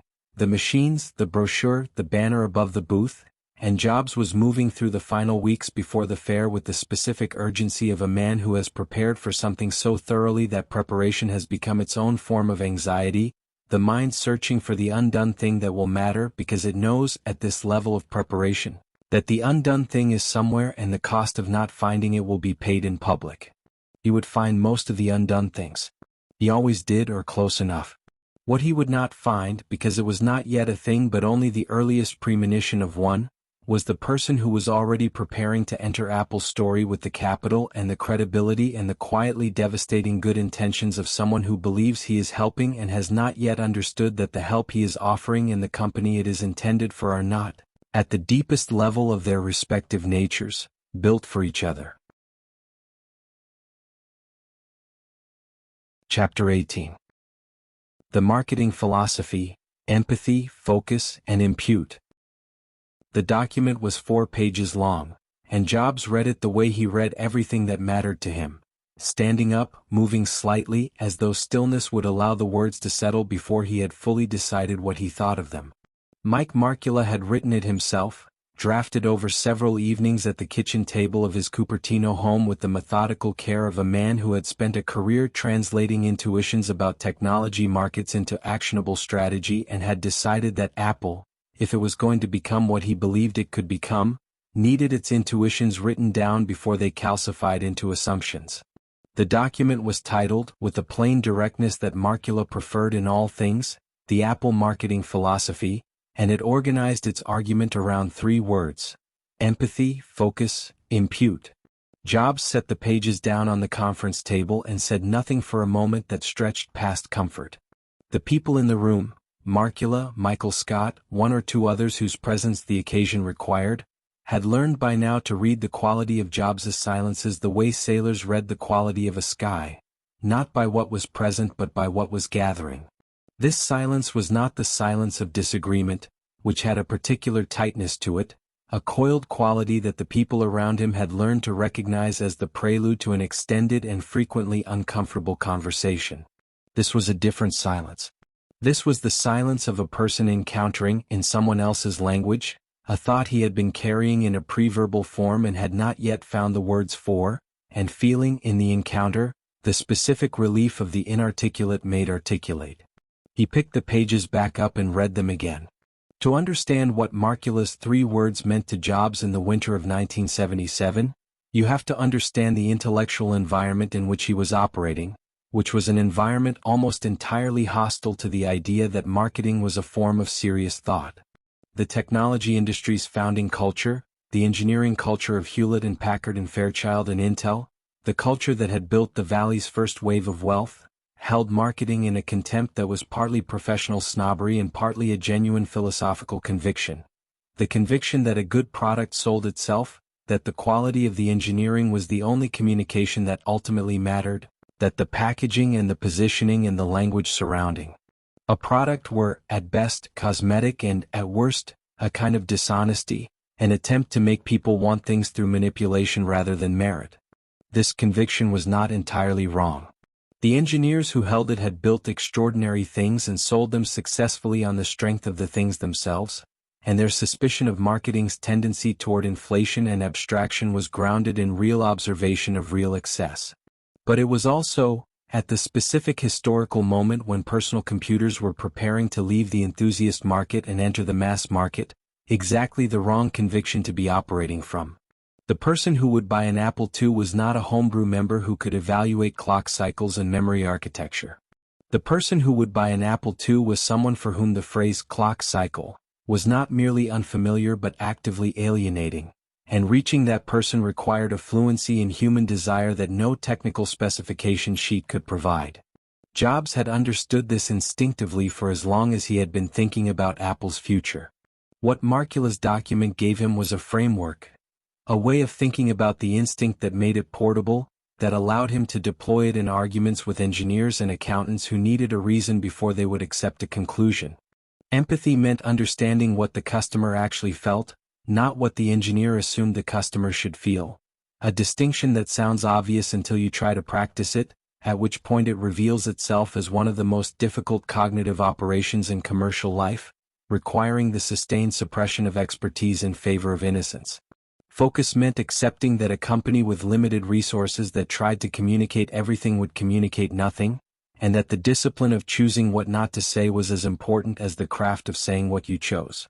And impute, the most original of the 3, the one that would prove most consequential in Jobs' subsequent career, meant understanding that people formed their impressions of a product from every signal the company emitted, intended or not, from the weight of the packaging to the grammar of the manual to the way the phone was answered, and that a company which allowed any of those signals to be uncontrolled was allowing the market to form impressions it had not authorized.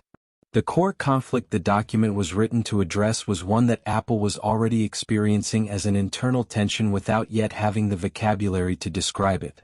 Michael Scott, Scotty as everyone called him, had been brought in by Marcula as a professional manager, a man who understood manufacturing schedules and headcount and the operational machinery of a real company, and who approached Apple's exuberant, chaotic creative culture with the benign firmness of a reasonable adult inserted into a room of gifted children.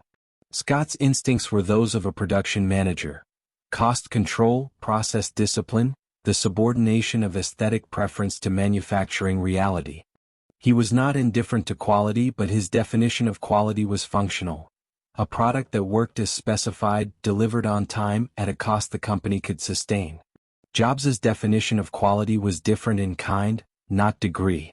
He believed that a product's quality included its emotional texture, its visual coherence, the feeling it produced in the person who picked it up before they turned it on. He believed that the manual's typography was a quality issue. He believed that the color of the case was a quality issue.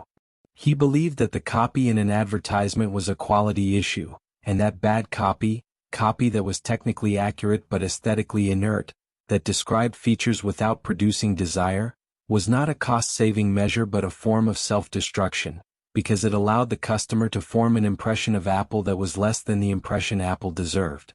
Marcula's 3 words gave Jobs a lever. When the argument was framed as a disagreement between Steve's personal preferences and the company's operational constraints, Scott could win it on the grounds of proportion, one person's taste against the company's sustainability. When the argument was framed as a question of whether Apple was practicing the marketing philosophy it had formally adopted, the weight shifted. Impute was not a preference. It was a commitment, and commitments, once written down and agreed to by the company's leadership, could be invoked. The revealing action came during a dispute over the Apple II's product brochure, a conflict that the people involved would remember for decades, not because the specific issue was important in itself but because the way Jobs resolved it was a precise demonstration of how Marcula's philosophy was being absorbed and weaponized. The original brochure draft had been produced by someone at McKenna's agency who understood computers and was writing for an audience he assumed understood computers. A brochure full of specifications, technical capabilities, and the confident insider shorthand that people in the industry used when talking to each other. It was accurate. It was competent.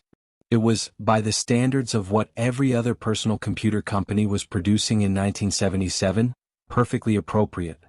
Jobs rejected it entirely and without apparent deliberation, and when asked to explain the rejection in terms his colleagues could act on, he said something that the person who heard it would repeat for years afterward. He said that the brochure was talking to the product instead of the person. The product knew what it did.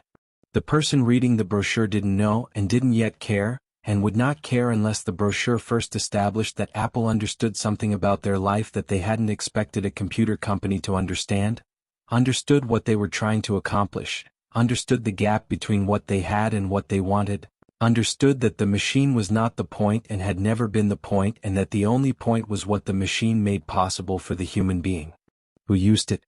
This was empathy, made operational, and it was radical in the context of 1977 technology marketing in a way that is easy to underestimate from the present, when Jobs' influence on how consumer technology is sold has been so thoroughly absorbed by the industry that the alternative seems not merely inferior but almost unimaginable. In 1977, the alternative was the default. Computers were sold on specifications because the people selling them were engineers who believed specifications were what mattered, speaking to buyers who were engineers and agreed. Jobs was attempting to address a buyer who did not yet exist as a recognized market category, and the brochure he required was one that would help create that buyer by making the computer's value legible in human rather than technical terms. Marcula watched this process with the satisfaction of a man whose framework is being used correctly, and also with something more complicated, the growing awareness that the framework he had written to discipline and direct Apple's marketing instincts was being inhabited by Jobs with a completeness and an aggression that exceeded anything he had anticipated. Marcula had written the philosophy as a set of principles for the company. Jobs was treating it as a personal manifesto, a codification of convictions he had held before the document existed and would hold after it was forgotten, and the distinction between a company principle and a personal conviction is the distinction between a tool and an organ. One can be set aside, the other cannot. Their relationship in these months was in a formative period that would prove, in retrospect, to be the most harmonious of its history. Marcula was still defining Apple's culture as much as Jobs was, still providing a center of gravity that balanced Jobs' intensity with institutional steadiness. He had the authority of the investor and the credibility of the experienced operator, and Jobs, who contested authority with almost everyone, deferred to Marcula in ways he deferred to almost no one, not from submission but from something closer to genuine respect, the respect of a person who has found someone whose knowledge covers territory his own does not. Marcula knew things about building companies that Jobs needed to know, and Jobs was, in this window, still sufficiently aware of his own inexperience to treat that knowledge as valuable rather than threatening. The philosophy document became, in the hands of this relationship, something more than a marketing guide. It became a shared language, a set of terms through which two people with substantially different instincts and substantially different definitions of Apple's purpose could argue productively, could push each other toward conclusions neither would have reached alone, could maintain a working consensus about what Apple was trying to do in the market even as their private visions of what Apple ultimately was continued to diverge in ways that neither of them had yet fully articulated. Marcula thought he was building a company. Jobs thought he was changing the world. In 1977, these were not yet distinguishably different projects. The brochure was eventually remade, More human, less technical, structured around what the Apple II made possible for the person sitting in front of it rather than around what the Apple II contained. The photography showed people, not machines. The copy used words that people without engineering degrees used in their actual lives. The first time Jobs held the finished version, he looked at it for a long time in a way that his colleagues recognized as evaluation, and that Janoff, who saw the same expression when Jobs had looked at the rainbow apple, would have recognized as something closer to recognition, the feeling of a thing made outside himself that matched something inside him with sufficient precision to produce the mild, almost unsettling pleasure of being correctly understood. He approved it without revision, which was, in the economy of Jobs's responses to other people's work, an act roughly equivalent to a standing ovation. The philosophy was now embedded in Apple's DNA in a form more durable than any document. It was embedded in the habits of the person who would drive Apple's decisions for the next 4 decades, interrupted only by the decade he would spend in exile and the lessons that exile would teach him about what happened when the philosophy was practiced without the humility to examine its own limits. In 1977, the limits were not yet visible. The philosophy was working. Apple was growing. The West Coast Computer Fair had confirmed that the market Jobs had been addressing in his imagination was real, and the brochure and the logo and the booth and the silent power supply and the beige case were all practicing impute in the way Markula had defined it, every signal reinforcing every other signal, the whole environment of communication conspiring to produce a single impression, a single feeling, in the person who encountered it. The feeling was that Apple was different. The feeling was that Apple understood you. The feeling was that the people who made this machine had thought about your life with more care than you had any right to expect from a company you had never met.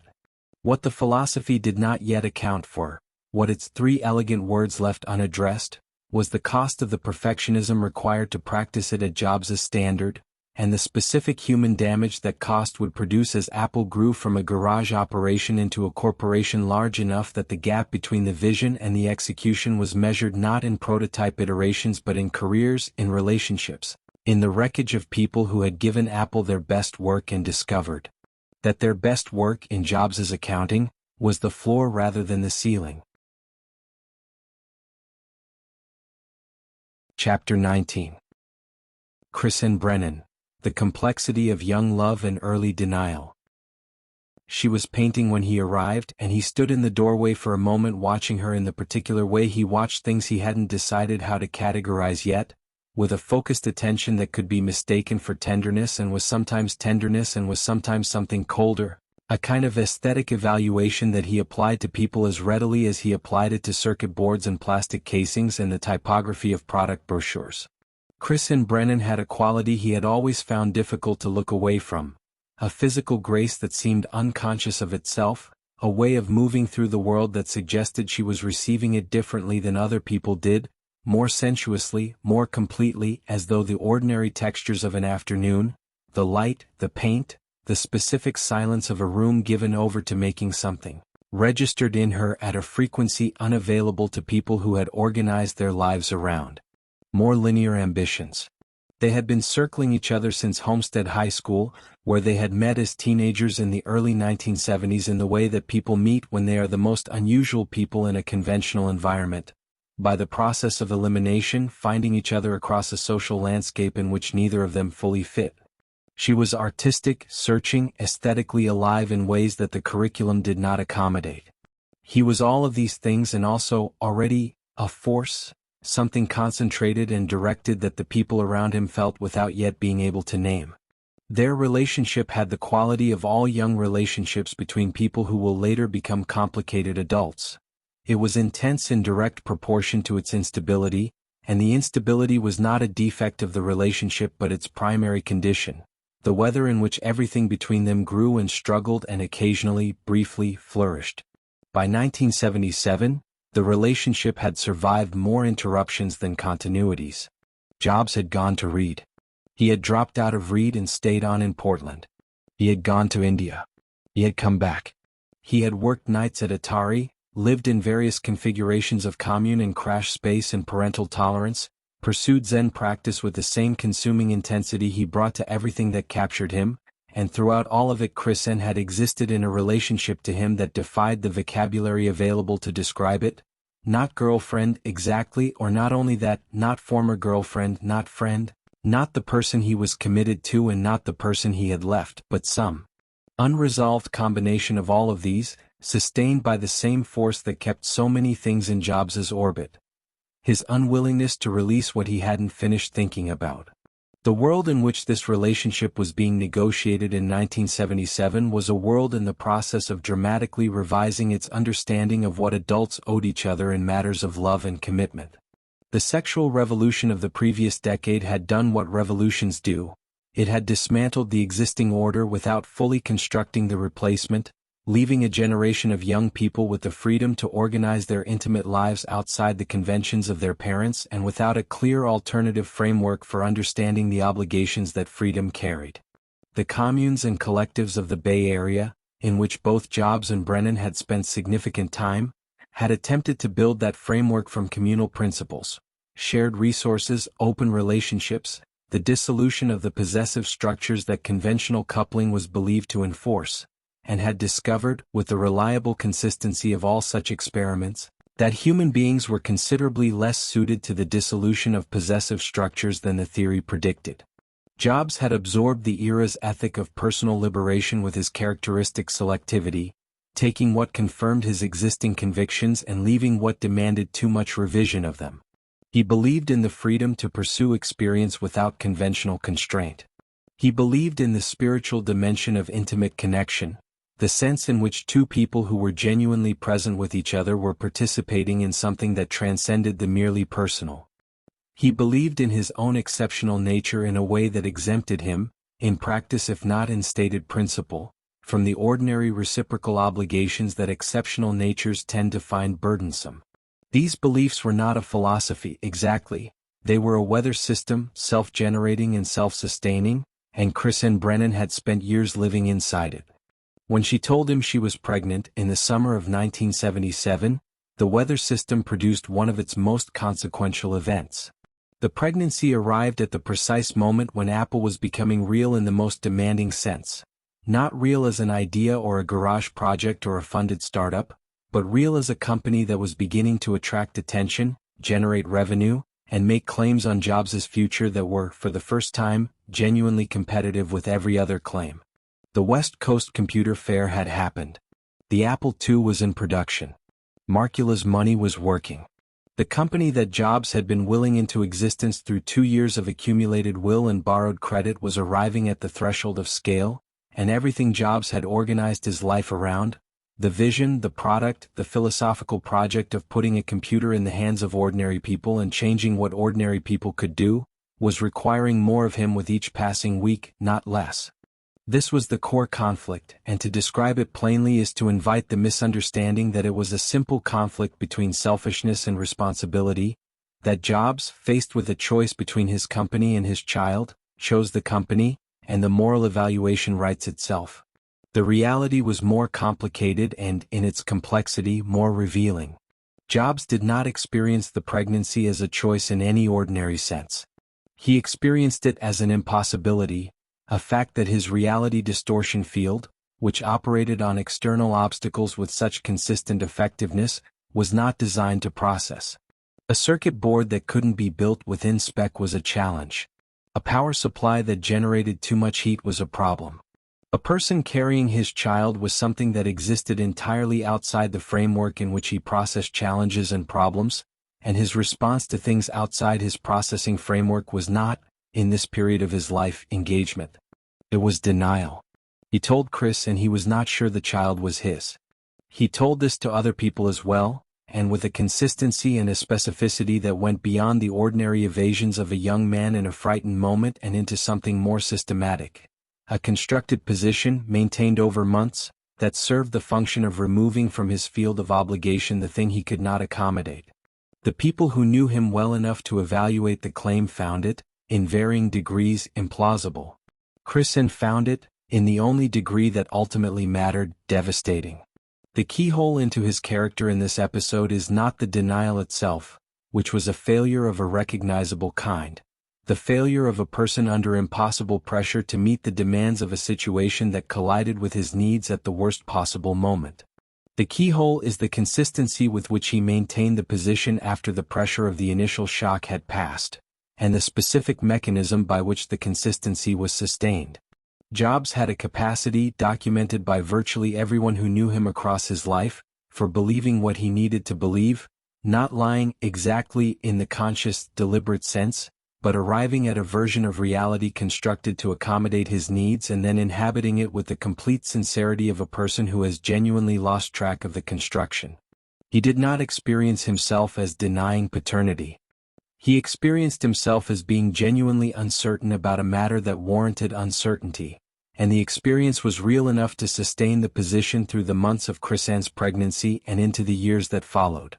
This capacity, the self-generated belief, the reality shaped by need rather than evidence, was the same capacity that had allowed him to tell credit managers that Apple was a stable company when it had $750 in capital, the same capacity that allowed him to tell engineers that an impossible timeline was not impossible, the same capacity that would allow him, throughout his career, to demand from people and situations a performance that exceeded what they believed they could deliver. It was the most powerful tool in his psychological repertoire and the most destructive, depending entirely on the nature of the obstacle to which it was applied. Applied to a power supply specification, it produced innovation. Applied to a pregnant woman asking for acknowledgement, it produced a wound that would not close for decades. Chrisanne Brennan occupied, through these months, a position of extraordinary difficulty that the historical record has not always treated with the seriousness it deserves. She was 23 years old, pregnant, without the financial resources or the institutional support that might have made her situation navigable, and she was dealing with a person whose public persona, now in the earliest stages of its formation, already gathering the aura of visionary inevitability that the Valley's success culture generates around its emerging champions, made the private reality of his behavior almost impossible to convey to the outside world without sounding like the complainant in a story whose hero had already been assigned.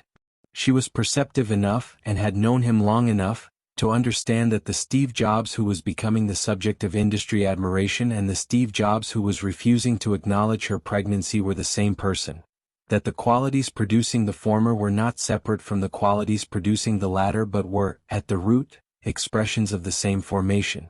She was also, in the way of people who have loved someone for a long time, not yet entirely free of the pull of who he was when the better angels of his nature were governing. He was capable of extraordinary presence, of genuine warmth, of the specific attentiveness that made the people he turned it on feel, temporarily, like the most important person in his field of vision. Chrisanne had experienced this and had organized years of her life around the hope of its permanence, and the pregnancy arrived not just as a practical crisis but as the definitive test of a hope she had been sustaining against increasing evidence that it was not going to be answered in the terms she had imagined. The child, a girl, was born in May 1978, just outside the frame of the period this chapter covers, but casting its shadow backward across everything that preceded the birth. Chrisanne named her Lisa. Jobs would eventually, years later, acknowledge paternity through a DNA test that left no room for the constructed uncertainty he had maintained, and he would eventually develop a relationship with Lisa that was complicated and loving and shot through with the specific guilt of a person who knows, precisely, what the early absence cost and cannot go back to pay it. He named a computer after her, or said he didn't, or said he did, with the same relationship to stable truth that had characterized the denial, the story shifting depending on audience and occasion, never quite resolving into the clean accountability that the person most affected by it deserved. The person who watched this period with the closest attention and the clearest eyes was not someone inside Jobs' orbit but someone at its edge, Daniel Kottke, the friend from Reed who had traveled with Jobs to India and who knew him with the intimacy of shared poverty and shared searching, who had come to work at Apple in the early days and who occupied a position of particular poignancy in this chapter of the story. Kottke had known Chrisanne as well, had existed within the same loose community of seekers and builders that the Valley's counterculture produced, and had watched from close proximity as the person who had sat with him in Indian ashrams and discussed the nature of consciousness and the demands of genuine spiritual practice applied none of that practice's teachings to the human being who was carrying his child. The gap between the spiritual vocabulary Jobs had absorbed, the Buddhist emphasis on compassion, on the suffering caused by self-centered craving, on the obligation to see others with the same clarity with which you wish to see yourself, and his behavior toward Chris and Brennan was the gap that Kotke could not bridge in his understanding of his friend, and that he would eventually describe in interviews with the careful language of someone trying to honor both the complexity of a person they loved and the plain facts of what that person had done. It was not a gap that resolved. It was a feature of Jobs's character that would reappear throughout his life in different forms. The extraordinary sensitivity to beauty and design and human experience at the level of the product, existing alongside a sometimes brutal insensitivity to human experience at the level of the person in front of him. By the end of 1977, Apple was hiring, growing, preparing for a public offering that was still years away but already visible on the horizon as an inevitability.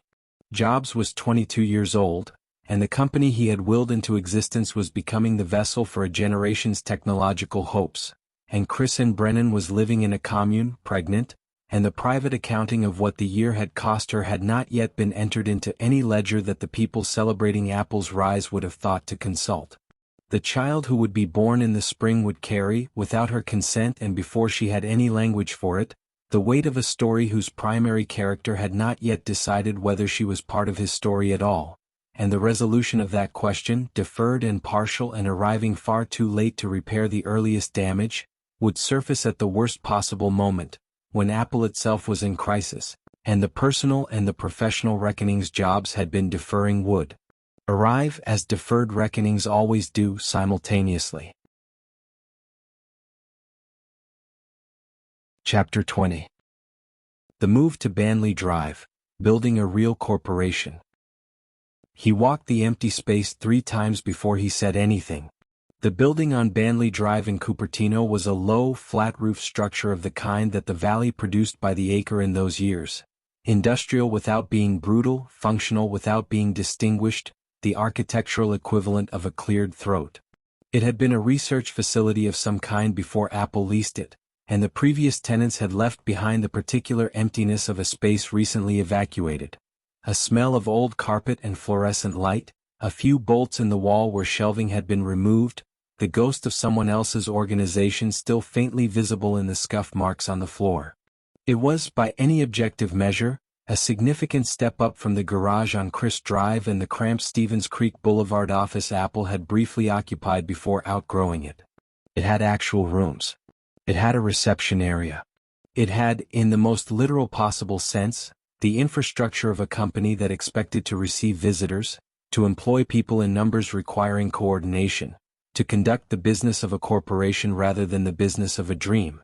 Jobs moved through the space with his hands occasionally touching the walls, not examining them exactly but taking a physical inventory, the way a person takes possession of something by making contact with its edges.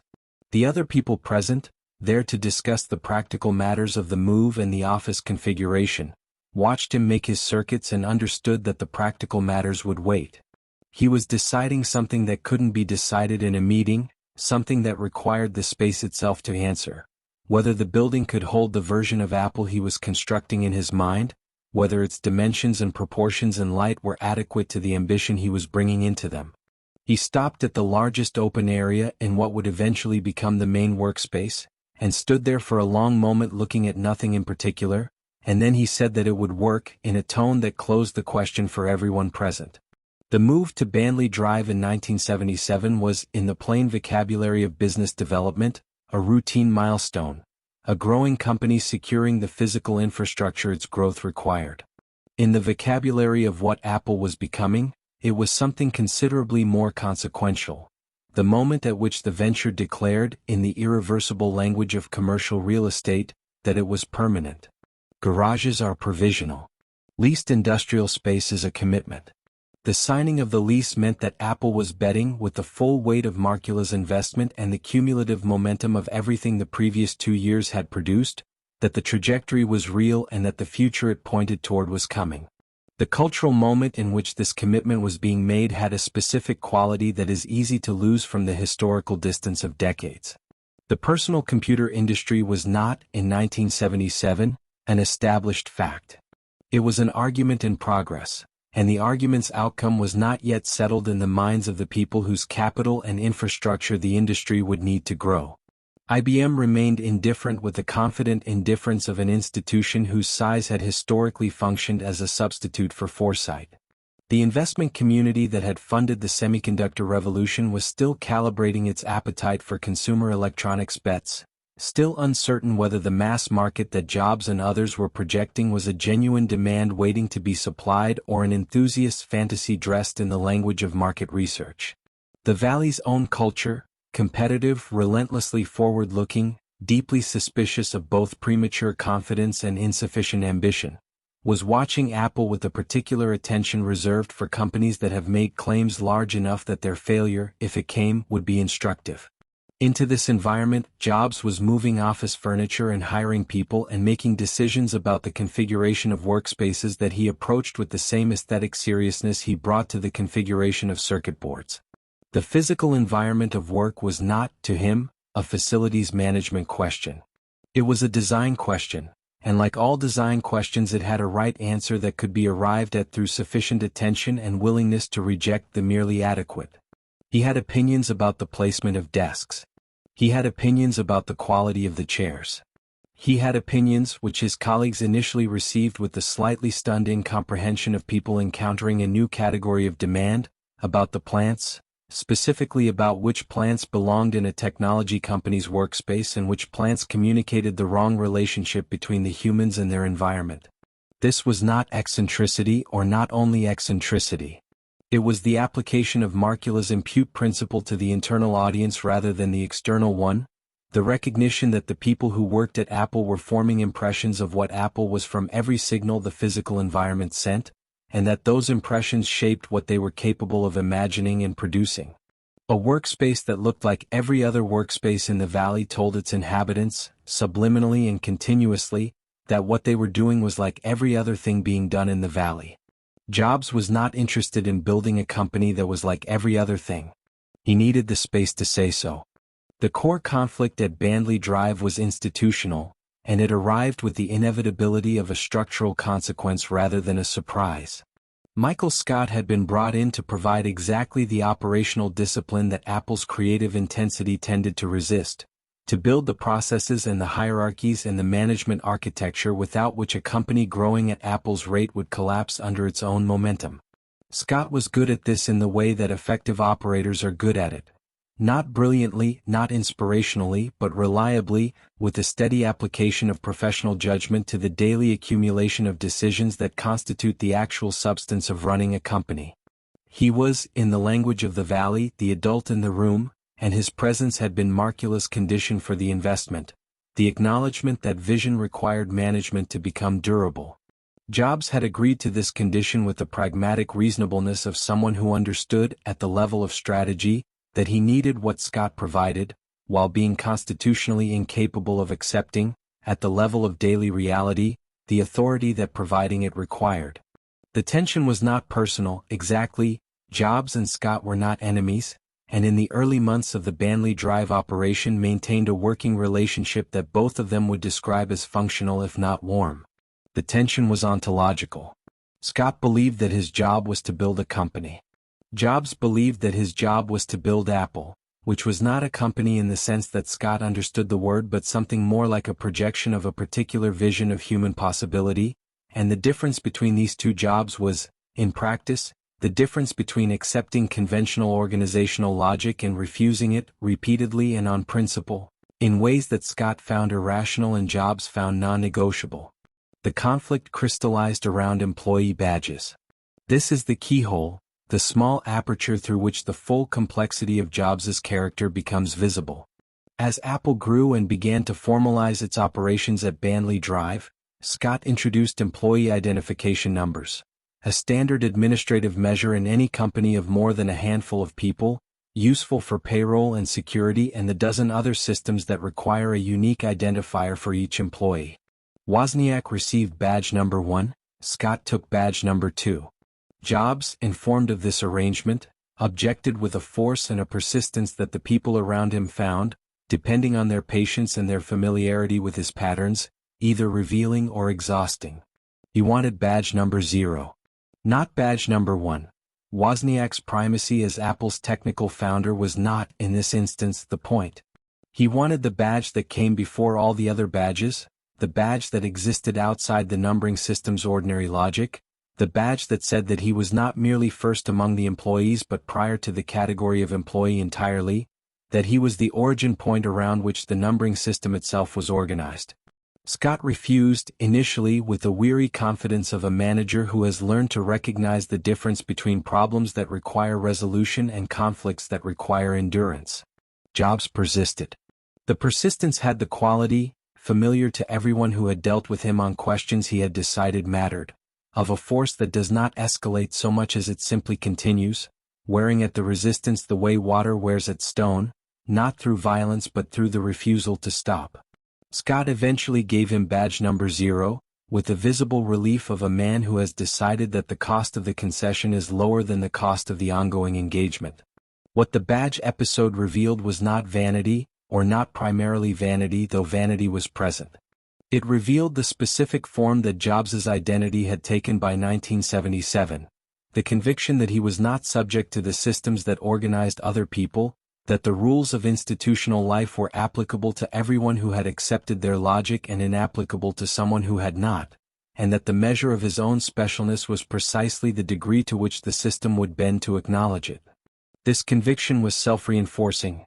Every time a system bent, every time a credit manager extended credit to a company with no balance sheet, every time an engineer solved a problem he had been told was unsolvable, every time a badge number was reassigned to accommodate a demand that had no rational basis, the conviction deepened. The world kept confirming it. The world would continue to confirm it at increasing scale, until the day it stopped, and on that day the accumulated confirmation would make the refusal almost incomprehensible. Wozniak's relationship to the move to Banley Drive was, characteristically, one of benign indifference to everything but the engineering. He had a workspace now, a real one, with room for equipment and the kind of organized disorder that productive engineering requires, and this was what mattered. He watched the badge dispute with the amused detachment of a person for whom the social architecture of institutional life was a foreign language he had never had occasion to learn. Wozniak wanted badge number 1 because it was offered, not because the number carried meaning he needed it to carry, and he received the news of Jobs' 0 with the mild interest of someone learning that a word he thought he understood has an etymology he hadn't considered. He went back to his work. The deepening of their divergence in this period was not yet visible as divergence. It was visible to the outside observer as complementarity, the smooth functioning of a partnership in which each person occupied their natural domain. Wozniak built. Jobs shaped everything around what Wozniak built. The division appeared clean and self-sustaining, and it was for the period during which Apple's success depended primarily on Wozniak's engineering and Jobs' vision of what to do with it. What it concealed, what the clean surface of the partnership did not reveal, was that the two domains were not, over time, going to remain separable, that the company's growth would eventually produce decisions that could not be assigned to engineering or to vision but required the resolution of a conflict between them, and that the conflict's resolution would depend on which of them had the authority to impose it. The authority question had not yet been tested in any form that required an answer. Markula held the structural authority, the investor's prerogative, the chairman's formal weight, and Jobs operated within that structure with the practical acceptance of someone who understands that the current arrangement is temporary. Scott held the operational authority and exercised it with the daily endurance of a man who has been placed between a visionary and his vision and understands that his value is precisely proportional to his willingness to occupy that position indefinitely. Jobs held the authority that neither of them could quantify or contain, the authority of the person around whom the company's meaning organized itself, the person whose approval or disapproval shaped what Apple believed it was doing and why it mattered. The building on Banley Drive filled up. People came, engineers and marketers and salespeople, and the expanding apparatus of a company that was, by the end of 1977, selling Apple IIs in volume, generating revenue that exceeded any projection Markula had made in the kitchen, and attracting attention from an industry that had been watching with the cautious respect reserved for something that might be important or might be noise, and was beginning to conclude, with increasing conviction, that it was important. Jobs walked the space daily, looking at it, touching the walls again, checking the plants. The plants had been replaced twice because the first selections were wrong in ways he found he could not tolerate after living with them for a week, and feeling, beneath the satisfaction of arrival, the specific impatience of a person for whom every destination is primarily the starting point of the next departure. What was coming next was larger than anything that had come before, and it was going to require from everyone at Banley Drive, from Wozniak and Scott and Markula and the engineers and the marketers and the salespeople accumulating in the offices around him, more than they had yet been asked to give, and it was going to reveal, in the asking, which of them had the capacity to follow where Jobs intended to lead, and which of them would discover, at the edge of that capacity, that the person asking had confused the distance between his vision and the possible with a gap that dedication alone could close. Part 3. The Lisa and the Pirate Ship, 1978 to 1983. Chapter 21. Lisa is born, named after a daughter he hadn't yet claimed. The conference room on Banley Drive smelled like burnt coffee and ambition. It was the autumn of 1978, and Steve Jobs stood at the whiteboard with a marker in his hand and an expression that his colleagues had learned to read the way sailors read clouds, not for what it was but for what it promised. He hadn't written anything yet. He was simply staring at the blank white surface as though he could see through it to something on the other side, some perfect geometry of the future that the rest of the room was too slow, too timid, or too ordinary to perceive. The engineers shifted in their chairs. No one spoke. To interrupt Jobs in this state was to invite the kind of dismissal that didn't merely sting, it restructured your understanding of your own competence. Then he uncapped the marker and wrote a single word. Lisa. He didn't explain it. He didn't need to. The project already had a name, already had a soul, at least in his mind, and the room would catch up or it wouldn't. This was, in microcosm, the entirety of the Steve Jobs management philosophy.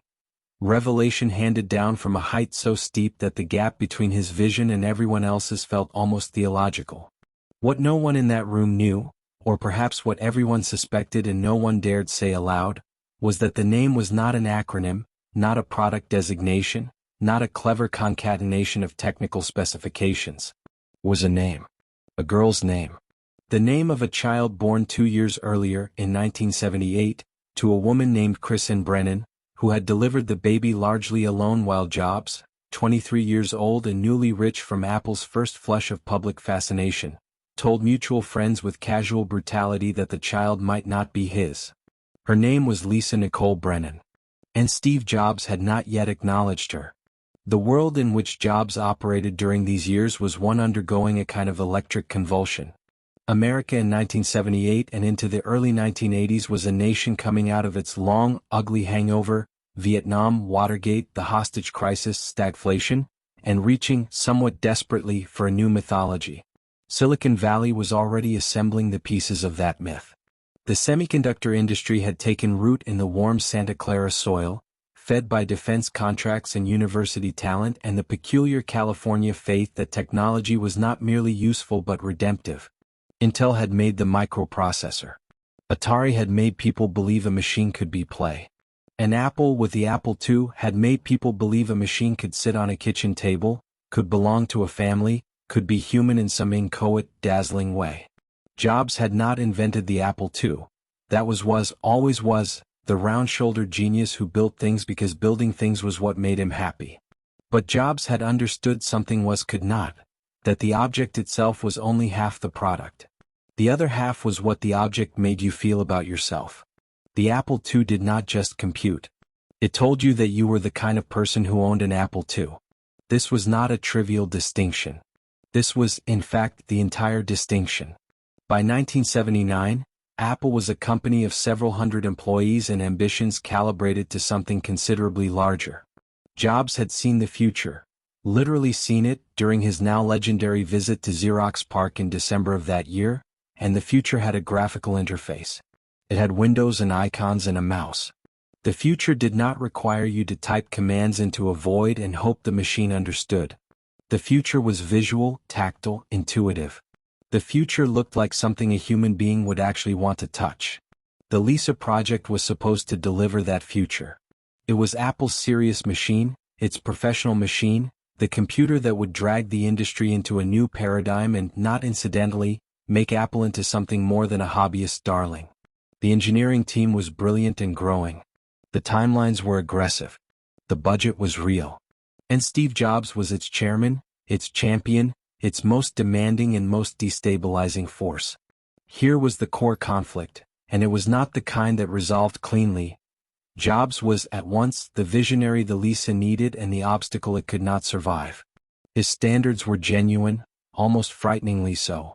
He cared about corners that no user would ever see, about the exact curvature of icons, about the sound a disk drive made when it spun up. These were not affectations. They were convictions. He believed, with a fervor that bordered on the spiritual, that the quality of the invisible determined the quality of the visible, that a product's soul was built in the places no one thought to look. On this he was not wrong. But his methods were another matter. Jobs had developed, by his mid-20s, a management style that was equal parts inspiration and devastation. Engineers who produced work he deemed insufficient were told so in terms that stripped the professional and reached directly for the personal. Grown men and women left meetings blinking against tears they refused to shed in the hallway. He would take credit for ideas he had initially rejected and dismiss contributions he had once championed, not out of calculated cruelty but out of a kind of emotional weather system that moved according to its own atmospheric logic, indifferent to the people in its path. He was not, his colleagues would later say with the careful precision of people who have thought hard about how to say a difficult thing, a man who made you feel good about yourself. He was a man who made you feel that you were either a genius or a fraud, often within the same afternoon. The most revealing moment of this period, the keyhole through which the larger man can be seen in silhouette, came during a product review session sometime in 1980. The Lisa team had been working for months on the machine's user interface, and a group of engineers presented Jobs with a prototype of the desktop metaphor. Folders, files, a trash can rendered in rudimentary pixel art. Jobs stared at it. He asked them to make the trash can look better. They revised it. He said it still wasn't right. They revised it again. He said it was worse. The exchange continued through several iterations, each one accompanied by a critique so piercing and so specific that the engineers began to wonder whether they were building a computer or being evaluated as human beings. Finally, one of the engineers, a young woman whose name history has not preserved with the prominence it deserves, pointed at the screen and said, quietly but without flinching, that the icon was exactly what Jobs had described wanting 3 revisions ago. Jobs looked at her. He looked at the icon. He looked at her again. Then he said, "Okay. That's the one." He uncapped his marker and moved on. No acknowledgement. No apology. No awareness, apparently, that the room had just watched him demand a return to a starting point while believing himself to be moving forward. This was the Jobs who built great things and broke people in the building of them, the Jobs who could not separate his certainty from his errors because, for him, the act of certainty was itself creative. Doubt, in his cosmology, was not a tool of refinement. It was a failure of vision.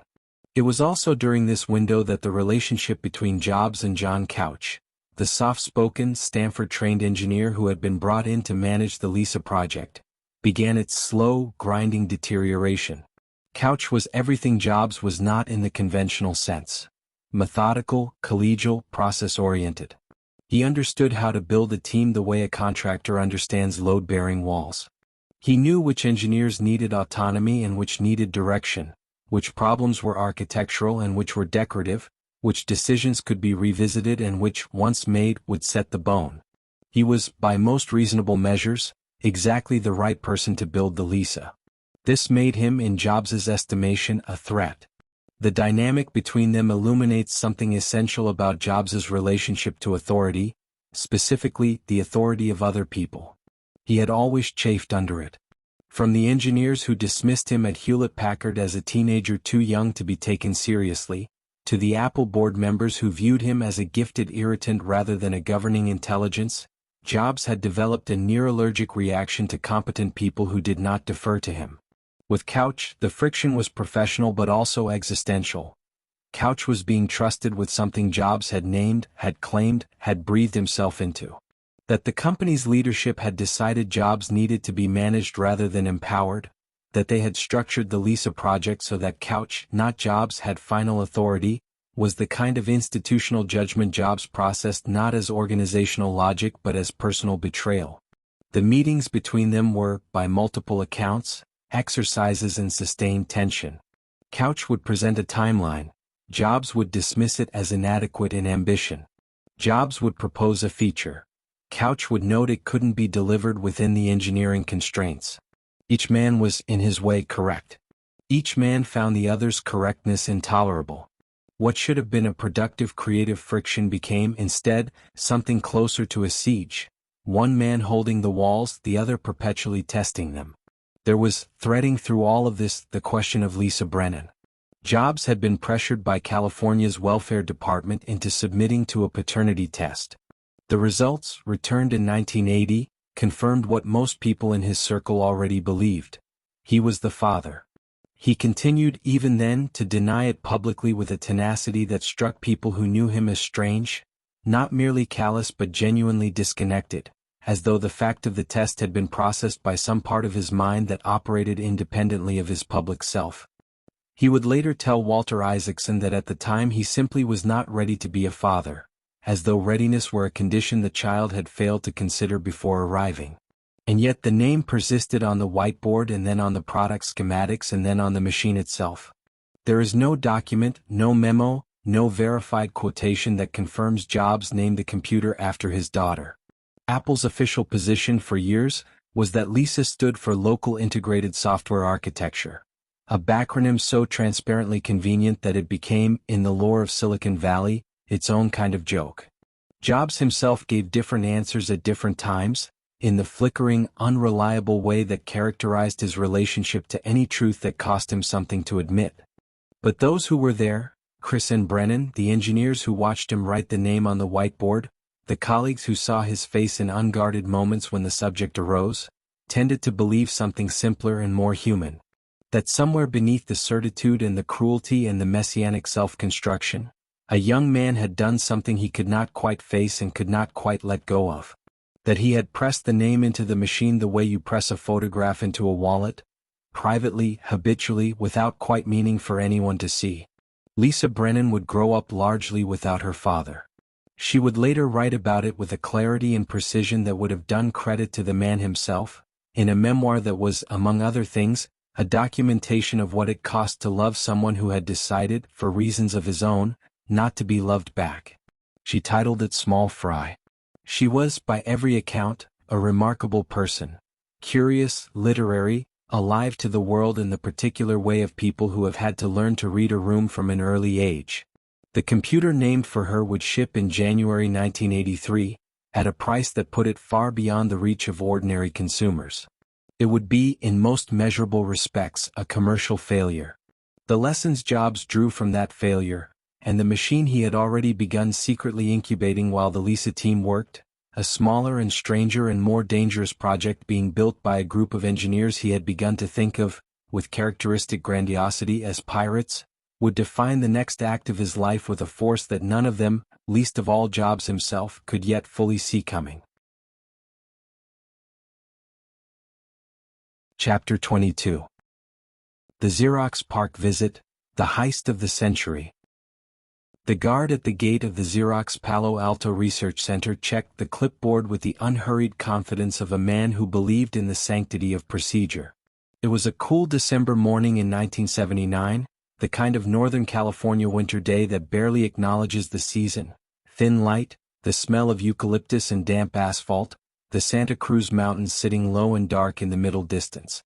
The visitors waiting to be admitted were from Apple Computer, a company that Xerox's own venture arm had recently invested in, and the arrangement had been brokered at levels above the guard's concern. You waved them through. Steve Jobs stepped onto the PARC campus and felt, by multiple accounts of people standing close enough to observe his face, something that was not quite excitement and not quite hunger but occupied the precise territory between the two. He was 24 years old. He had a company worth, on paper, more money than he had previously believed existed in the world. He had seen the Apple II sell in numbers that had surprised even him. And he was, despite all of it, still animated by the particular restlessness of a person who suspects that the most important thing has not yet been seen. He was right. And within the next 3 hours it would be. To understand what PARC represented in 1979, you have to understand what Xerox represented, and what it had, with extraordinary corporate obliviousness, chosen to do with the future once the future arrived at its doorstep and knocked. Xerox had built PARC in 1970 as a kind of intellectual wildlife preserve, a place where brilliant people could think without the pressure of quarterly returns or market share. They had recruited from the best universities, from the most adventurous corners of the computing world, from MIT and Stanford and Carnegie Mellon, and they had given these people resources and latitude in roughly equal and generous measure. The result was, by any reasonable assessment, the most concentrated detonation of computing innovation in the history of the field. At PARC, researchers had invented the laser printer, the Ethernet, and object-oriented programming. They had built Alto, a personal computer, in 1973, that ran an operating system built around a graphical interface. Windows that opened and closed, icons that represented files, a pointing device called a mouse that translated physical movement into screen navigation. They had, in other words, invented the future that the rest of the world would spend the next 2 decades building toward. And Xerox, focused on its copier business with the tunnel vision of a company that had confused dominance in one market with immunity to disruption in all others, had looked at what its researchers built and responded with the organizational equivalent of a shrug. Jobs knew going in that something remarkable was being kept at PARC. The valley ran on gossip and technical rumor, and the rumors about PARC's graphical interface work had been circulating in engineering circles for years, admired, discussed, largely unreplicated. What no one outside the building had seen was the full demonstration, the mouse moving across the screen, the windows cascading and overlapping, the icons sitting in their grid like a city seen from altitude. The deal Jobs had negotiated, Apple stock in exchange for access, had been structured by Apple's venture connections, and the PARC engineers, some of whom had been trying for years to convince their own management to commercialize what they had built, greeted the Apple delegation with the barely concealed enthusiasm of people who have been waiting a long time for someone to understand them. The demonstration was given by Larry Tesler, a researcher whose frustration with Xerox's commercial indifference to his work had reached the kind of pitch that makes a person generous with proprietary information to sympathetic visitors. Tesler moved the mouse. The cursor moved. He clicked on a folder. It opened. He dragged a file. Moved. The desktop metaphor, the idea that a computer's interface could be organized around objects that behaved like physical things in a physical space, unfolded before the Apple delegation with the quiet, irrefutable logic of something that has always been true but has never before been said aloud. Jobs lasted approximately 90 seconds before he stopped being a visitor and became something closer to a force of weather. He stood up from his chair. He moved closer to the screen. He was talking, already talking, over Tesla through the demonstration, asking questions that were less questions than compressed declarations of comprehension, each one arriving before the last had been fully absorbed. Why wasn't the cursor smoother? Could the windows overlap more fluidly? Why was scrolling implemented this way and not another? The PARC engineers, accustomed to visitors who nodded politely and took notes, found themselves in the unusual position of struggling to keep pace with a 24-year-old who was, before their eyes, disassembling and reassembling their work in his own mind faster than they could explain it. "Why aren't you doing anything with this?" Jobs demanded at some point during the demonstration, with the directness of a person for whom the gap between seeing a thing and saying a thing is essentially zero. The PARC engineers exchanged glances. It was not a question that had a comfortable institutional answer. The core conflict here was not technical. The machines at PARC worked. The interface was elegant and functional and, in several respects, more sophisticated than anything Jobs's engineers would manage to ship for years afterward. The conflict was one of translation, of the enormous and treacherous distance between a research prototype and a manufacturable product, between a demonstration given by its inventors in a controlled environment and a machine that a person with no engineering background could remove from a box on a kitchen table and use without instruction. PARC had solved the vision. Jobs was now faced with the problem of solving the object. He left PARC that afternoon carrying something he had not arrived with, not a design, not a specification, not a stolen document or a copied schematic. Xerox would later claim theft, and the claim was never legally sustained, and the truth is more interesting than theft, but a sense of inevitability so powerful it functioned like a mandate. He had seen the thing that computing was going to become. He had seen it whole, in working form, demonstrated by the people who had built it. And he now understood, with the particular clarity that descends on people who are constitutionally incapable of leaving the future to someone else, that the question was not whether this interface would reach the world. The question was who would take it there. He had no intention of leaving that question open. Back at Apple, the effect of the PARC visit spread through the engineering culture with the speed and disruption of a new religion. Jobs returned from Palo Alto and began the process of redirecting everything: conversations, priorities, the allocation of the company's best technical minds, toward the problem of making the graphical interface real. He was not subtle about what he had seen. He described it to colleagues in terms that were characteristically his own. This was the future, it was obvious, it was criminal that no one had done it yet, and Apple was going to do it first. The most revealing anecdote from this period does not take place at PARC. It takes place in a parking lot at Apple several weeks after the visit, when Jobs confronted one of his engineers, a man named Bill Atkinson who would become among the most important programmers in the history of personal computing, about the state of the graphical interface work. Atkinson had been studying what he remembered from the PARC demonstration, attempting to reconstruct from memory and inference the technical approach behind what he'd seen.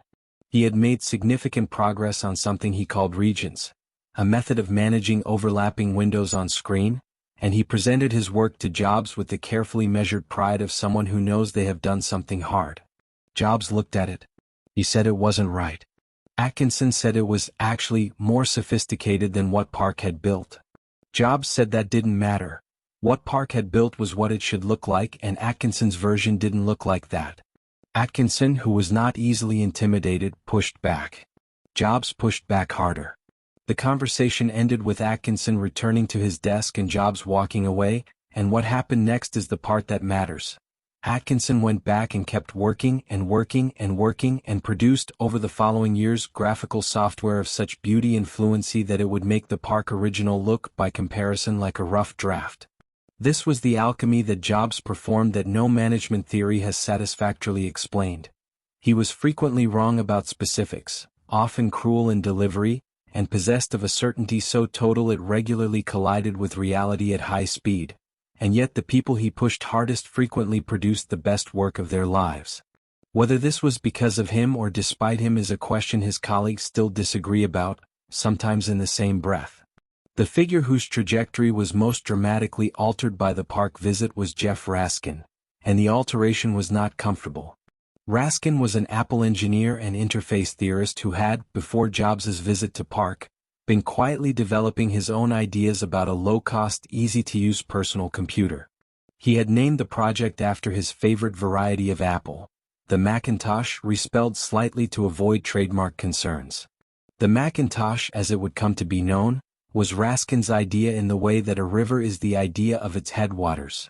The origin is real, but it does not control where the water goes. Raskin and Jobs had a relationship built on mutual respect and mutual exasperation in proportions that shifted depending on the day.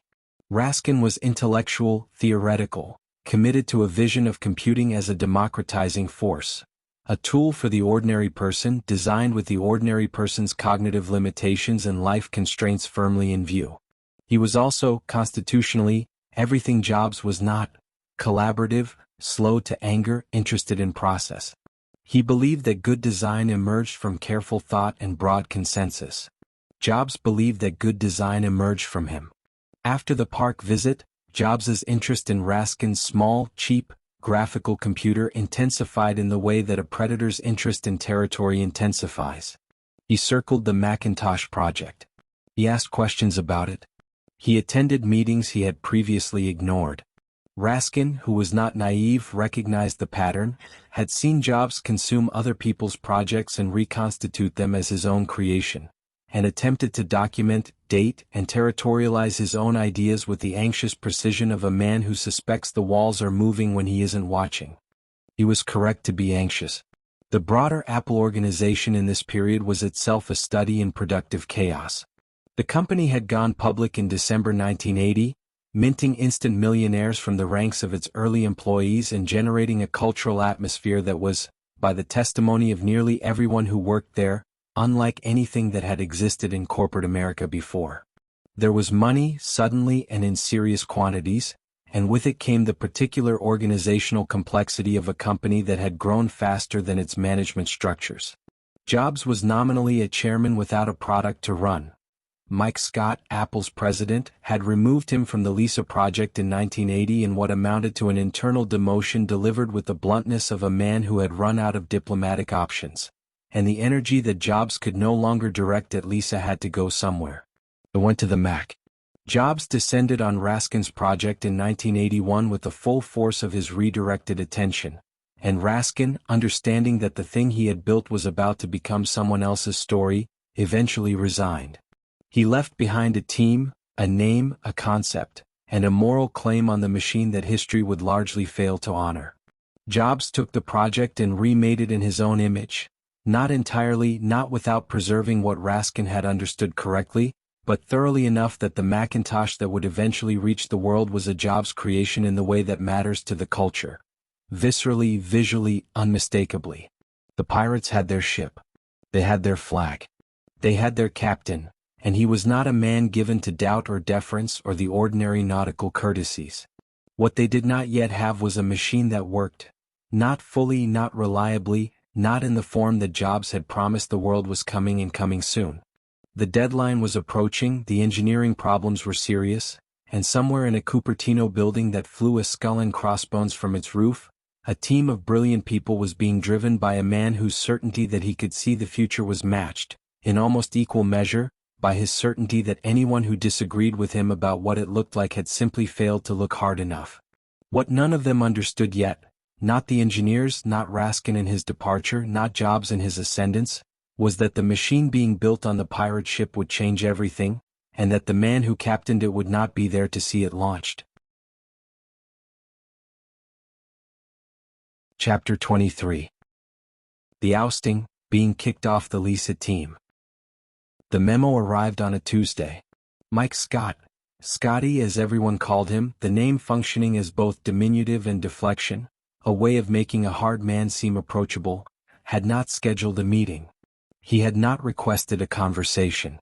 He had not, in the manner of managers who prefer their difficult decisions cushioned in the language of mutual benefit and organizational realignment, asked Jobs to come by his office for a chat.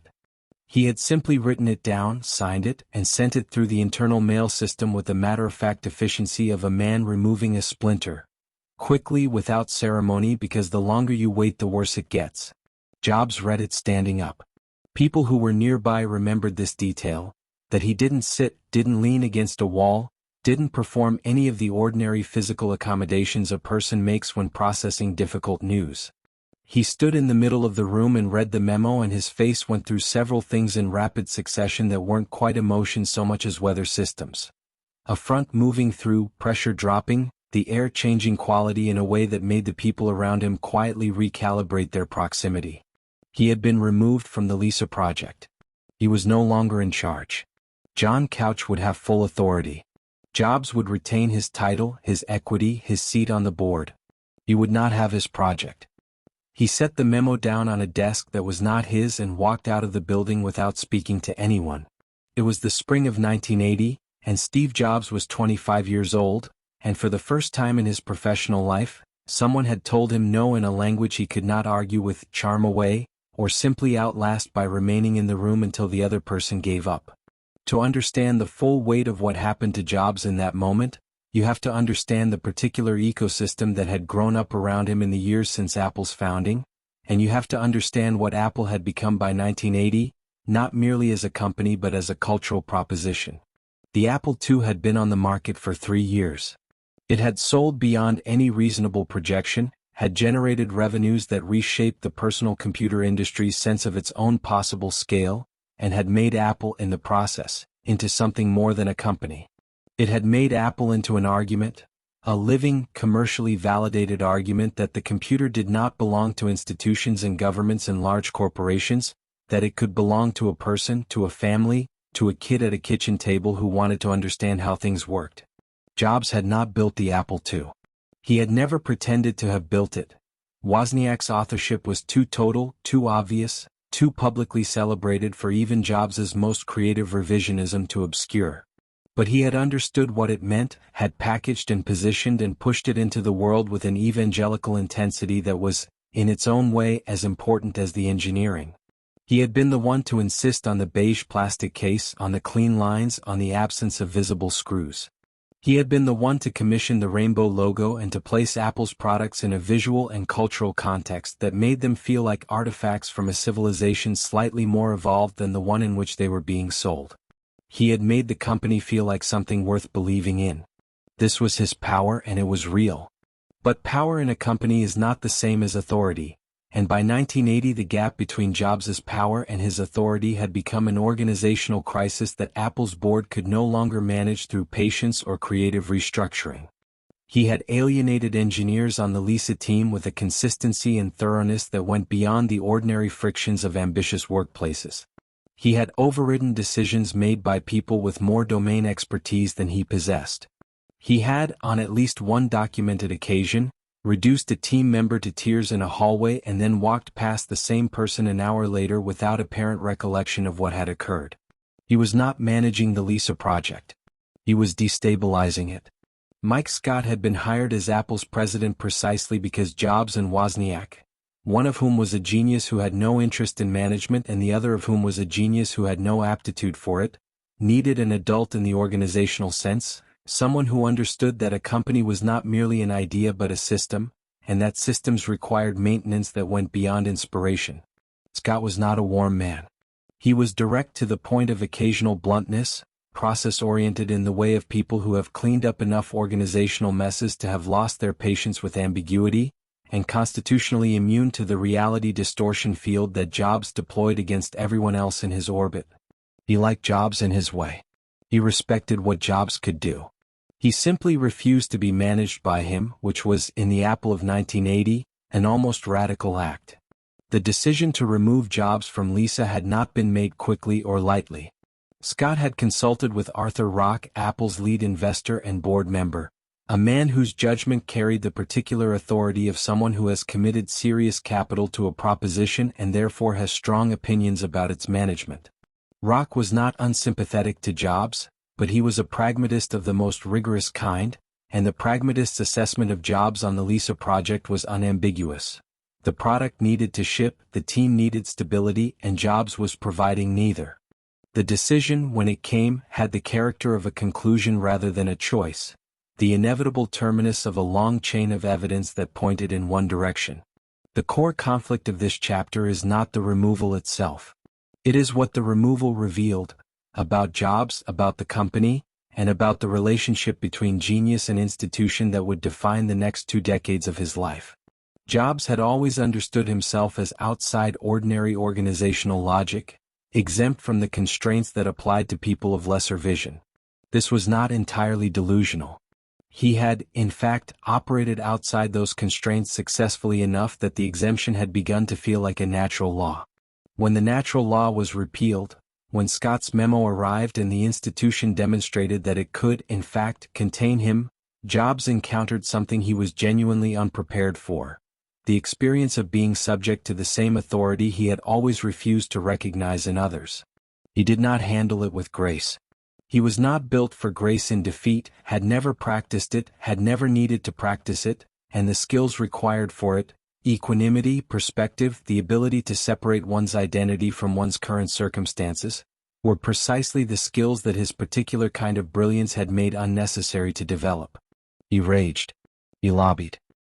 He went to board members individually, making his case with the intensity of a man who believed that if he simply found the right argument, delivered with sufficient force to a sufficient number of people, the decision would reverse itself like a physical law being corrected. He called people at night.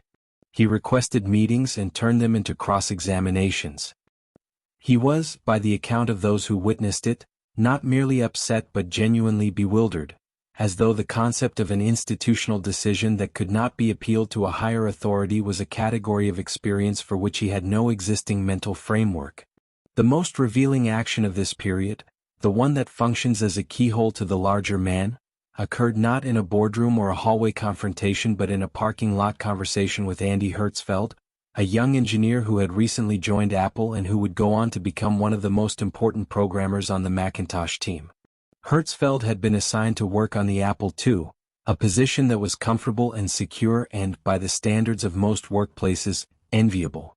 Jobs found him in the parking lot one afternoon shortly after the ousting, and the conversation that followed was brief, precise, and entirely characteristic.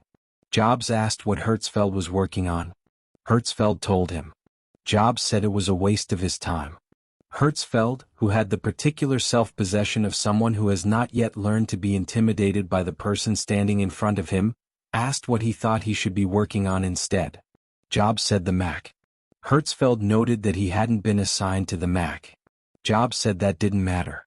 Then Jobs reached into Hertzfeld's car, where the Apple II code Hertzfeld had been working on was stored on a disk, removed the disk from the machine and held it up. He told Hertzfeld that this was the past. He said the Mac was the future. He said the decision had already been made, even if Hertzfeld didn't know it yet. Then he put the disk back in the car, told Hertzfeld to come find him about the Mac and walked away. Hertzfeld joined the Macintosh team shortly afterward. This was Jobs reconstructing his power from scratch, by hand, in real time, identifying the people he wanted, communicating his intentions with a directness that bypassed organizational protocol entirely, building a new project around himself in the space that the old one had refused to give him. It was audacious and it was effective, and it was also, underneath both of those things, the action of a person who had been wounded in a place he would not name and was responding the only way he knew how, by moving forward so fast that the wound had to keep up or get left behind.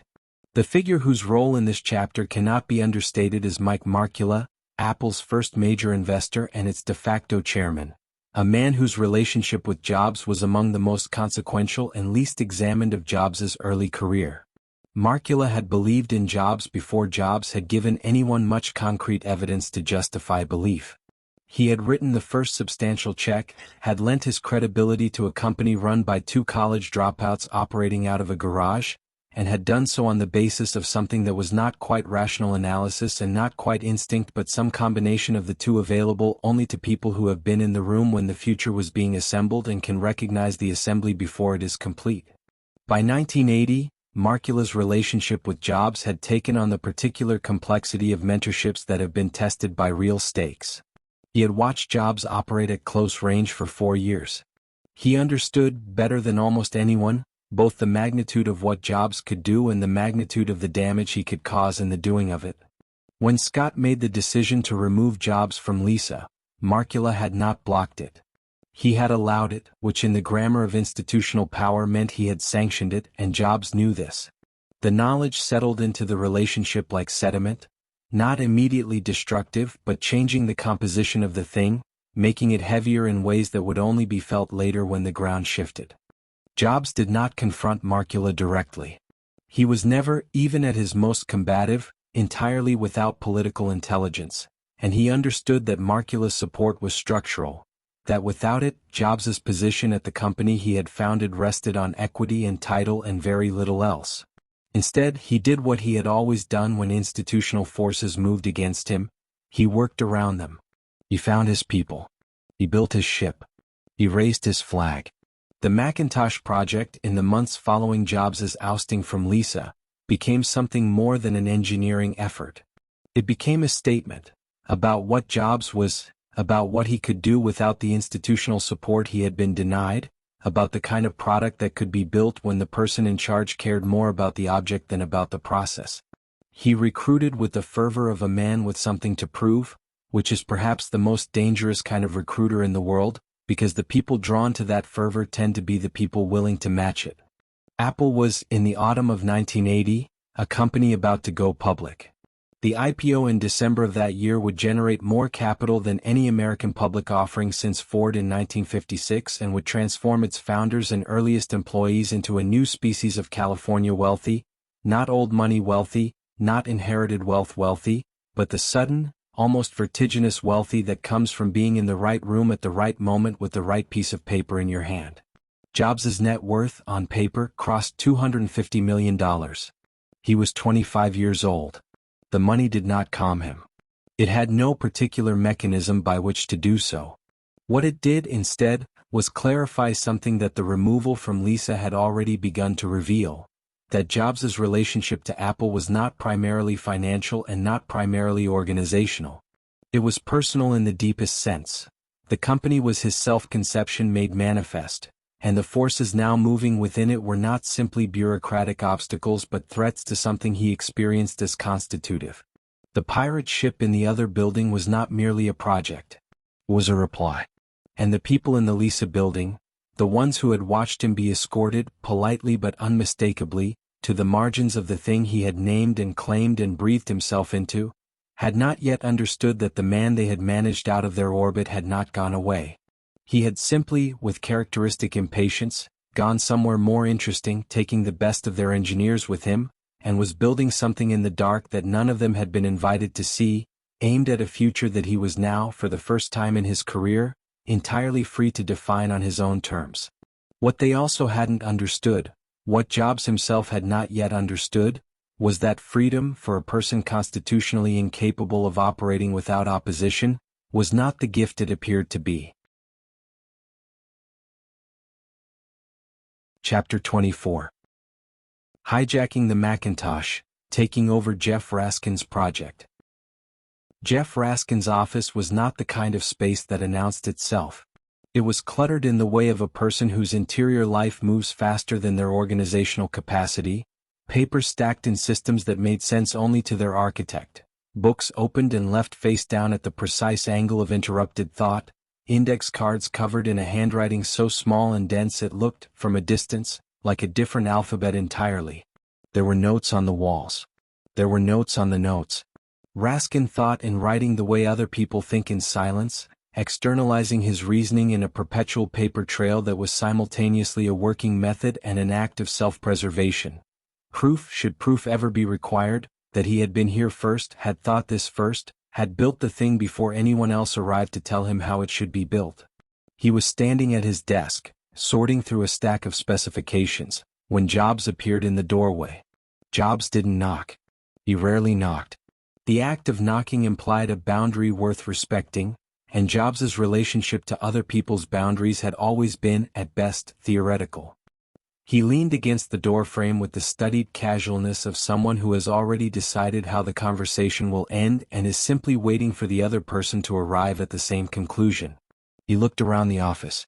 He picked up a paper from Raskin's desk, glanced at it, set it back down in the wrong place. Then he looked at Raskin and said, with the disarming directness that his colleagues had learned to identify as the opening move in a longer game, "Tell me everything about the Mac." Raskin told him. Of course he told him. Because Raskin was, above all things, a man who believed in his ideas, and a man who believes in his ideas cannot resist the opportunity to explain them to someone who appears, however briefly and however suspiciously, to be listening. This was, in retrospect, the first domino. It was the autumn of 1980, and the world that surrounded this particular office on this particular Apple campus was undergoing the kind of transformation that only becomes legible in hindsight. Ronald Reagan had just defeated Jimmy Carter in an election that felt, to many Americans, less like a political event than a cultural verdict. A decision that the country was done with doubt and self-examination and the particular strain of national melancholy that had settled over the 1970s like weather. The new decade wanted confidence. It wanted momentum. It wanted the clean narrative of people who knew where they were going and didn't spend too much time explaining why. Silicon Valley had its own version of this mood, and it was electric. The Apple IPO, completed in December of 1980, had been the financial event of a generation. Not merely successful but transformative, the moment when the personal computer industry announced to the capital markets that it was not a hobby and not a novelty but a civilization being built in real time, and that the people building it were going to become very rich in the process. Apple's early employees had cashed out paper wealth that made them millionaires before 30, and the Valley's culture had absorbed this fact and recalibrated accordingly. The question was no longer whether personal computing would change the world. The question was who would change it most. Jobs, stripped of the Lisa project and functioning in the organizational limbo of a founder without a product, was not a man capable of sitting still inside that question. He had watched the IPO make him wealthy in a way that should, by any conventional psychology, have provided some satisfaction, and it had provided none. The money was real, but it was also abstract. A number on paper that did not resolve the more urgent and more personal question of what he was building and for whom and why. He needed a project. He needed, more precisely, a project he could own in the total way that was the only form of ownership that meant anything to him. Not ownership in the equity sense but in the creative sense, the sense of a thing that carried his sensibility in every decision from the architecture of the processor to the curve of the case. The Macintosh was that project. It was simply not yet his. Jeff Raskin had conceived the Mac in 1979 as an act of deliberate opposition to the direction Apple was taking with the Lisa. Where the Lisa was expensive, targeted at professionals, and growing more complex with each engineering cycle, Raskin's vision was almost willfully modest.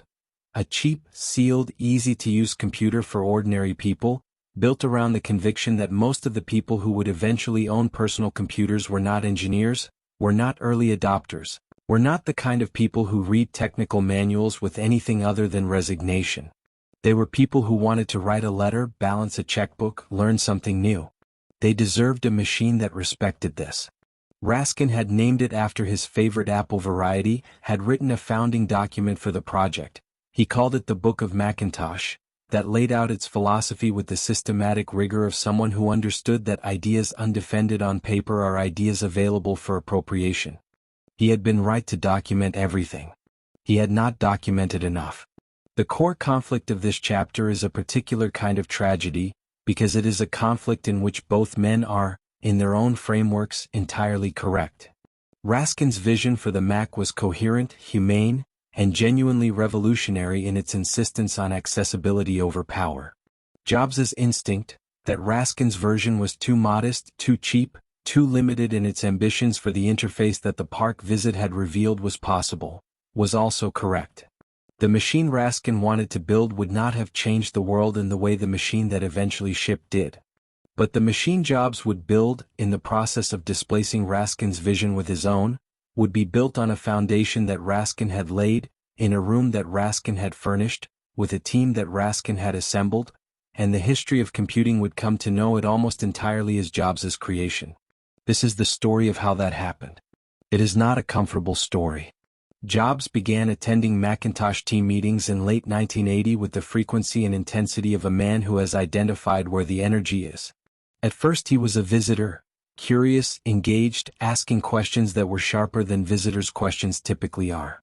Then he was a regular presence. Then he was the person whose opinion everyone waited for before speaking. The gravitational dynamics of Jobs's personality were such that his centrality in any group he joined was not a position he campaigned for so much as a condition he created simply by being present with sufficient force. The Mac team was small and talented and, like most small talented groups, susceptible to the presence of someone who believed in what they were building with a totality that made their own belief feel, by comparison, provisional. Raskin watched this happen with the specific dread of a person watching a weather system develop over their property. He was not naive about Jobs, had worked in close enough proximity to him for long enough to understand exactly how Jobs moved through other people's projects. He escalated. He wrote memos to Mike Scott documenting his concerns with a thoroughness that suggested he already understood the memos would become evidence of something, even if he couldn't yet specify what. He told colleagues that Jobs was interfering. He told Scott directly that Jobs's involvement was destabilizing. He was correct about all of it, and it changed nothing. The most revealing action of this entire episode, the moment that functions as a keyhole to something essential about Jobs's character, came during a product review meeting in early 1981. Raskin had prepared a detailed presentation of the Mac's technical specifications, including the processor choice, the Motorola 6809, a chip that was inexpensive, well understood, and appropriate to the modest machine Raskin had conceived. Jobs had, in the days leading up to the meeting, become increasingly vocal about his preference for the Motorola 68000, a faster, more powerful, substantially more expensive chip that would make Raskin's target price point essentially impossible to achieve. At the meeting, Raskin made his case. The 6809 was sufficient. The 6809 kept the machine affordable. The 6809 was the choice that served the vision.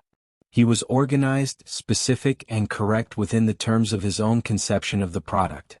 When he finished, Jobs looked at him for a moment with an expression that people who had been on the receiving end of it described later, in various interviews, as not quite contemptuous.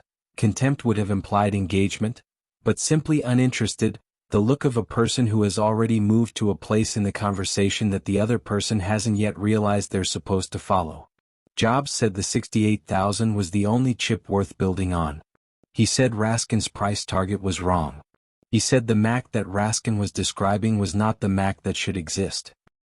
He said these things not in the language of debate, not as propositions to be weighed against counterarguments, but in the flat declarative tone of someone reporting observable facts.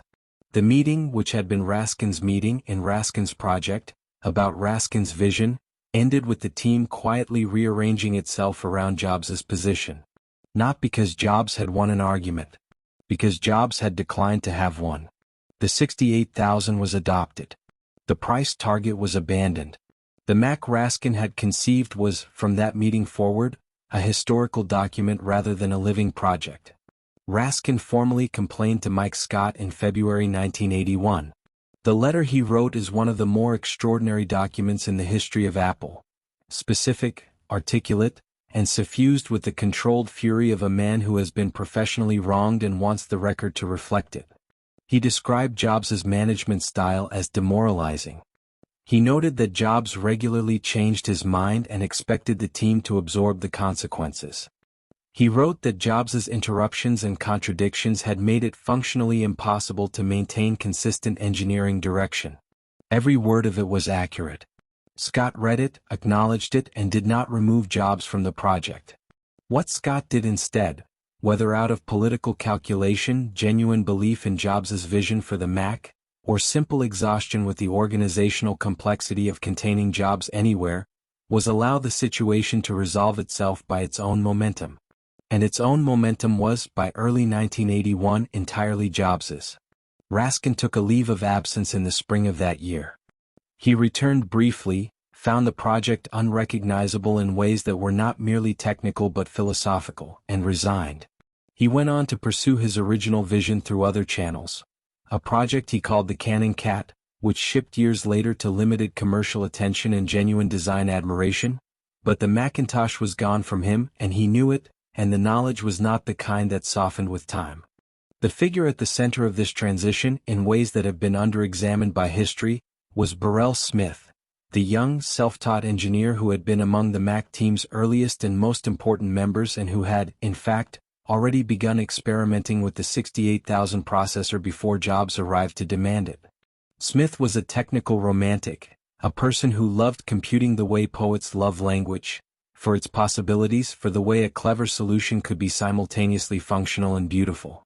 He had a gift for hardware design that operated at a level of intuition that impressed even the most credentialed engineers on the team. Jobs recognized Smith immediately as a kindred spirit of the particular kind Jobs valued most, someone whose standards were absolute and whose abilities were sufficient to meet them. He cultivated the relationship with the instinctive talent he had for identifying people whose gifts complemented his own, people who could build the things he could only see.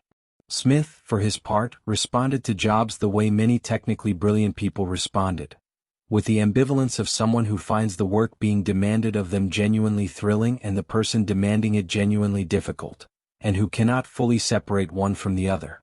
As Raskin receded and Jobs consolidated, the Mac team reconstituted itself around a new center of gravity. The pirate flag went up over Banley 3.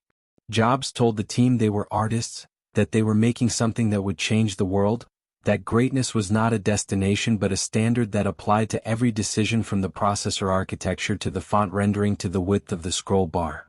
He told them they would be remembered. He told them the people across the campus, building the Lisa, were building the wrong thing in the wrong way for the wrong reasons. He told them, with the full force of a person for whom the distinction between belief and certainty does not exist, that history was being made in their building, by their hands, on their schedule. They believed him. Most of them believed him. This is important because what came next required belief of a quantity and quality that rational assessment could not have supplied. The Mac they were building was, in 1981, a beautiful idea with serious engineering problems and an impossibly aggressive timeline, and a leader whose vision was matched by an interpersonal style that would, in any other context, have driven the team apart inside of 6 months. That it didn't, that the team held together and produced, eventually, something extraordinary, is a fact that resists easy explanation and has generated a literature of retrospective testimony in which every participant seems to be describing a different experience of the same events. What is certain is this: by the end of 1981, the Macintosh was no longer Jeff Raskin's project. It was Steve Jobs' project. The man who had been removed from one product had taken another, remade it in his own image, staffed it with the best people he could find, and pointed it at the future with a specificity of intention that left no room for doubt, and very little room for the people who were building it to notice, until it was too late, how much of themselves they had surrendered to the building. Somewhere in his own quiet, Jeff Raskin was writing it all down. He always wrote everything down. The difference now was that no one in the building that flew the skull and crossbones was reading it, and the machine being assembled inside that building, on a deadline that Jobs kept moving closer with a confidence that the engineering timeline did not support, was about to encounter a reality that no amount of vision could simply declare away. Chapter 25. The Pirate Flag, Building a Culture of Insanely Great Rebels. The flag went up on a Tuesday morning, and nobody who was there would ever quite agree on whose idea it had been. It was sometime in 1983, and the building on Banley Drive that housed the Macintosh team, Banley 3, a low-slung structure of the kind that Silicon Valley produced in those years with the indifferent efficiency of a place that had not yet decided whether it was a suburb or a civilization, had acquired, overnight, a new piece of exterior decoration. Someone had hoisted a flag above the roofline. It was black, and it bore a skull and crossbones rendered in the image of the Mac's own pixel aesthetic, the eye sockets replaced with the rainbow Apple logo, the bones crossed beneath with the careful irreverence of people who understood that a symbol only works if it is slightly better than it needs to be. It snapped in the morning wind off the Santa Cruz Mountains with the self-satisfied authority of a declaration. Steve Jobs stood in the parking lot and looked up at it for a long moment. Then he smiled. It was not his usual smile, not the performance of delight he deployed in presentations and interviews, the smile calibrated for rooms and cameras and the particular human need to feel that the person at the front believes what they are saying. This was smaller and private and genuine, the smile of a man who has looked at something and recognized himself in it exactly. He walked inside without saying anything to anyone. He didn't need to. The flag had said it. To understand what the pirate flag meant, not as a symbol but as a strategy, you have to understand what Apple had become by 1983 and what Jobs had decided to do about it. The company that had been incorporated in a garage by two young men with a circuit board and an idea had, by the early years of the new decade, become a corporation of several thousand employees, multiple product lines, and the organizational complexity that scale inevitably produces. There were layers now, layers of management, layers of review, layers of process inserted between the act of imagining something and the act of shipping it. The Apple II division, which generated the revenue that funded everything else, had its own bureaucratic gravity, its own institutional inertia, its own population of people whose professional interest lay in continuity rather than disruption. This was the world the flag was aimed at. Not IBM, though IBM had entered the personal computer market in 1981 with the kind of institutional force that smaller companies were supposed to find crushing, and hadn't quite, though the threat was real and the market share numbers were moving in directions that made Apple's board uncomfortable. Not Xerox, whose PARC innovations were still being industrialized by Apple's own engineers. The flag was aimed at the building across the parking lot, at the Lisa team with its professional ambitions and its suits and its conviction that the right way to build a computer was the careful way, the methodical way, the way that produced machines that worked reliably and shipped on schedule and cost more than most families could afford. The flag was aimed, if the truth is stated plainly, at the idea that Apple was a normal company subject to normal constraints. Jobs had always operated on the thesis that the constraints were wrong. What the pirate flag did was make this thesis visible, give it a pole and a piece of fabric and a place in the physical world where it could be seen from the parking lot by everyone who arrived in the morning. It said, "We are different from them." It said, "We are operating by different rules." It said, and this was the part that Jobs understood with the instinctive precision of a person who has always thought more carefully about symbolism than he has let on, that different rules produce different results, and the results we are after are the ones they cannot imagine from where they are standing. America in 1983 was a country in the early stages of a cultural renegotiation about what work was supposed to feel like. The first wave of personal computer adoption had introduced into the mainstream a new kind of professional identity, the person whose tools were also their passion, whose workplace was an extension of their intellectual life rather than a container for their economic necessity. The hacker ethic, which had originated in the MIT labs and the Homebrew Computer Club and the particular California countercultural current that ran from the Whole Earth catalog through Stuart Brand's various projects and into the Valley's engineering culture, had proposed something radical, that the best work was done by people who could not be entirely distinguished from their work, who brought to it an intensity that the conventional employment relationship neither required nor rewarded. Jobs had absorbed this ethic early and deeply. What he had done with it, what the pirate flag represented as an organizational philosophy, was industrialize it. He had taken the hacker's disdain for institutional constraint and the artist's insistence on total creative ownership and the entrepreneur's hunger for consequence, and he had combined them into a management culture that was, depending on your position within it, either the most energizing professional experience of your life or the most exhausting, or both, sequentially, sometimes within the same week. The Mac team that assembled under this flag was, by any reasonable measure, an extraordinary collection of people. Jobs had recruited with his characteristic combination of flattery and challenge, telling engineers they were the best in the world and that if they didn't join, the project would suffer the loss of their particular genius, a pitch that worked partly because it was designed to work and partly because it contained enough truth to bypass the defenses of people who might otherwise have been skeptical. He had pulled people from the Lisa team, from other Apple divisions, from outside the company entirely. He had created, in the process, a team that was technically capable of building what he was asking for, which was important because what he was asking for was, by the engineering standards of 1981, nearly impossible. The core conflict of the pirate ship era was not a single obstacle but a permanent condition, the gap between Jobs's vision and the laws of physics, engineering, and time. He wanted the Mac to be faster than the hardware could make it. He wanted it to be cheaper than the components would allow. He wanted it to ship on a schedule that required the simultaneous resolution of problems that had never been solved before in the history of computing.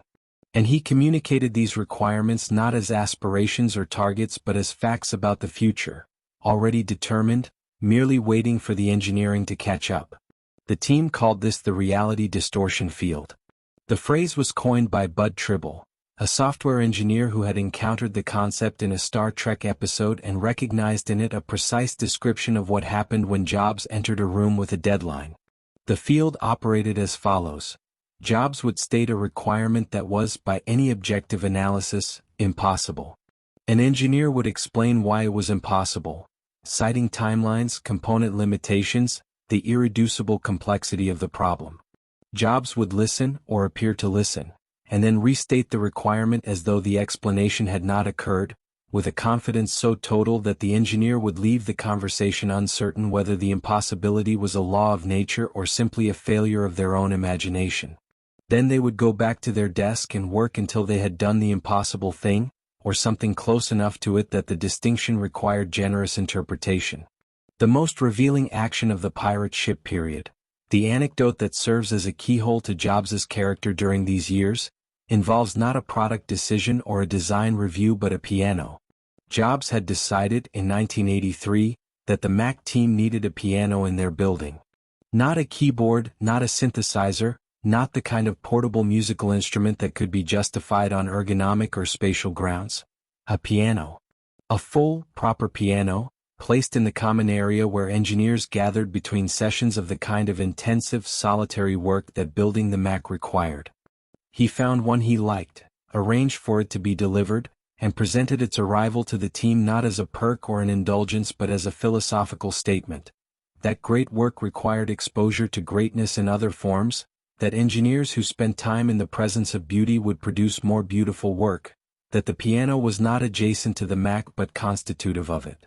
Several members of the team thought this was eccentric. One engineer noted, with the practical orientation of someone who had been trying to hit a software deadline for the better part of 6 months, that what they needed was not a piano but more time. Jobs looked at him with the expression that his teams had learned to identify as the moment just before weather. He said that more time was not the answer because more time was not available. He said the piano was staying. He said that if you had to choose between an engineer who could write code and had never thought about music and an engineer who could write code and had, and those were your only options, you would want the second engineer every time. The piano stayed. Whether it made the software better is not a question that admits of empirical answer. What it did, indisputably, was communicate something about the culture Jobs was constructing. A culture in which the boundaries between technical excellence and aesthetic sensibility were not merely blurred but deliberately dissolved, in which the question, does it work, was considered incomplete without the companion question, does it sing? The figure who embodied this culture most completely, and whose relationship with Jobs during this period was the most generative and most combustible in the Mac team's history, was Andy Hertzfeld. Hertzfeld had joined the project in the manner already described, Jobs plucking him from the Apple II world with a directness that bypassed his own preferences and reassigned him to the future, and had become, in the intervening months, the software engineer most responsible for the Mac system software, the invisible architecture that determined how the machine felt to use. Hertzfeld was a romantic about computing in the way that distinguishes people who are merely skilled from people who are driven. He cared about elegance not because elegance was efficient but because elegance was right, because a program that solved a problem beautifully was morally preferable to one that solved it adequately, and this was a conviction so deep it had become indistinguishable from his personality. Jobs recognized this in Hertzfeld and responded to it the way he responded to all genuine technical passion, with a combination of encouragement and escalation that was, depending on the day, either galvanizing or destabilizing. He would examine Hertzfeld's code, not with technical expertise since Jobs was not a programmer, but with aesthetic judgment, and render verdicts in the binary vocabulary of his design philosophy. It was the best thing he had ever seen, or it was not good enough and had to be redone. There was rarely anything between these positions, and the distance from one to the other could be traveled in a single afternoon. Hertzfeld endured this. More than endured it, absorbed it, metabolized it, used it in the way that certain people use pressure, as fuel. He produced work during the Mac years that those who understand the history of personal computing describe, even now, with a reverence that is unusual in a field not given to sentiment. He also developed, in the process, the slightly haunted quality of someone who has been required to exceed themselves repeatedly and is no longer entirely certain where their limits are. This was not accidental. It was the intended consequence of the culture Jobs had built. A culture that treated limitation as a choice and exhaustion as a condition to be worked through rather than respected. The pirate flag over Bandley 3 was, among other things, a recruitment tool, a morale mechanism, and a piece of theatrical self-definition. But it was also, if read carefully, a warning. Pirates operated outside the law. Pirates took what they needed. Pirates were loyal to the ship and the captain and the code of the ship, and to very little else. Not to the conventions of the sea, not to the courtesies extended between ordinary vessels, not to the institutional structures that governed how legitimate enterprises were supposed to behave. The flag announced all of this. It announced it cheerfully with a skull wearing an Apple logo in full view of the parking lot. What it did not announce, what the people who came to work under it every morning were, in various stages of understanding, was the cost of the culture the flag represented. The Mac was being built on a human substrate of extraordinary talent and extraordinary pressure, and the pressure was not evenly distributed or transparently accounted for. Engineers were working weeks that had no clear end, sustained by the conviction Jobs had installed in them that what they were doing mattered in a way that transcended the ordinary calculus of professional effort and personal sacrifice. Some of them would look back on the Mac years as the best work of their lives. Some of them would look back and see, alongside the pride, the outlines of something they had given away without being asked whether they wanted to. The machine was getting closer to real. The deadline was getting closer to impossible. And somewhere in the executive offices of a company in Armonk, New York, a team of IBM engineers was looking at the personal computer market and preparing a response that would arrive with the full institutional force of the largest technology company in the world. A company that did not need a pirate flag because it had never needed to announce what it was. What Jobs did not yet know, could not yet know, was that the storm approaching the pirate ship was not coming from Armonk at all, but from a boardroom far closer to home, where men who had once believed in him were beginning, quietly and with great deliberation, to look for someone they believed in more. Chapter 26. The Design Language, Snow White and the Quest for Bauhaus Simplicity. The model sat on the table in the center of the room, and Steve Jobs walked around it the way a sculptor walks around a rival's work, slowly, without speaking, with a particular quality of attention that is not quite admiration and not quite criticism but something more unsettling than either. It was a foam prototype, white and matte, roughly the dimensions of what would eventually become the Apple IIC, and it had been produced by a designer named Hartmut Esslinger at a cost that Apple's finance department had found difficult to process without visible discomfort. The room was quiet. The design team stood at its perimeter in the posture of people waiting for a verdict they have been preparing for and cannot fully prepare for. Jobs completed his circuit of the table. He stopped.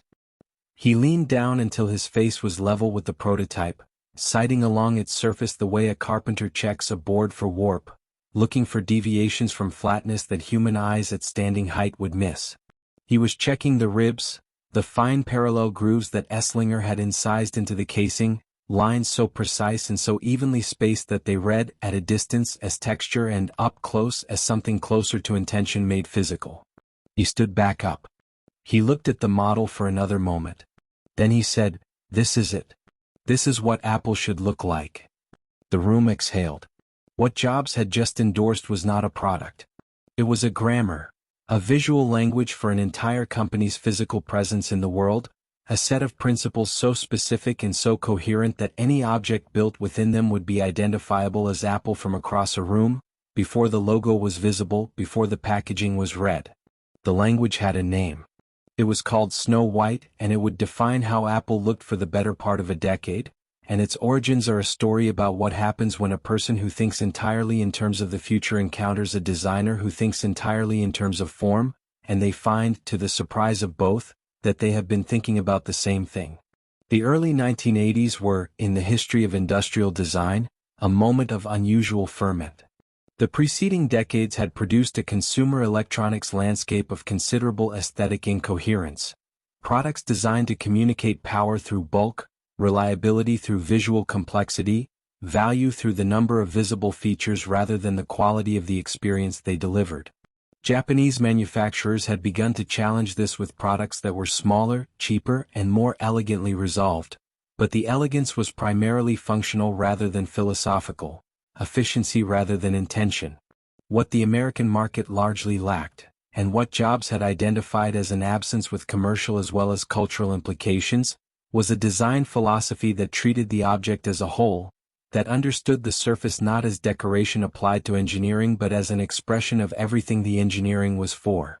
Jobs had arrived at this understanding through a path that was, characteristically, his own. He had studied calligraphy at Reed College after dropping out, had absorbed the Bauhaus design principles that informed the typography and layout of the publications he encountered in those years, had spent time in Japan absorbing a culture that treated the aesthetic dimension of objects with a seriousness that American manufacturing culture had largely abandoned after the war. He had visited a Braun factory and studied the work of Dieter Rams, the German designer whose products for Braun in the 1960s and 1970s had established a vocabulary of functional minimalism so rigorous it had become, for people who cared about these things, something close to a moral position. Less but better. Function as form. The surface as the honest expression of the interior. These were not casual influences. They were, for Jobs, convictions, held with the same totality that characterized all his convictions, which is to say with no daylight between the belief and the believer. He did not think that Apple products should be well designed in the way that a marketing executive thinks products should be well designed, as a differentiator, a premium justification, a box to check on the way to the price point. He thought they should be well designed in the way that a person with genuine aesthetic formation thinks about design, as a condition of the thing being what it is supposed to be, as the difference between an object and a mere product, between something made and something met. The problem in 1982 was that Apple's existing design infrastructure was not built to deliver this. The company had grown too fast in too many directions with too little central authority over its visual identity, and the result was a product line that communicated success without communicating coherence. The Apple II and its variants had a certain utilitarian dignity. The Lisa, in its final hardware form, was competent and professional and entirely without personality.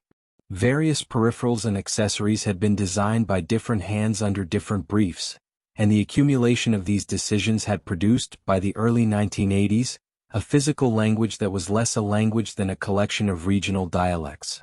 You could tell these products came from a technology company. You could not tell with any confidence that they came from the same one. Jobs had been circling this problem for years, had expressed his dissatisfaction in the terms he characteristically used for dissatisfaction: volcanic, specific, pointed at individuals and then at categories of individuals and then at the entire organizational culture that had allowed the situation to develop. But the solution had eluded him because the solution required not merely a talented designer but the right kind of talented designer. Someone whose aesthetic ambitions were as total as his own, who would not compromise the vision at the point where vision meets manufacturing constraint, who understood that the distance between a design principle and a shipped product was where most design philosophy went to die. Hartmut Esslinger was that designer. He was German, trained in the tradition that ran through the Ulm School of Design, the post-war institution that had taken up the Bauhaus project and refined it into something harder and more systematic, and he had built a design consultancy called Frog Design that had done work for Sony and Wega and Louis Vuitton, clients whose standards were absolute and whose briefs were, accordingly, brutal. He was not intimidated by difficult clients. He was not, more specifically, intimidated by Jobs, which was either a professional asset or a psychological condition depending on how you looked at it, and which was, in the context of working with Jobs, essentially the same thing. The core conflict of this chapter is the conflict between design as vision and design as process, between the ideal of a unified aesthetic language for Apple's products and the organizational, financial, and engineering realities that conspired, at every turn, to produce exceptions to whatever principle had just been established. Jobs wanted Snow White to apply to everything Apple made. He wanted the ribs, the proportions, the particular shade of warm white that Esslinger specified, a color that came to be called fog and that was, to the untrained eye, simply off-white, and to Jobs's eye, the precise resolution of a problem that lesser designers had been solving incorrectly, to be the constant visual signature of the company's physical presence in the world. He wanted coherence with the finality of a person who has been looking at incoherence for too long. The resistance came from multiple directions simultaneously. Product managers who had made design decisions before Snow White existed did not want those decisions revisited.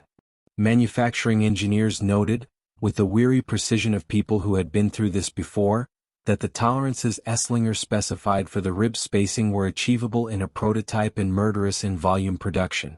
Finance noted the cost per unit implications of the tooling required to produce casings to Esslinger's standards and presented these numbers in the tone of people who believe that numbers, stated clearly enough, constitute an argument.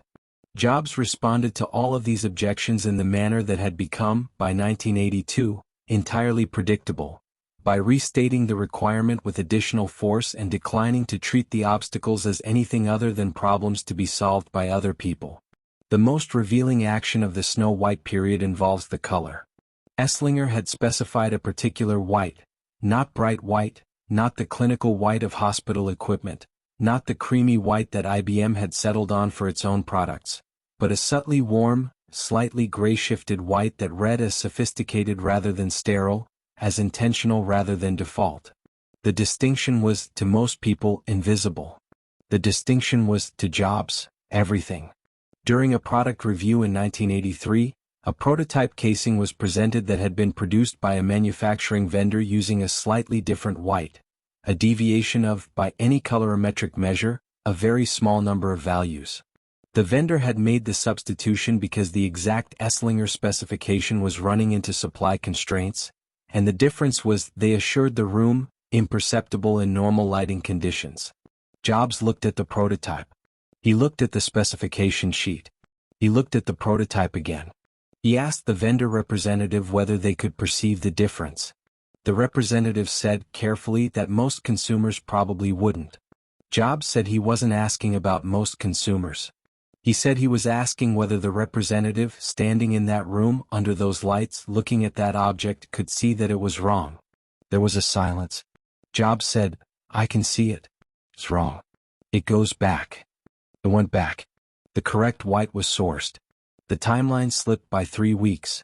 Nobody in the room afterward made the argument that the color didn't matter. This is the keyhole. Not the decision itself, which was in isolation, arguably disproportionate to its consequences, but what the decision reveals about the operating principle beneath all of Jobs's aesthetic demands, that the standard was not what consumers would notice. The standard was what was right. And what was right was not a negotiable category, was not something that could be traded against schedule or cost or the supply chain's preferences. The standard was the standard, and any deviation from it, however small, was not a minor variation but a corruption of the whole, the first step down a slope that ended with products that were adequate rather than perfect, and adequacy was, in Jobs's cosmology, a form of failure so profound it barely distinguished itself from surrender. The figure whose contribution to the Snow White period has been most consistently undervalued is Jerry Manick, Apple's in-house industrial design director, who had been responsible for the physical design of the Apple II and the Apple III and who found himself, during the Eslinger engagement, in the position of a person whose expertise is being simultaneously consulted and superseded. Manick was a skilled designer, careful, technically proficient, and possessed of a design sensibility that was, in the absence of Jobs's more radical demands, more than sufficient for the products Apple was building. He understood manufacturing constraints not as obstacles to design but as part of design's brief, as the conditions within which good solutions distinguished themselves from theoretical ones. His relationship with Jobs during this period acquired the particular texture of a collaboration in which one party is aware that the terms have changed and the other party has not yet acknowledged the change. Manick continued to do his work, continued to translate Jobs's demands and Eslinger's vision into objects that could actually be built, but the center of gravity in Apple's design culture had shifted, and both men knew it, and the knowledge sat between them in meetings with the weight of a thing that cannot be said because saying it would require admitting something that neither party is ready to admit. What Eslinger represented, and what Manick's displacement by Eslinger represented, was Jobs's determination to bring Apple's design ambitions to a level that required external validation, not because internal talent was insufficient, but because Jobs had decided that the standard he was reaching for could not be met by people who were also managing the institutional pressures of a large, fast-growing company. He wanted someone whose only constraint was excellence. He was willing to pay for it. He was willing to reorganize the company's design culture around it. He was willing to make enemies of people who had served the company well in order to get it. Snow White was, in this sense, more than a design language. It was a declaration about what Apple was going to be, not merely a technology company that happened to make attractive products, but a company for which beauty was a first principle, a condition of existence, something that could not be compromised without compromising the identity of the enterprise itself.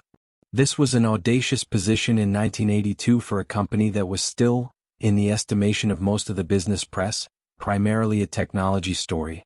It would become, in the decades that followed, the central fact of Apple's cultural meaning. The Mac, in 1983, was approaching the form it would ship in. The casing was being finalized, the software was being finished in the particular way of software that is always being finished and never quite finished, and the deadline that Jobs had declared and then moved and then declared again was resolving into something that felt, for the first time, like a real date on a real calendar rather than a projection from a man who experienced time as a series of demands rather than a sequence of hours. The machine looked like nothing else on the market. It looked, to the people who saw early prototypes, like an object from a slightly more evolved version of the world they were living in, something that had arrived ahead of schedule, that the culture had not yet fully prepared the context to receive. This was not accidental. It was the result of 2 years of brutal, sustained, uncompromising attention to every surface and proportion and material and color, driven by a man who had decided, somewhere in the long argument between vision and reality that constitutes the design process, that reality would simply have to get closer to the vision. What Jobs had not yet accounted for, what the beautiful object sitting in its equally beautiful packaging in the factory did not reveal, was that a product can be perfect and still fail, that the market is not a design review, and that the people who would be asked to sell the Mac into a world that had not yet been told it needed one were operating inside a set of institutional pressures that Snow White could not resolve, and that were, by early 1984, reaching a point of tension that no flag, and no design language and no declaration of insane greatness was going to hold together much longer. Chapter 27. The Mouse, Perfecting the $15 Consumer Version. He picked it up the way you pick up something you already know is wrong. It was the winter of 1981, and Steve Jobs was standing at a workbench in a nondescript office in Palo Alto, holding a mouse that had been designed and built by a firm called Hovey Kelly Design, a consultancy founded 2 years earlier by a pair of Stanford product designers named Dean Hovey and David Kelly, the latter of whom would eventually build the thing into a company called IDEO and become one of the most influential design thinkers of his generation. None of that future was visible yet. What was visible was the mouse in Jobs's hand, a small, roughly palm-sized device with a metal ball on its underside and a single button on its top, constructed with the care and competence of people who had been given a serious brief and taken it seriously. Jobs turned it over. He pressed the button. He set it on the workbench and moved it in a slow circle, watching the cursor trace the same arc on the screen in front of him. He picked it up again. He pressed the button once more, attending to the click with the focused precision of someone who is not listening to sound so much as measuring it against an internal standard the other people in the room cannot hear. He set the mouse down. He pressed the button a third time. Then he said, "The click is wrong." Dean Hovey, standing across the workbench, absorbed this with the expression of a man who has been doing this long enough to know that the conversation has not ended but has only clarified its real subject. He asked what was wrong with it. Jobs said it felt like a stapler. Hovey asked what it should feel like. Jobs picked up the mouse, pressed the button once more, and held it out in front of him as though the object itself might answer the question if given sufficient opportunity. He said it should feel like a small, very satisfying, very precise decision. The room was quiet for a moment. Then everybody went back to work because that was, in the end, the only available response to a design brief stated in those terms. You either understood it or you didn't, and the people Jobs had hired, by and large, understood it. To appreciate what the mouse represented in 1981, not as an engineering component but as a cultural proposition, requires a brief excursion into the state of human-computer interaction at the moment Jobs decided to make it a consumer product. The mouse had been invented by Douglas Engelbart at the Stanford Research Institute in 1964, had been refined and integrated into a working desktop system at Xerox PARC through the early 1970s, and had existed, for the entirety of its 17-year life, as a research artifact, a device known to engineers and interface theorists and the small population of people who had visited PARC and seen the future being prototyped in climate-controlled rooms. It had never been manufactured at volume. It had never been priced for ordinary people. It had never been held by someone who had bought it in a store. The Xerox mouse, the one Jobs had encountered during the PARC visit, cost $400 to manufacture. It used 3 ball bearings and a complex mechanical assembly that was precise enough for a laboratory and fragile enough that the idea of shipping it in a box to be used by people who had never used a mouse before, who would set drinks near it, drop it, push it off the edge of a desk, was, by any engineering assessment, optimistic to the point of recklessness. It moved in only 2 directions at a time, horizontally or vertically, never diagonally. It required a special metal surface to function. It was, in the language of product development, a proof of concept that had not yet completed the long, brutal journey from concept to product. Jobs had looked at the PARC mouse in 1979 and seen 2 things simultaneously: the rightness of the idea and the wrongness of the execution. The idea, that a person should be able to navigate a graphical interface by moving a physical object in physical space, translating the body's natural spatial intelligence into a digital environment, was so obviously correct that he had, by his own account, barely registered it as a design choice.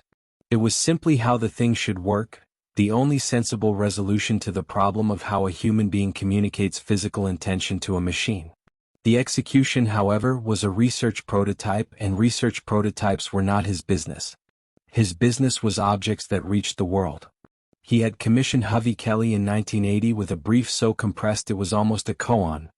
Build a mouse that works on any surface, uses 1 button, can be manufactured for $15, and will still be functioning after someone drops it on a tile floor.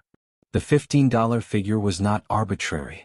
It was the result of Jobs' own back-of-envelope calculation about what the mouse needed to cost at retail to be included with the Mac without pushing the machine's price into territory that ended the conversation before it began.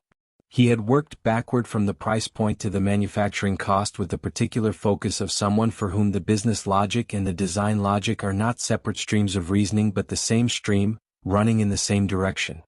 Hovey Kelly had spent the better part of a year working the problem.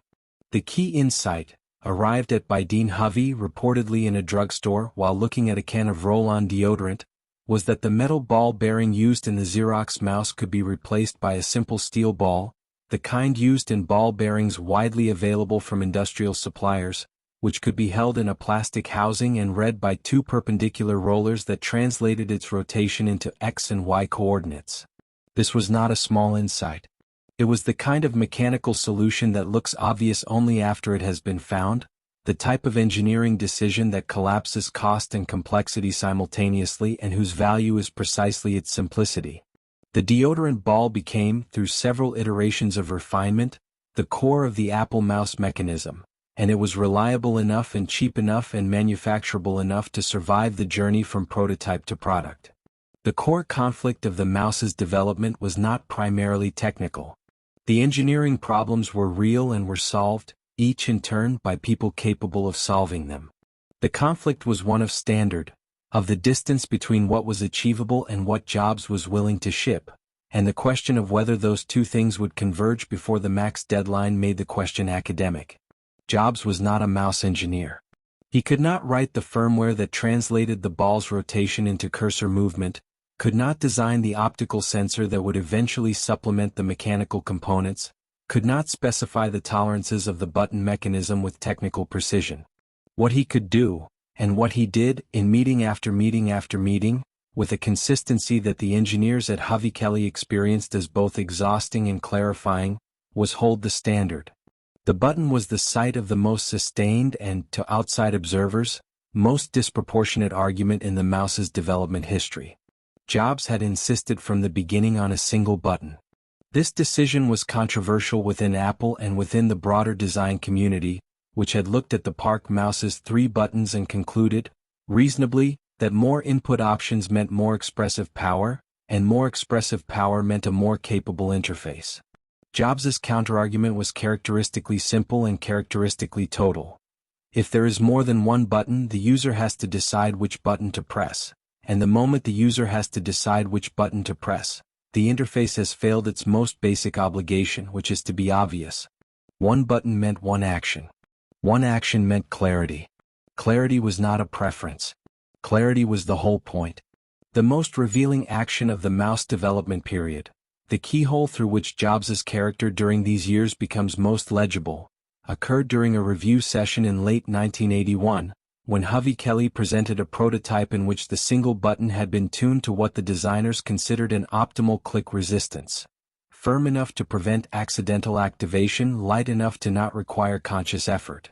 By any ergonomic standard, it was correctly specified. By the standards of the small population of people who had tested it, it was comfortable and reliable. Jobs picked it up, clicked it several times in rapid succession, and said it was too stiff. The designers explained the ergonomic rationale. Jobs clicked the button again. He said it still felt like a stapler. Someone in the room, the accounts differ on who, said that the current resistance was within the standard range for pointing device buttons as specified by human factors guidelines.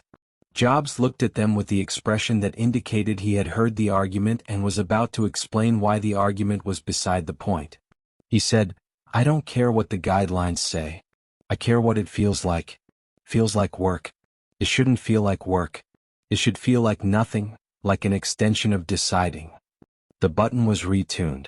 It was retuned 3 more times before Jobs was satisfied, each iteration separated by a period of testing during which the Hovey Kelly team existed in the particular suspended state of people waiting for a verdict whose criteria they understand only partially. When Jobs finally accepted a specification, he did so without ceremony, simply picked up the mouse, clicked the button, set it down, and moved on to the next problem. The designers did not celebrate. They had learned by then that celebration was premature until the product shipped, because until the product shipped, everything was still subject to revision. The figure whose role in the mouse's development most directly shaped its final form was David Kelly, not primarily in his capacity as an engineer, though his engineering contributions were real, but in his capacity as a kind of creative interlocutor for Jobs's most abstract requirements. Kelly had a quality that was, in the context of working with Jobs, genuinely rare. He could translate between the language of design intention and the language of manufacturing reality without losing fidelity to either. When Jobs said the mouse should feel like a small, satisfying decision, Kelly did not ask him to be more specific. He understood that the specificity was in the feeling, not in the metric, and that his job was to find the metric that produced the feeling rather than to ask Jobs to provide the metric directly. This suited Jobs in the way that a sharp tool suits a person accustomed to working with blunt ones. He had spent years at Apple in the frustrating position of a person whose aesthetic requirements could not be fully communicated in the technical vocabulary available, who knew what he wanted and could not always translate that knowledge into a specification document. Kelly's ability to receive the requirement in its native language and then do the translation himself was, for Jobs, a form of practical relief. Their relationship during the mouse project was not warm exactly. Jobs was not warm with vendors, and Kelly was, at this stage, a vendor, but it was productive in the particular way of collaborations between people who are both operating at the top of their respective competencies and have, by some combination of luck and selection, found themselves working on the same problem at the same time. The mouse that shipped with the Mac in 1984 cost, at retail, included in the machine's price. It used a steel ball, 2 rollers, and a single button whose click resistance had been tuned through more iterations than the manufacturing team at Hovey Kelly had initially budgeted for. It worked on almost any surface. It survived being dropped. It could be manufactured at a cost that allowed Apple to include it in the box without destroying the unit economics of the machine it accompanied. It was, by the standards of what had existed before it, a minor miracle of practical engineering, the resolution of a problem that had been sitting unsolved in the computing world for 17 years, waiting for someone to decide that the solution had to be cheap and reliable and beautiful, and that these requirements were not intention but were, properly understood, aspects of the same requirement. It also changed, permanently and irreversibly, how human beings related to computers. This is not a retrospective exaggeration. The mouse that shipped with the Mac established, in a single product cycle, the interaction paradigm that would govern personal computing for the next 3 decades, the paradigm from which every subsequent pointing device, every touchpad, every touchscreen was descended. The click that Jobs had insisted should feel like a small, satisfying decision became, in the hands of hundreds of millions of people who never knew his name was attached to it, the fundamental unit of human-computer communication. He did not know this yet in 1981. He knew only that the click was wrong, and then, after sufficient iteration, that the click was right, and that right was the only acceptable destination. The Mac was not finished. The software was not finished. The machine that was supposed to ship in 1982 had become the machine that might ship in 1983, which was becoming the machine that had to ship in 1984, and the deadline that Jobs kept declaring with the certainty of a man reading a calendar that only he could see was approaching the moment when certainty and reality would have to make direct contact.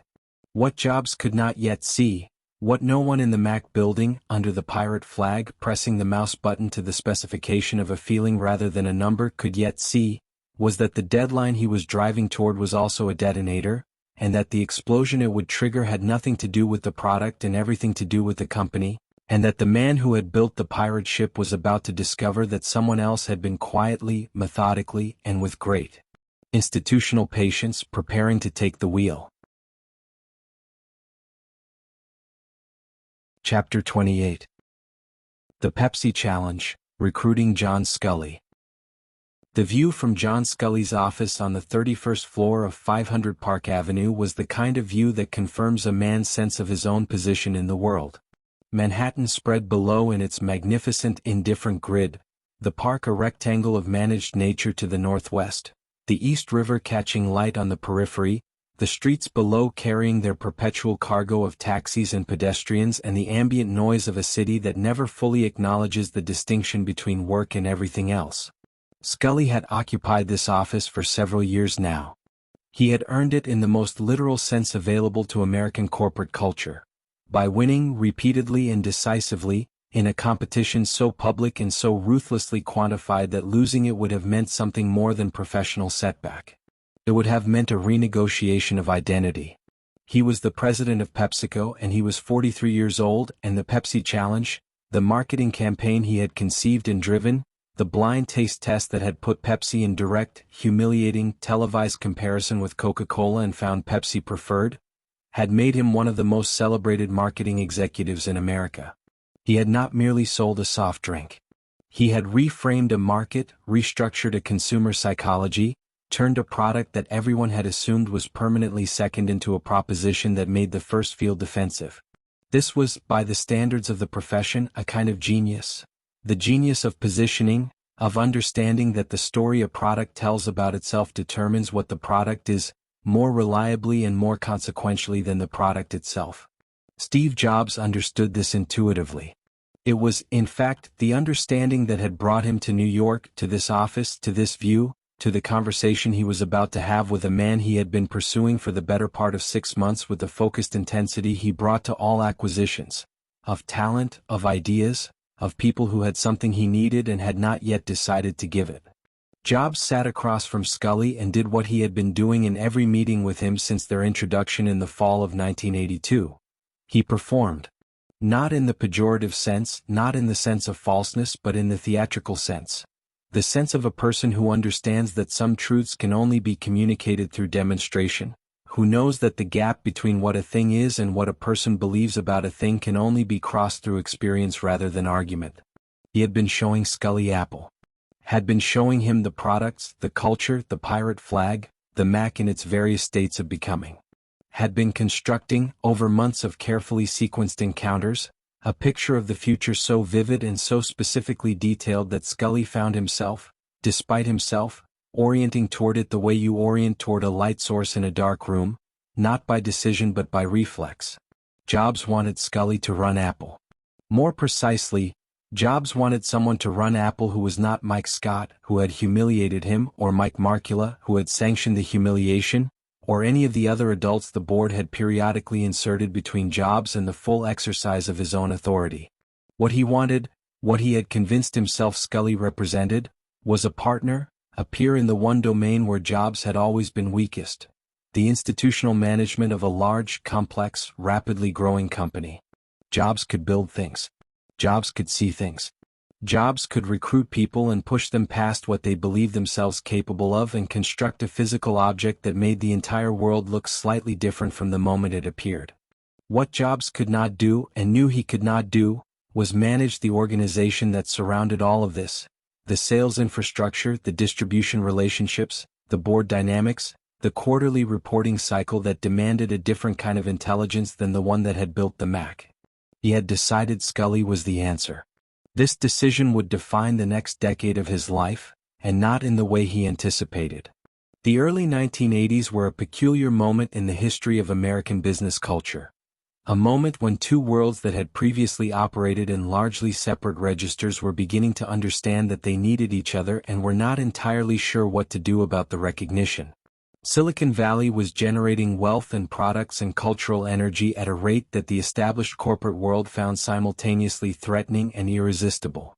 The technology companies were winning markets and changing behaviors and attracting talent in ways that made the consumer products companies, the packaged goods companies, the soft drink companies, the companies whose brands had been the commanding heights of American commercial culture for a generation, look, by comparison, like institutions that had confused stability with permanence. But the technology companies had their own deficits, and by 1982 those deficits were becoming visible in ways that their founders found uncomfortable. Apple had gone public. It had a board. It had shareholders. It had, in the IBM PC, a competitor with distribution relationships and enterprise sales capabilities and institutional credibility that Apple's evangelical culture was not built to counter. The question of who ran Apple was not merely an organizational question. It was a strategic one, and the answer the board had arrived at, that Apple needed professional management of the kind that came from outside the technology industry, from the world of large-scale consumer marketing, was a conclusion Jobs had both reached independently and resisted instinctively, because the two moves were not as contradictory as they appeared. He wanted the capability. He did not want the authority that came with it to belong to someone he could not control. Scully was, from Jobs's perspective, the ideal resolution to this contradiction. He was not a technologist, which meant he would not have opinions about the Mac that competed with Jobs's own. He was a marketer of demonstrated genius, which meant he brought genuine capability that Jobs lacked and respected. He was, in his manner and his self-presentation, a certain kind of American executive, polished, strategic, comfortable in rooms where large decisions were made, who could represent Apple to the institutional world in ways that Jobs, at 27, wearing jeans and running on the energy of a person for whom sleep was a logistical inconvenience rather than a biological requirement, could not. He was, in Jobs's assessment, manageable. This assessment was wrong in the way that Jobs's assessments of people were periodically wrong, with complete conviction and significant consequence. The courtship had begun through a mutual contact. Mike Markula had initially facilitated an introduction, and had proceeded through a series of meetings in New York and California that Scully later described as unlike any professional encounter he had previously experienced. Jobs did not present a job description. He did not conduct interviews in the recognizable sense. What he did was take Scully through Apple as though through a museum of the future, showing him the products, the people, the philosophy, explaining in the compressed and vivid language that was his native mode exactly what he believed computing was about to become and exactly why Apple was the company that would make it so. The core conflict of this chapter lives not in the negotiation itself, the salary, the equity, the title, but in the fundamental misunderstanding that the negotiation concealed. Jobs was recruiting a partner. Scully was being recruited to a role. These are not the same thing, and the difference between them is not semantic. A partner is someone with whom power is shared. A person recruited to a role is someone to whom a defined set of functions is delegated, whose authority operates within a frame that the person who did the recruiting retains the right to define. Jobs believed he was doing the former. He was doing the latter. Scully, who was sophisticated enough to understand the distinction, was also susceptible enough to Jobs's vision, genuinely susceptible, not merely flattered, to allow the distinction to remain unexamined. The most revealing action of the entire recruitment, the single moment that functions as the keyhole through which both men can be seen in the sharpest focus, took place on a terrace overlooking Central Park in the early months of 1983. Jobs and Scully had been meeting regularly for months. The conversations had been wide-ranging and, by Scully's account, genuinely stimulating. Jobs talking about technology and design and the future of human communication with a fluency and conviction that Scully found, despite his skepticism, difficult to dismiss. But Scully had not committed. He had his view. He had his office. He had a position at PepsiCo that was, by any external measure, the culmination of a career built with deliberate and sustained effort over 2 decades. He had reasons to stay that were real and could be articulated and would satisfy any reasonable interrogator. Jobs looked at him and said, "Do you want to sell sugar water for the rest of your life, or do you want to come with me and change the world?" The line has been quoted so many times in the decades since that it has acquired the slightly burnished quality of a thing that has been handled too often, a phrase so perfectly calibrated to its moment that it feels, in retrospect, almost constructed. Perhaps it was. Jobs was not an improviser in the way the myth of his spontaneity suggested. He was a preparer, a rehearser, a person who understood that the right words, delivered at the right moment, could accomplish what months of argument could not. He had been building toward this sentence, perhaps without knowing the exact sentence, since the first meeting. He had identified, with the precision of a person who reads people the way engineers read schematics, the specific vulnerability in Scully's position. Not dissatisfaction exactly, but the particular restlessness of a person who has achieved what he set out to achieve and is quietly, privately uncertain whether the thing achieved was the thing worth achieving. Scully said yes. He said it, by his own account, before he had fully processed the decision, as though the question had bypassed the deliberative machinery and arrived directly at some deeper level where the answer had already been forming for months. Jobs had not sold him a job. He had sold him a version of himself.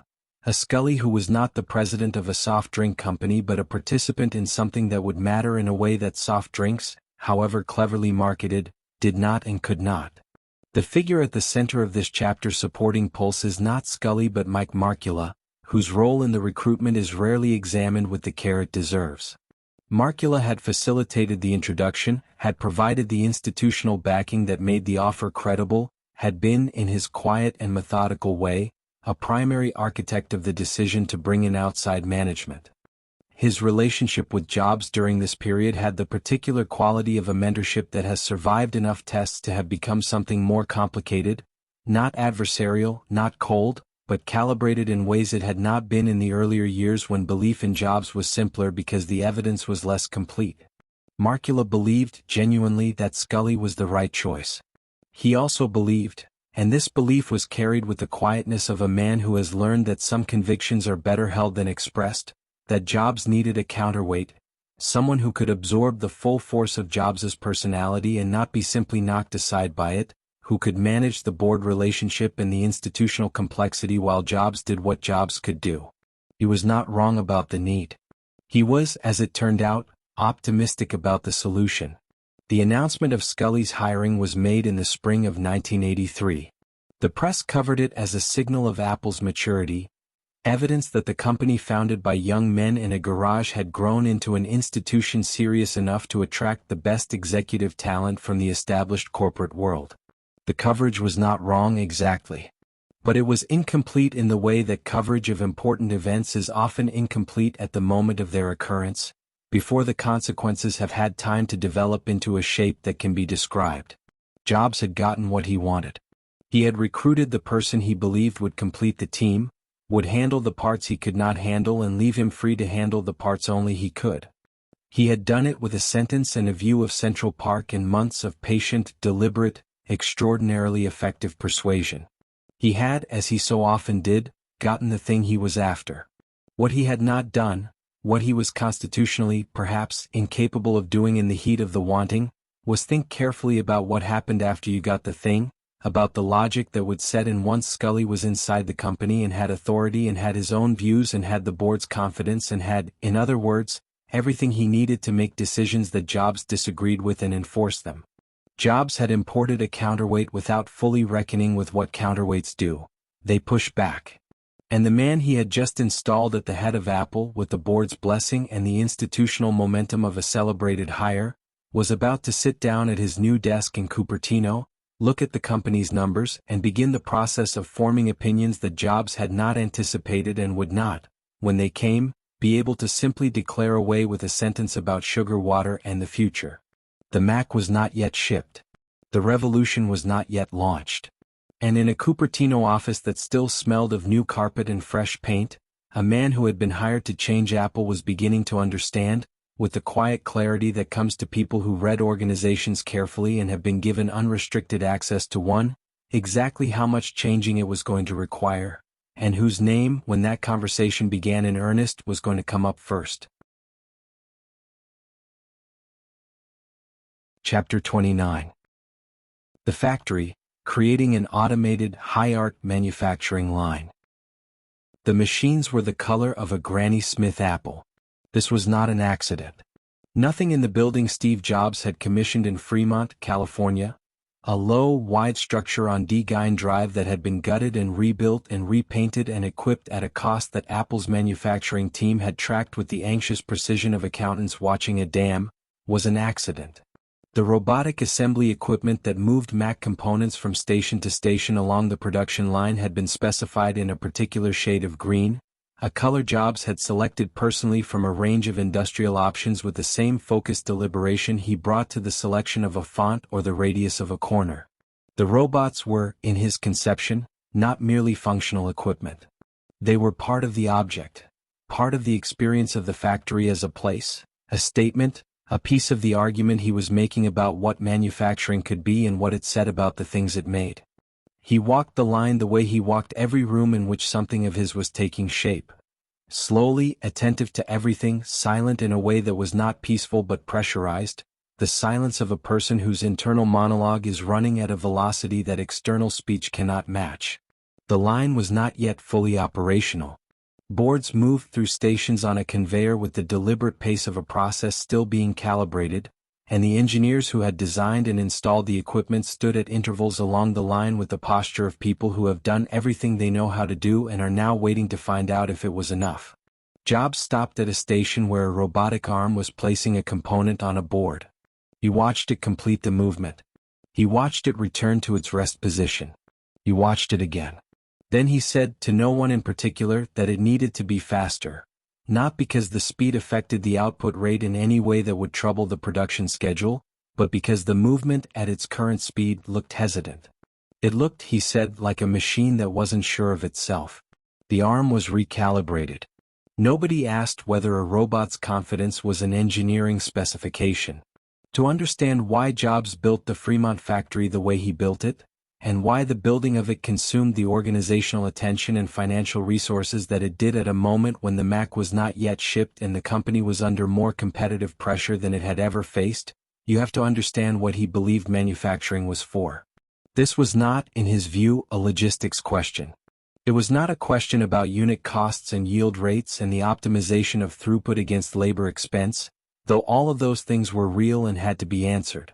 It was a philosophical question, and the philosophy was consistent with everything else Jobs believed about the relationship between process and product, between how a thing is made and what the made thing is. He had encountered the idea, or rather had encountered a confirmation of an idea he had already formed, during visits to Japanese manufacturing facilities in the early 1980s, visits that were part of Apple's ongoing effort to understand why Japanese consumer electronics companies could produce hardware of extraordinary precision and reliability at costs that American manufacturers found difficult to meet. What Jobs had taken from these visits was not primarily technical. He had seen something in the Japanese factory culture that resonated with his own deepest convictions, that the discipline of the process was continuous with the quality of the output, that a factory in which things were organized and clean and operated with visible intention made better products than a factory that treated its own environment as irrelevant to its purpose. He had seen factories that were, in their own industrial way, beautiful. He had decided that the Mac's factory would be beautiful in the same way, and that the beauty would not be incidental but causal. This was the context in which the green robots had to be understood. They were not decoration. They were an argument, made in the language of pigment and machinery, that the environment of production was part of the product, that a Mac assembled by equipment that had been chosen and arranged and colored with intention was a different object, at some level that could be felt even if it could not be measured, from a Mac assembled by equipment that hadn't been thought about at all. The year was 1983, and the world that surrounded this argument was not disposed to receive it without skepticism. American manufacturing was in crisis, not the dramatic, visible crisis of a sudden collapse, but the slower and more demoralizing crisis of incremental displacement, Of market share ceded quarter by quarter to foreign competitors who seemed to have found efficiencies and quality levels that the American system could not match without abandoning the labor structures and cost assumptions on which it had operated for decades. The conversation in business schools and boardrooms and the pages of the business press was about competitiveness, about restructuring, about the painful arithmetic of making things in America when making them elsewhere was cheaper. Into this conversation Jobs was proposing to insert an automated factory in Fremont that would make computers in quantities that required efficiency and at standards that required perfection, and would do so in a building that had been designed to make the people who worked in it feel that what they were doing mattered. The factory was, in this sense, also a provocation. It was Jobs's answer to the question of American manufacturing not as a policy argument but as a built object.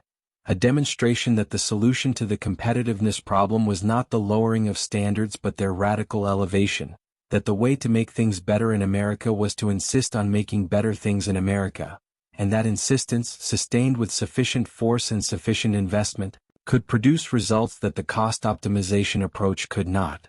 This was a coherent argument. It was also an argument that cost a great deal of money to make. The core conflict of the Fremont factory was the conflict between Jobs's vision of manufacturing as art and the manufacturing operations' obligation to function as manufacturing.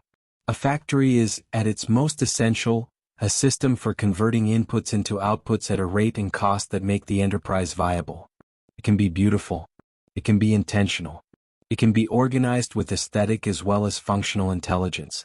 But it cannot be primarily a statement, cannot have its operational logic subordinated to its philosophical one, without eventually producing results that no amount of beautiful green robots can compensate for. The Mac factory was designed to produce 50,000 units per month at full operation. This was an ambitious target. It was a target that required the engineering of the line, the training of the operators, the sequencing of components through the assembly process, and the management of quality control to all work correctly simultaneously from the first day of production. They did not all work correctly simultaneously from the first day of production. The yield problems that plagued the Fremont line in its early months of operation were not the result of the green robots or the aesthetic philosophy that had selected them.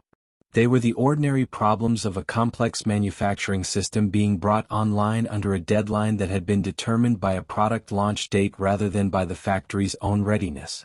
Components arrived out of specification.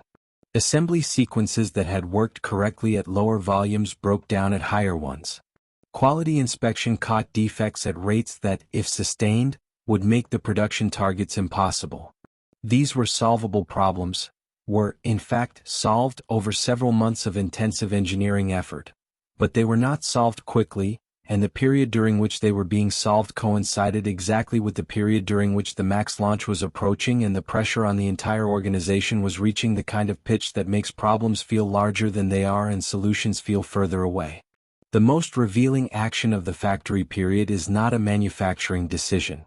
It is a design decision that Jobs made at a moment when the manufacturing team was already under maximum pressure and could not absorb any additional complexity without consequence. The decision concerned the inside of the Mac's case. The Mac's casing, the smooth, cream-colored shell that enclosed the machine's electronics and gave it the distinctive upright personality that made it look, as many people noted upon first seeing it, like a friendly face, was a closed object. Once assembled and shipped, its interior would never be seen by any user under any normal circumstances. The interior was for the engineers who built the machine, the technicians who might service it, and no one else. It was, by any reasonable measure, the last place in the product where aesthetic standards needed to apply. Jobs had the Mac team's signatures molded into the inside of the case. He had collected the signatures of everyone who had worked on the Mac. The engineers, the designers, the programmers, the members of the team whose names would appear nowhere on the product's exterior, and had them transferred into the mold used to produce the casing so that every Mac that shipped carried, on the inside surface of its case, in raised plastic lettering invisible to anyone who didn't know to look, the names of the people who had made it.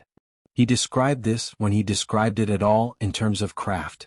The great craftsmen of the Renaissance had signed the backs of their canvases, the places no one would look because the signature was not for the viewer but for the maker, a statement of ownership and pride directed inward rather than outward. The manufacturing team noted, with a carefully neutral tone of people who have learned to present practical objections without apparent emotion, that modifying the mold added complexity and cost and time to the production tooling. Jobs said to do it anyway. He said, and this is the keyhole, the moment through which the whole man can be seen, that it didn't matter whether anyone would ever see the signatures. It mattered whether they were there. A product made by people who had signed their names to it, even in a place no one would look, was a different product from one made by anonymous hands. The difference was not visible. It was real. The signatures went into the mold. Every Mac that shipped from Fremont carried them. The figure whose presence in the factory story is most essential, and whose relationship with Jobs during this period was among the most consequential in the Mac's physical development, was Debbie Coleman, a Stanford MBA who had joined Apple in 1981 and had, through a combination of organizational intelligence and a willingness to engage directly with Jobs' most demanding requirements without either capitulating to them reflexively or dismissing them as impractical, risen to the position of manufacturing manager for the Mac. She was, by the account of those who worked with her, exactly the kind of person the factory needed, technically capable, organizationally rigorous, possessed of a clear-eyed understanding of the difference between Jobs' standards, which were real and had to be met, and Jobs' preferences, which were sometimes real and had to be met and sometimes were negotiable and could be managed. Coleman had a phrase she used about working for Jobs that has circulated in the oral history of Apple with the durability of things that contain essential truth. She said he made her do the best work of her life, and she hated him for it, and she was grateful for it, and she couldn't fully separate the two reactions because they were produced by the same thing. This was, in various formulations, what many of the people who built the Mac said about Jobs. The people who stayed long enough to say anything at all, which was not all of them. Her relationship with Jobs during the factory period had the productive tension of two people who share a standard and disagree about the path to meeting it. Coleman understood manufacturing in ways Jobs did not and told him so when it was necessary, which was not infrequently. Jobs accepted this in the way he accepted all technical expertise that served the vision. As long as the correction moved the product toward what he wanted, the correction was welcome. When it moved away from what he wanted, the expertise that generated it suddenly became less compelling. Coleman navigated this terrain with the skill of a person who has mapped the difference between the two directions and learned to present corrections in the language of the first category even when they belonged to the second. The factory, by the time the Mac launched in January of 1984, was a functioning, imperfect, genuinely remarkable thing. Its yield rates had improved. Its line had been calibrated to the point where production could meet initial demand. Its green robots moved with the recalibrated confidence that Jobs had demanded, their arms completing their arcs at a speed that no longer looked hesitant. The signatures were in the mold. The floor was clean. The building was painted in colors that had been selected, not defaulted into. Whether it made better Macs than a cheaper, less considered factory would have made is a question that manufacturing engineers debate with the polite rigor of people who know the answer but can't prove it definitively. What is not debatable is what it communicated, to the people who worked in it, to the journalists who were carefully permitted to tour it, to the industry that watched Apple build a monument to making things at a moment when American manufacturing was being told that monuments were an indulgence it could no longer afford. Jobs had built the factory as a statement about what the Mac was.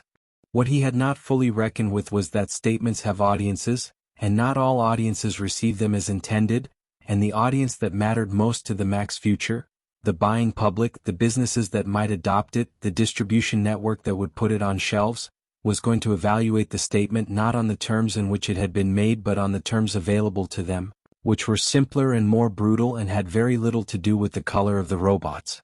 The launch was coming. The machine was beautiful and real and signed on its inside by the hands that had made it.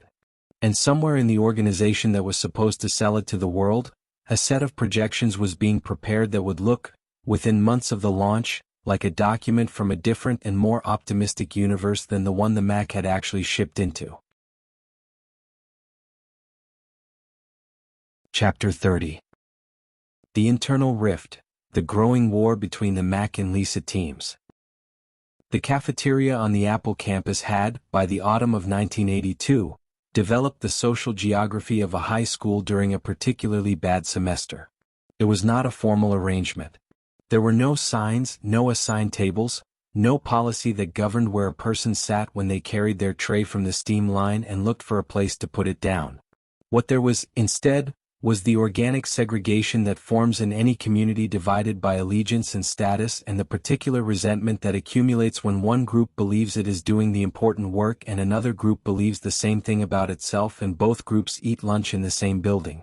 Mac people sat with Mac people. Lisa people sat with Lisa people. The Apple II people, who generated the revenue that paid for everything and were treated by both of the other factions with the benign condescension reserved for relatives who are wealthy but unfashionable, sat where they liked because nobody was competing for their company. The division was visible in smaller ways too, in whose prototypes got space in the good conference rooms, in whose project names appeared at the top of the resource allocation documents, in the subtle but legible hierarchy of whose work was described by Steve Jobs, in public and in internal presentations, as the future of computing, and whose was described in the slightly past tense language of a thing that had already served its purpose. Lisa people noticed when Jobs walked through the campus without stopping to look at their work. Mac people noticed when the board asked questions about the Lisa's commercial prospects in tones that suggested the questions were not entirely rhetorical. Jobs noticed all of it. He had, in fact, arranged most of it, with the deliberate intention of a person who understood that competition, even internal competition, generated energy, and that energy, directed correctly, built products faster than comfort ever had. What he had not fully calculated was where the energy would go when the competition stopped being motivating and started being corrosive. To understand the war between the Mac and Lisa teams in the context of Apple's history, you have to understand what Apple looked like from the outside in 1982. And then you have to understand how different that picture was from what was happening on the inside. From the outside, Apple was a success story of almost cinematic proportions. The company that had gone from a garage to $1 billion valuation in less than a decade, that had put a personal computer in the hands of ordinary people, that had made the technology industry feel, for the first time, like a place where the culture was being made rather than merely enabled. Fortune was writing profiles. Business schools were developing case studies. The Apple II was in schools across the country, and the generation of children learning on it would spend the next 40 years building the digital world. From the inside, Apple in 1982 was a company with 2 flagship products in active development, both of which were over budget, both of which were behind schedule, and both of which were competing for the same engineering talent, the same manufacturing capacity, the same marketing dollars, and the same institutional attention. The Lisa was supposed to ship in January of 1983 at a price of $9,995, a number so far above the consumer market that it defined the Lisa's intended customer with a specificity that made the customer base, necessarily, small. The Mac was supposed to ship sometime after that at a price that Jobs kept insisting would be affordable, and the manufacturing team kept insisting would require a definition of affordable that the consumer electronics market had not yet adopted. Both products needed to succeed. The organizational infrastructure to ensure both succeeded did not exist, and the person who might have built that infrastructure, the person with the authority and the credibility to manage the two teams as parts of a coherent whole rather than as armies in a civil war, was John Sculley, who had arrived at Apple in the spring of 1983 and was still learning the company's rhythms with the careful attention of a man who understands that the first thing you do in a new institution is listen. He was listening. The war was already underway. Jobs had been at the center of the conflict since its origins, and the origins were not complicated. He had been removed from the Lisa project, had taken over the Mac project, had built the Mac team into an identity as much as an engineering effort, and had spent the subsequent years communicating his contempt for the Lisa and everything it represented with a directness that people on both sides of the campus found difficult to ignore. He called Lisa engineers bozos. He said the Lisa was designed by committee. He said it was bloated, overpriced, and fatally compromised by the professional caution of people who were more afraid of being wrong than they were committed to being right. He said these things in meetings, in hallways, in the cafeteria, in the particular loud undertone of a person who wants his contempt to travel but maintains the technical deniability of not quite having shouted it. The Lisa team heard. They heard everything. They had, in the way of people who have been insulted repeatedly by someone with institutional power, developed a detailed and unflattering counter-narrative about Jobs and the Mac that circulated within their group with the energy of a thing that cannot be said publicly and is therefore said privately with additional force. They noted that the Mac was over budget. They noted that it was behind schedule. They noted that Jobs' management style, which the Mac team described in terms that suggested a combination of inspiration and ordeal, looked from the outside less like visionary leadership and more like a sustained campaign of psychological pressure applied to a group of people who were too talented and too proud to admit they were exhausted. The core conflict was resource allocation, and beneath resource allocation was the more fundamental conflict of identity, of which product represented what Apple was, which team's work would be remembered, which vision of the personal computer would define the company's relationship to its own future. The Lisa and the Mac were not merely different products.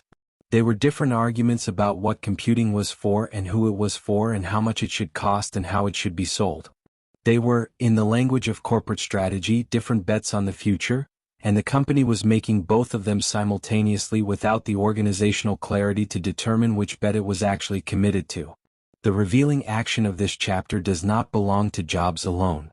It belongs to a decision he made in collaboration with, and partly over the objection of, the Lisa team's management, a decision that crystallized the internal war in a single product strategy moment and made its consequences visible to everyone in the company who had been trying not to see them clearly.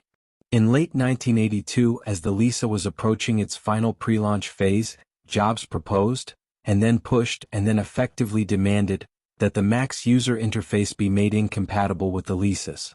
The technical case for compatibility was real. If the two machines shared interface conventions, software developers could write applications that ran on both, which would expand the software library available to each and reduce the cost of development across the platform.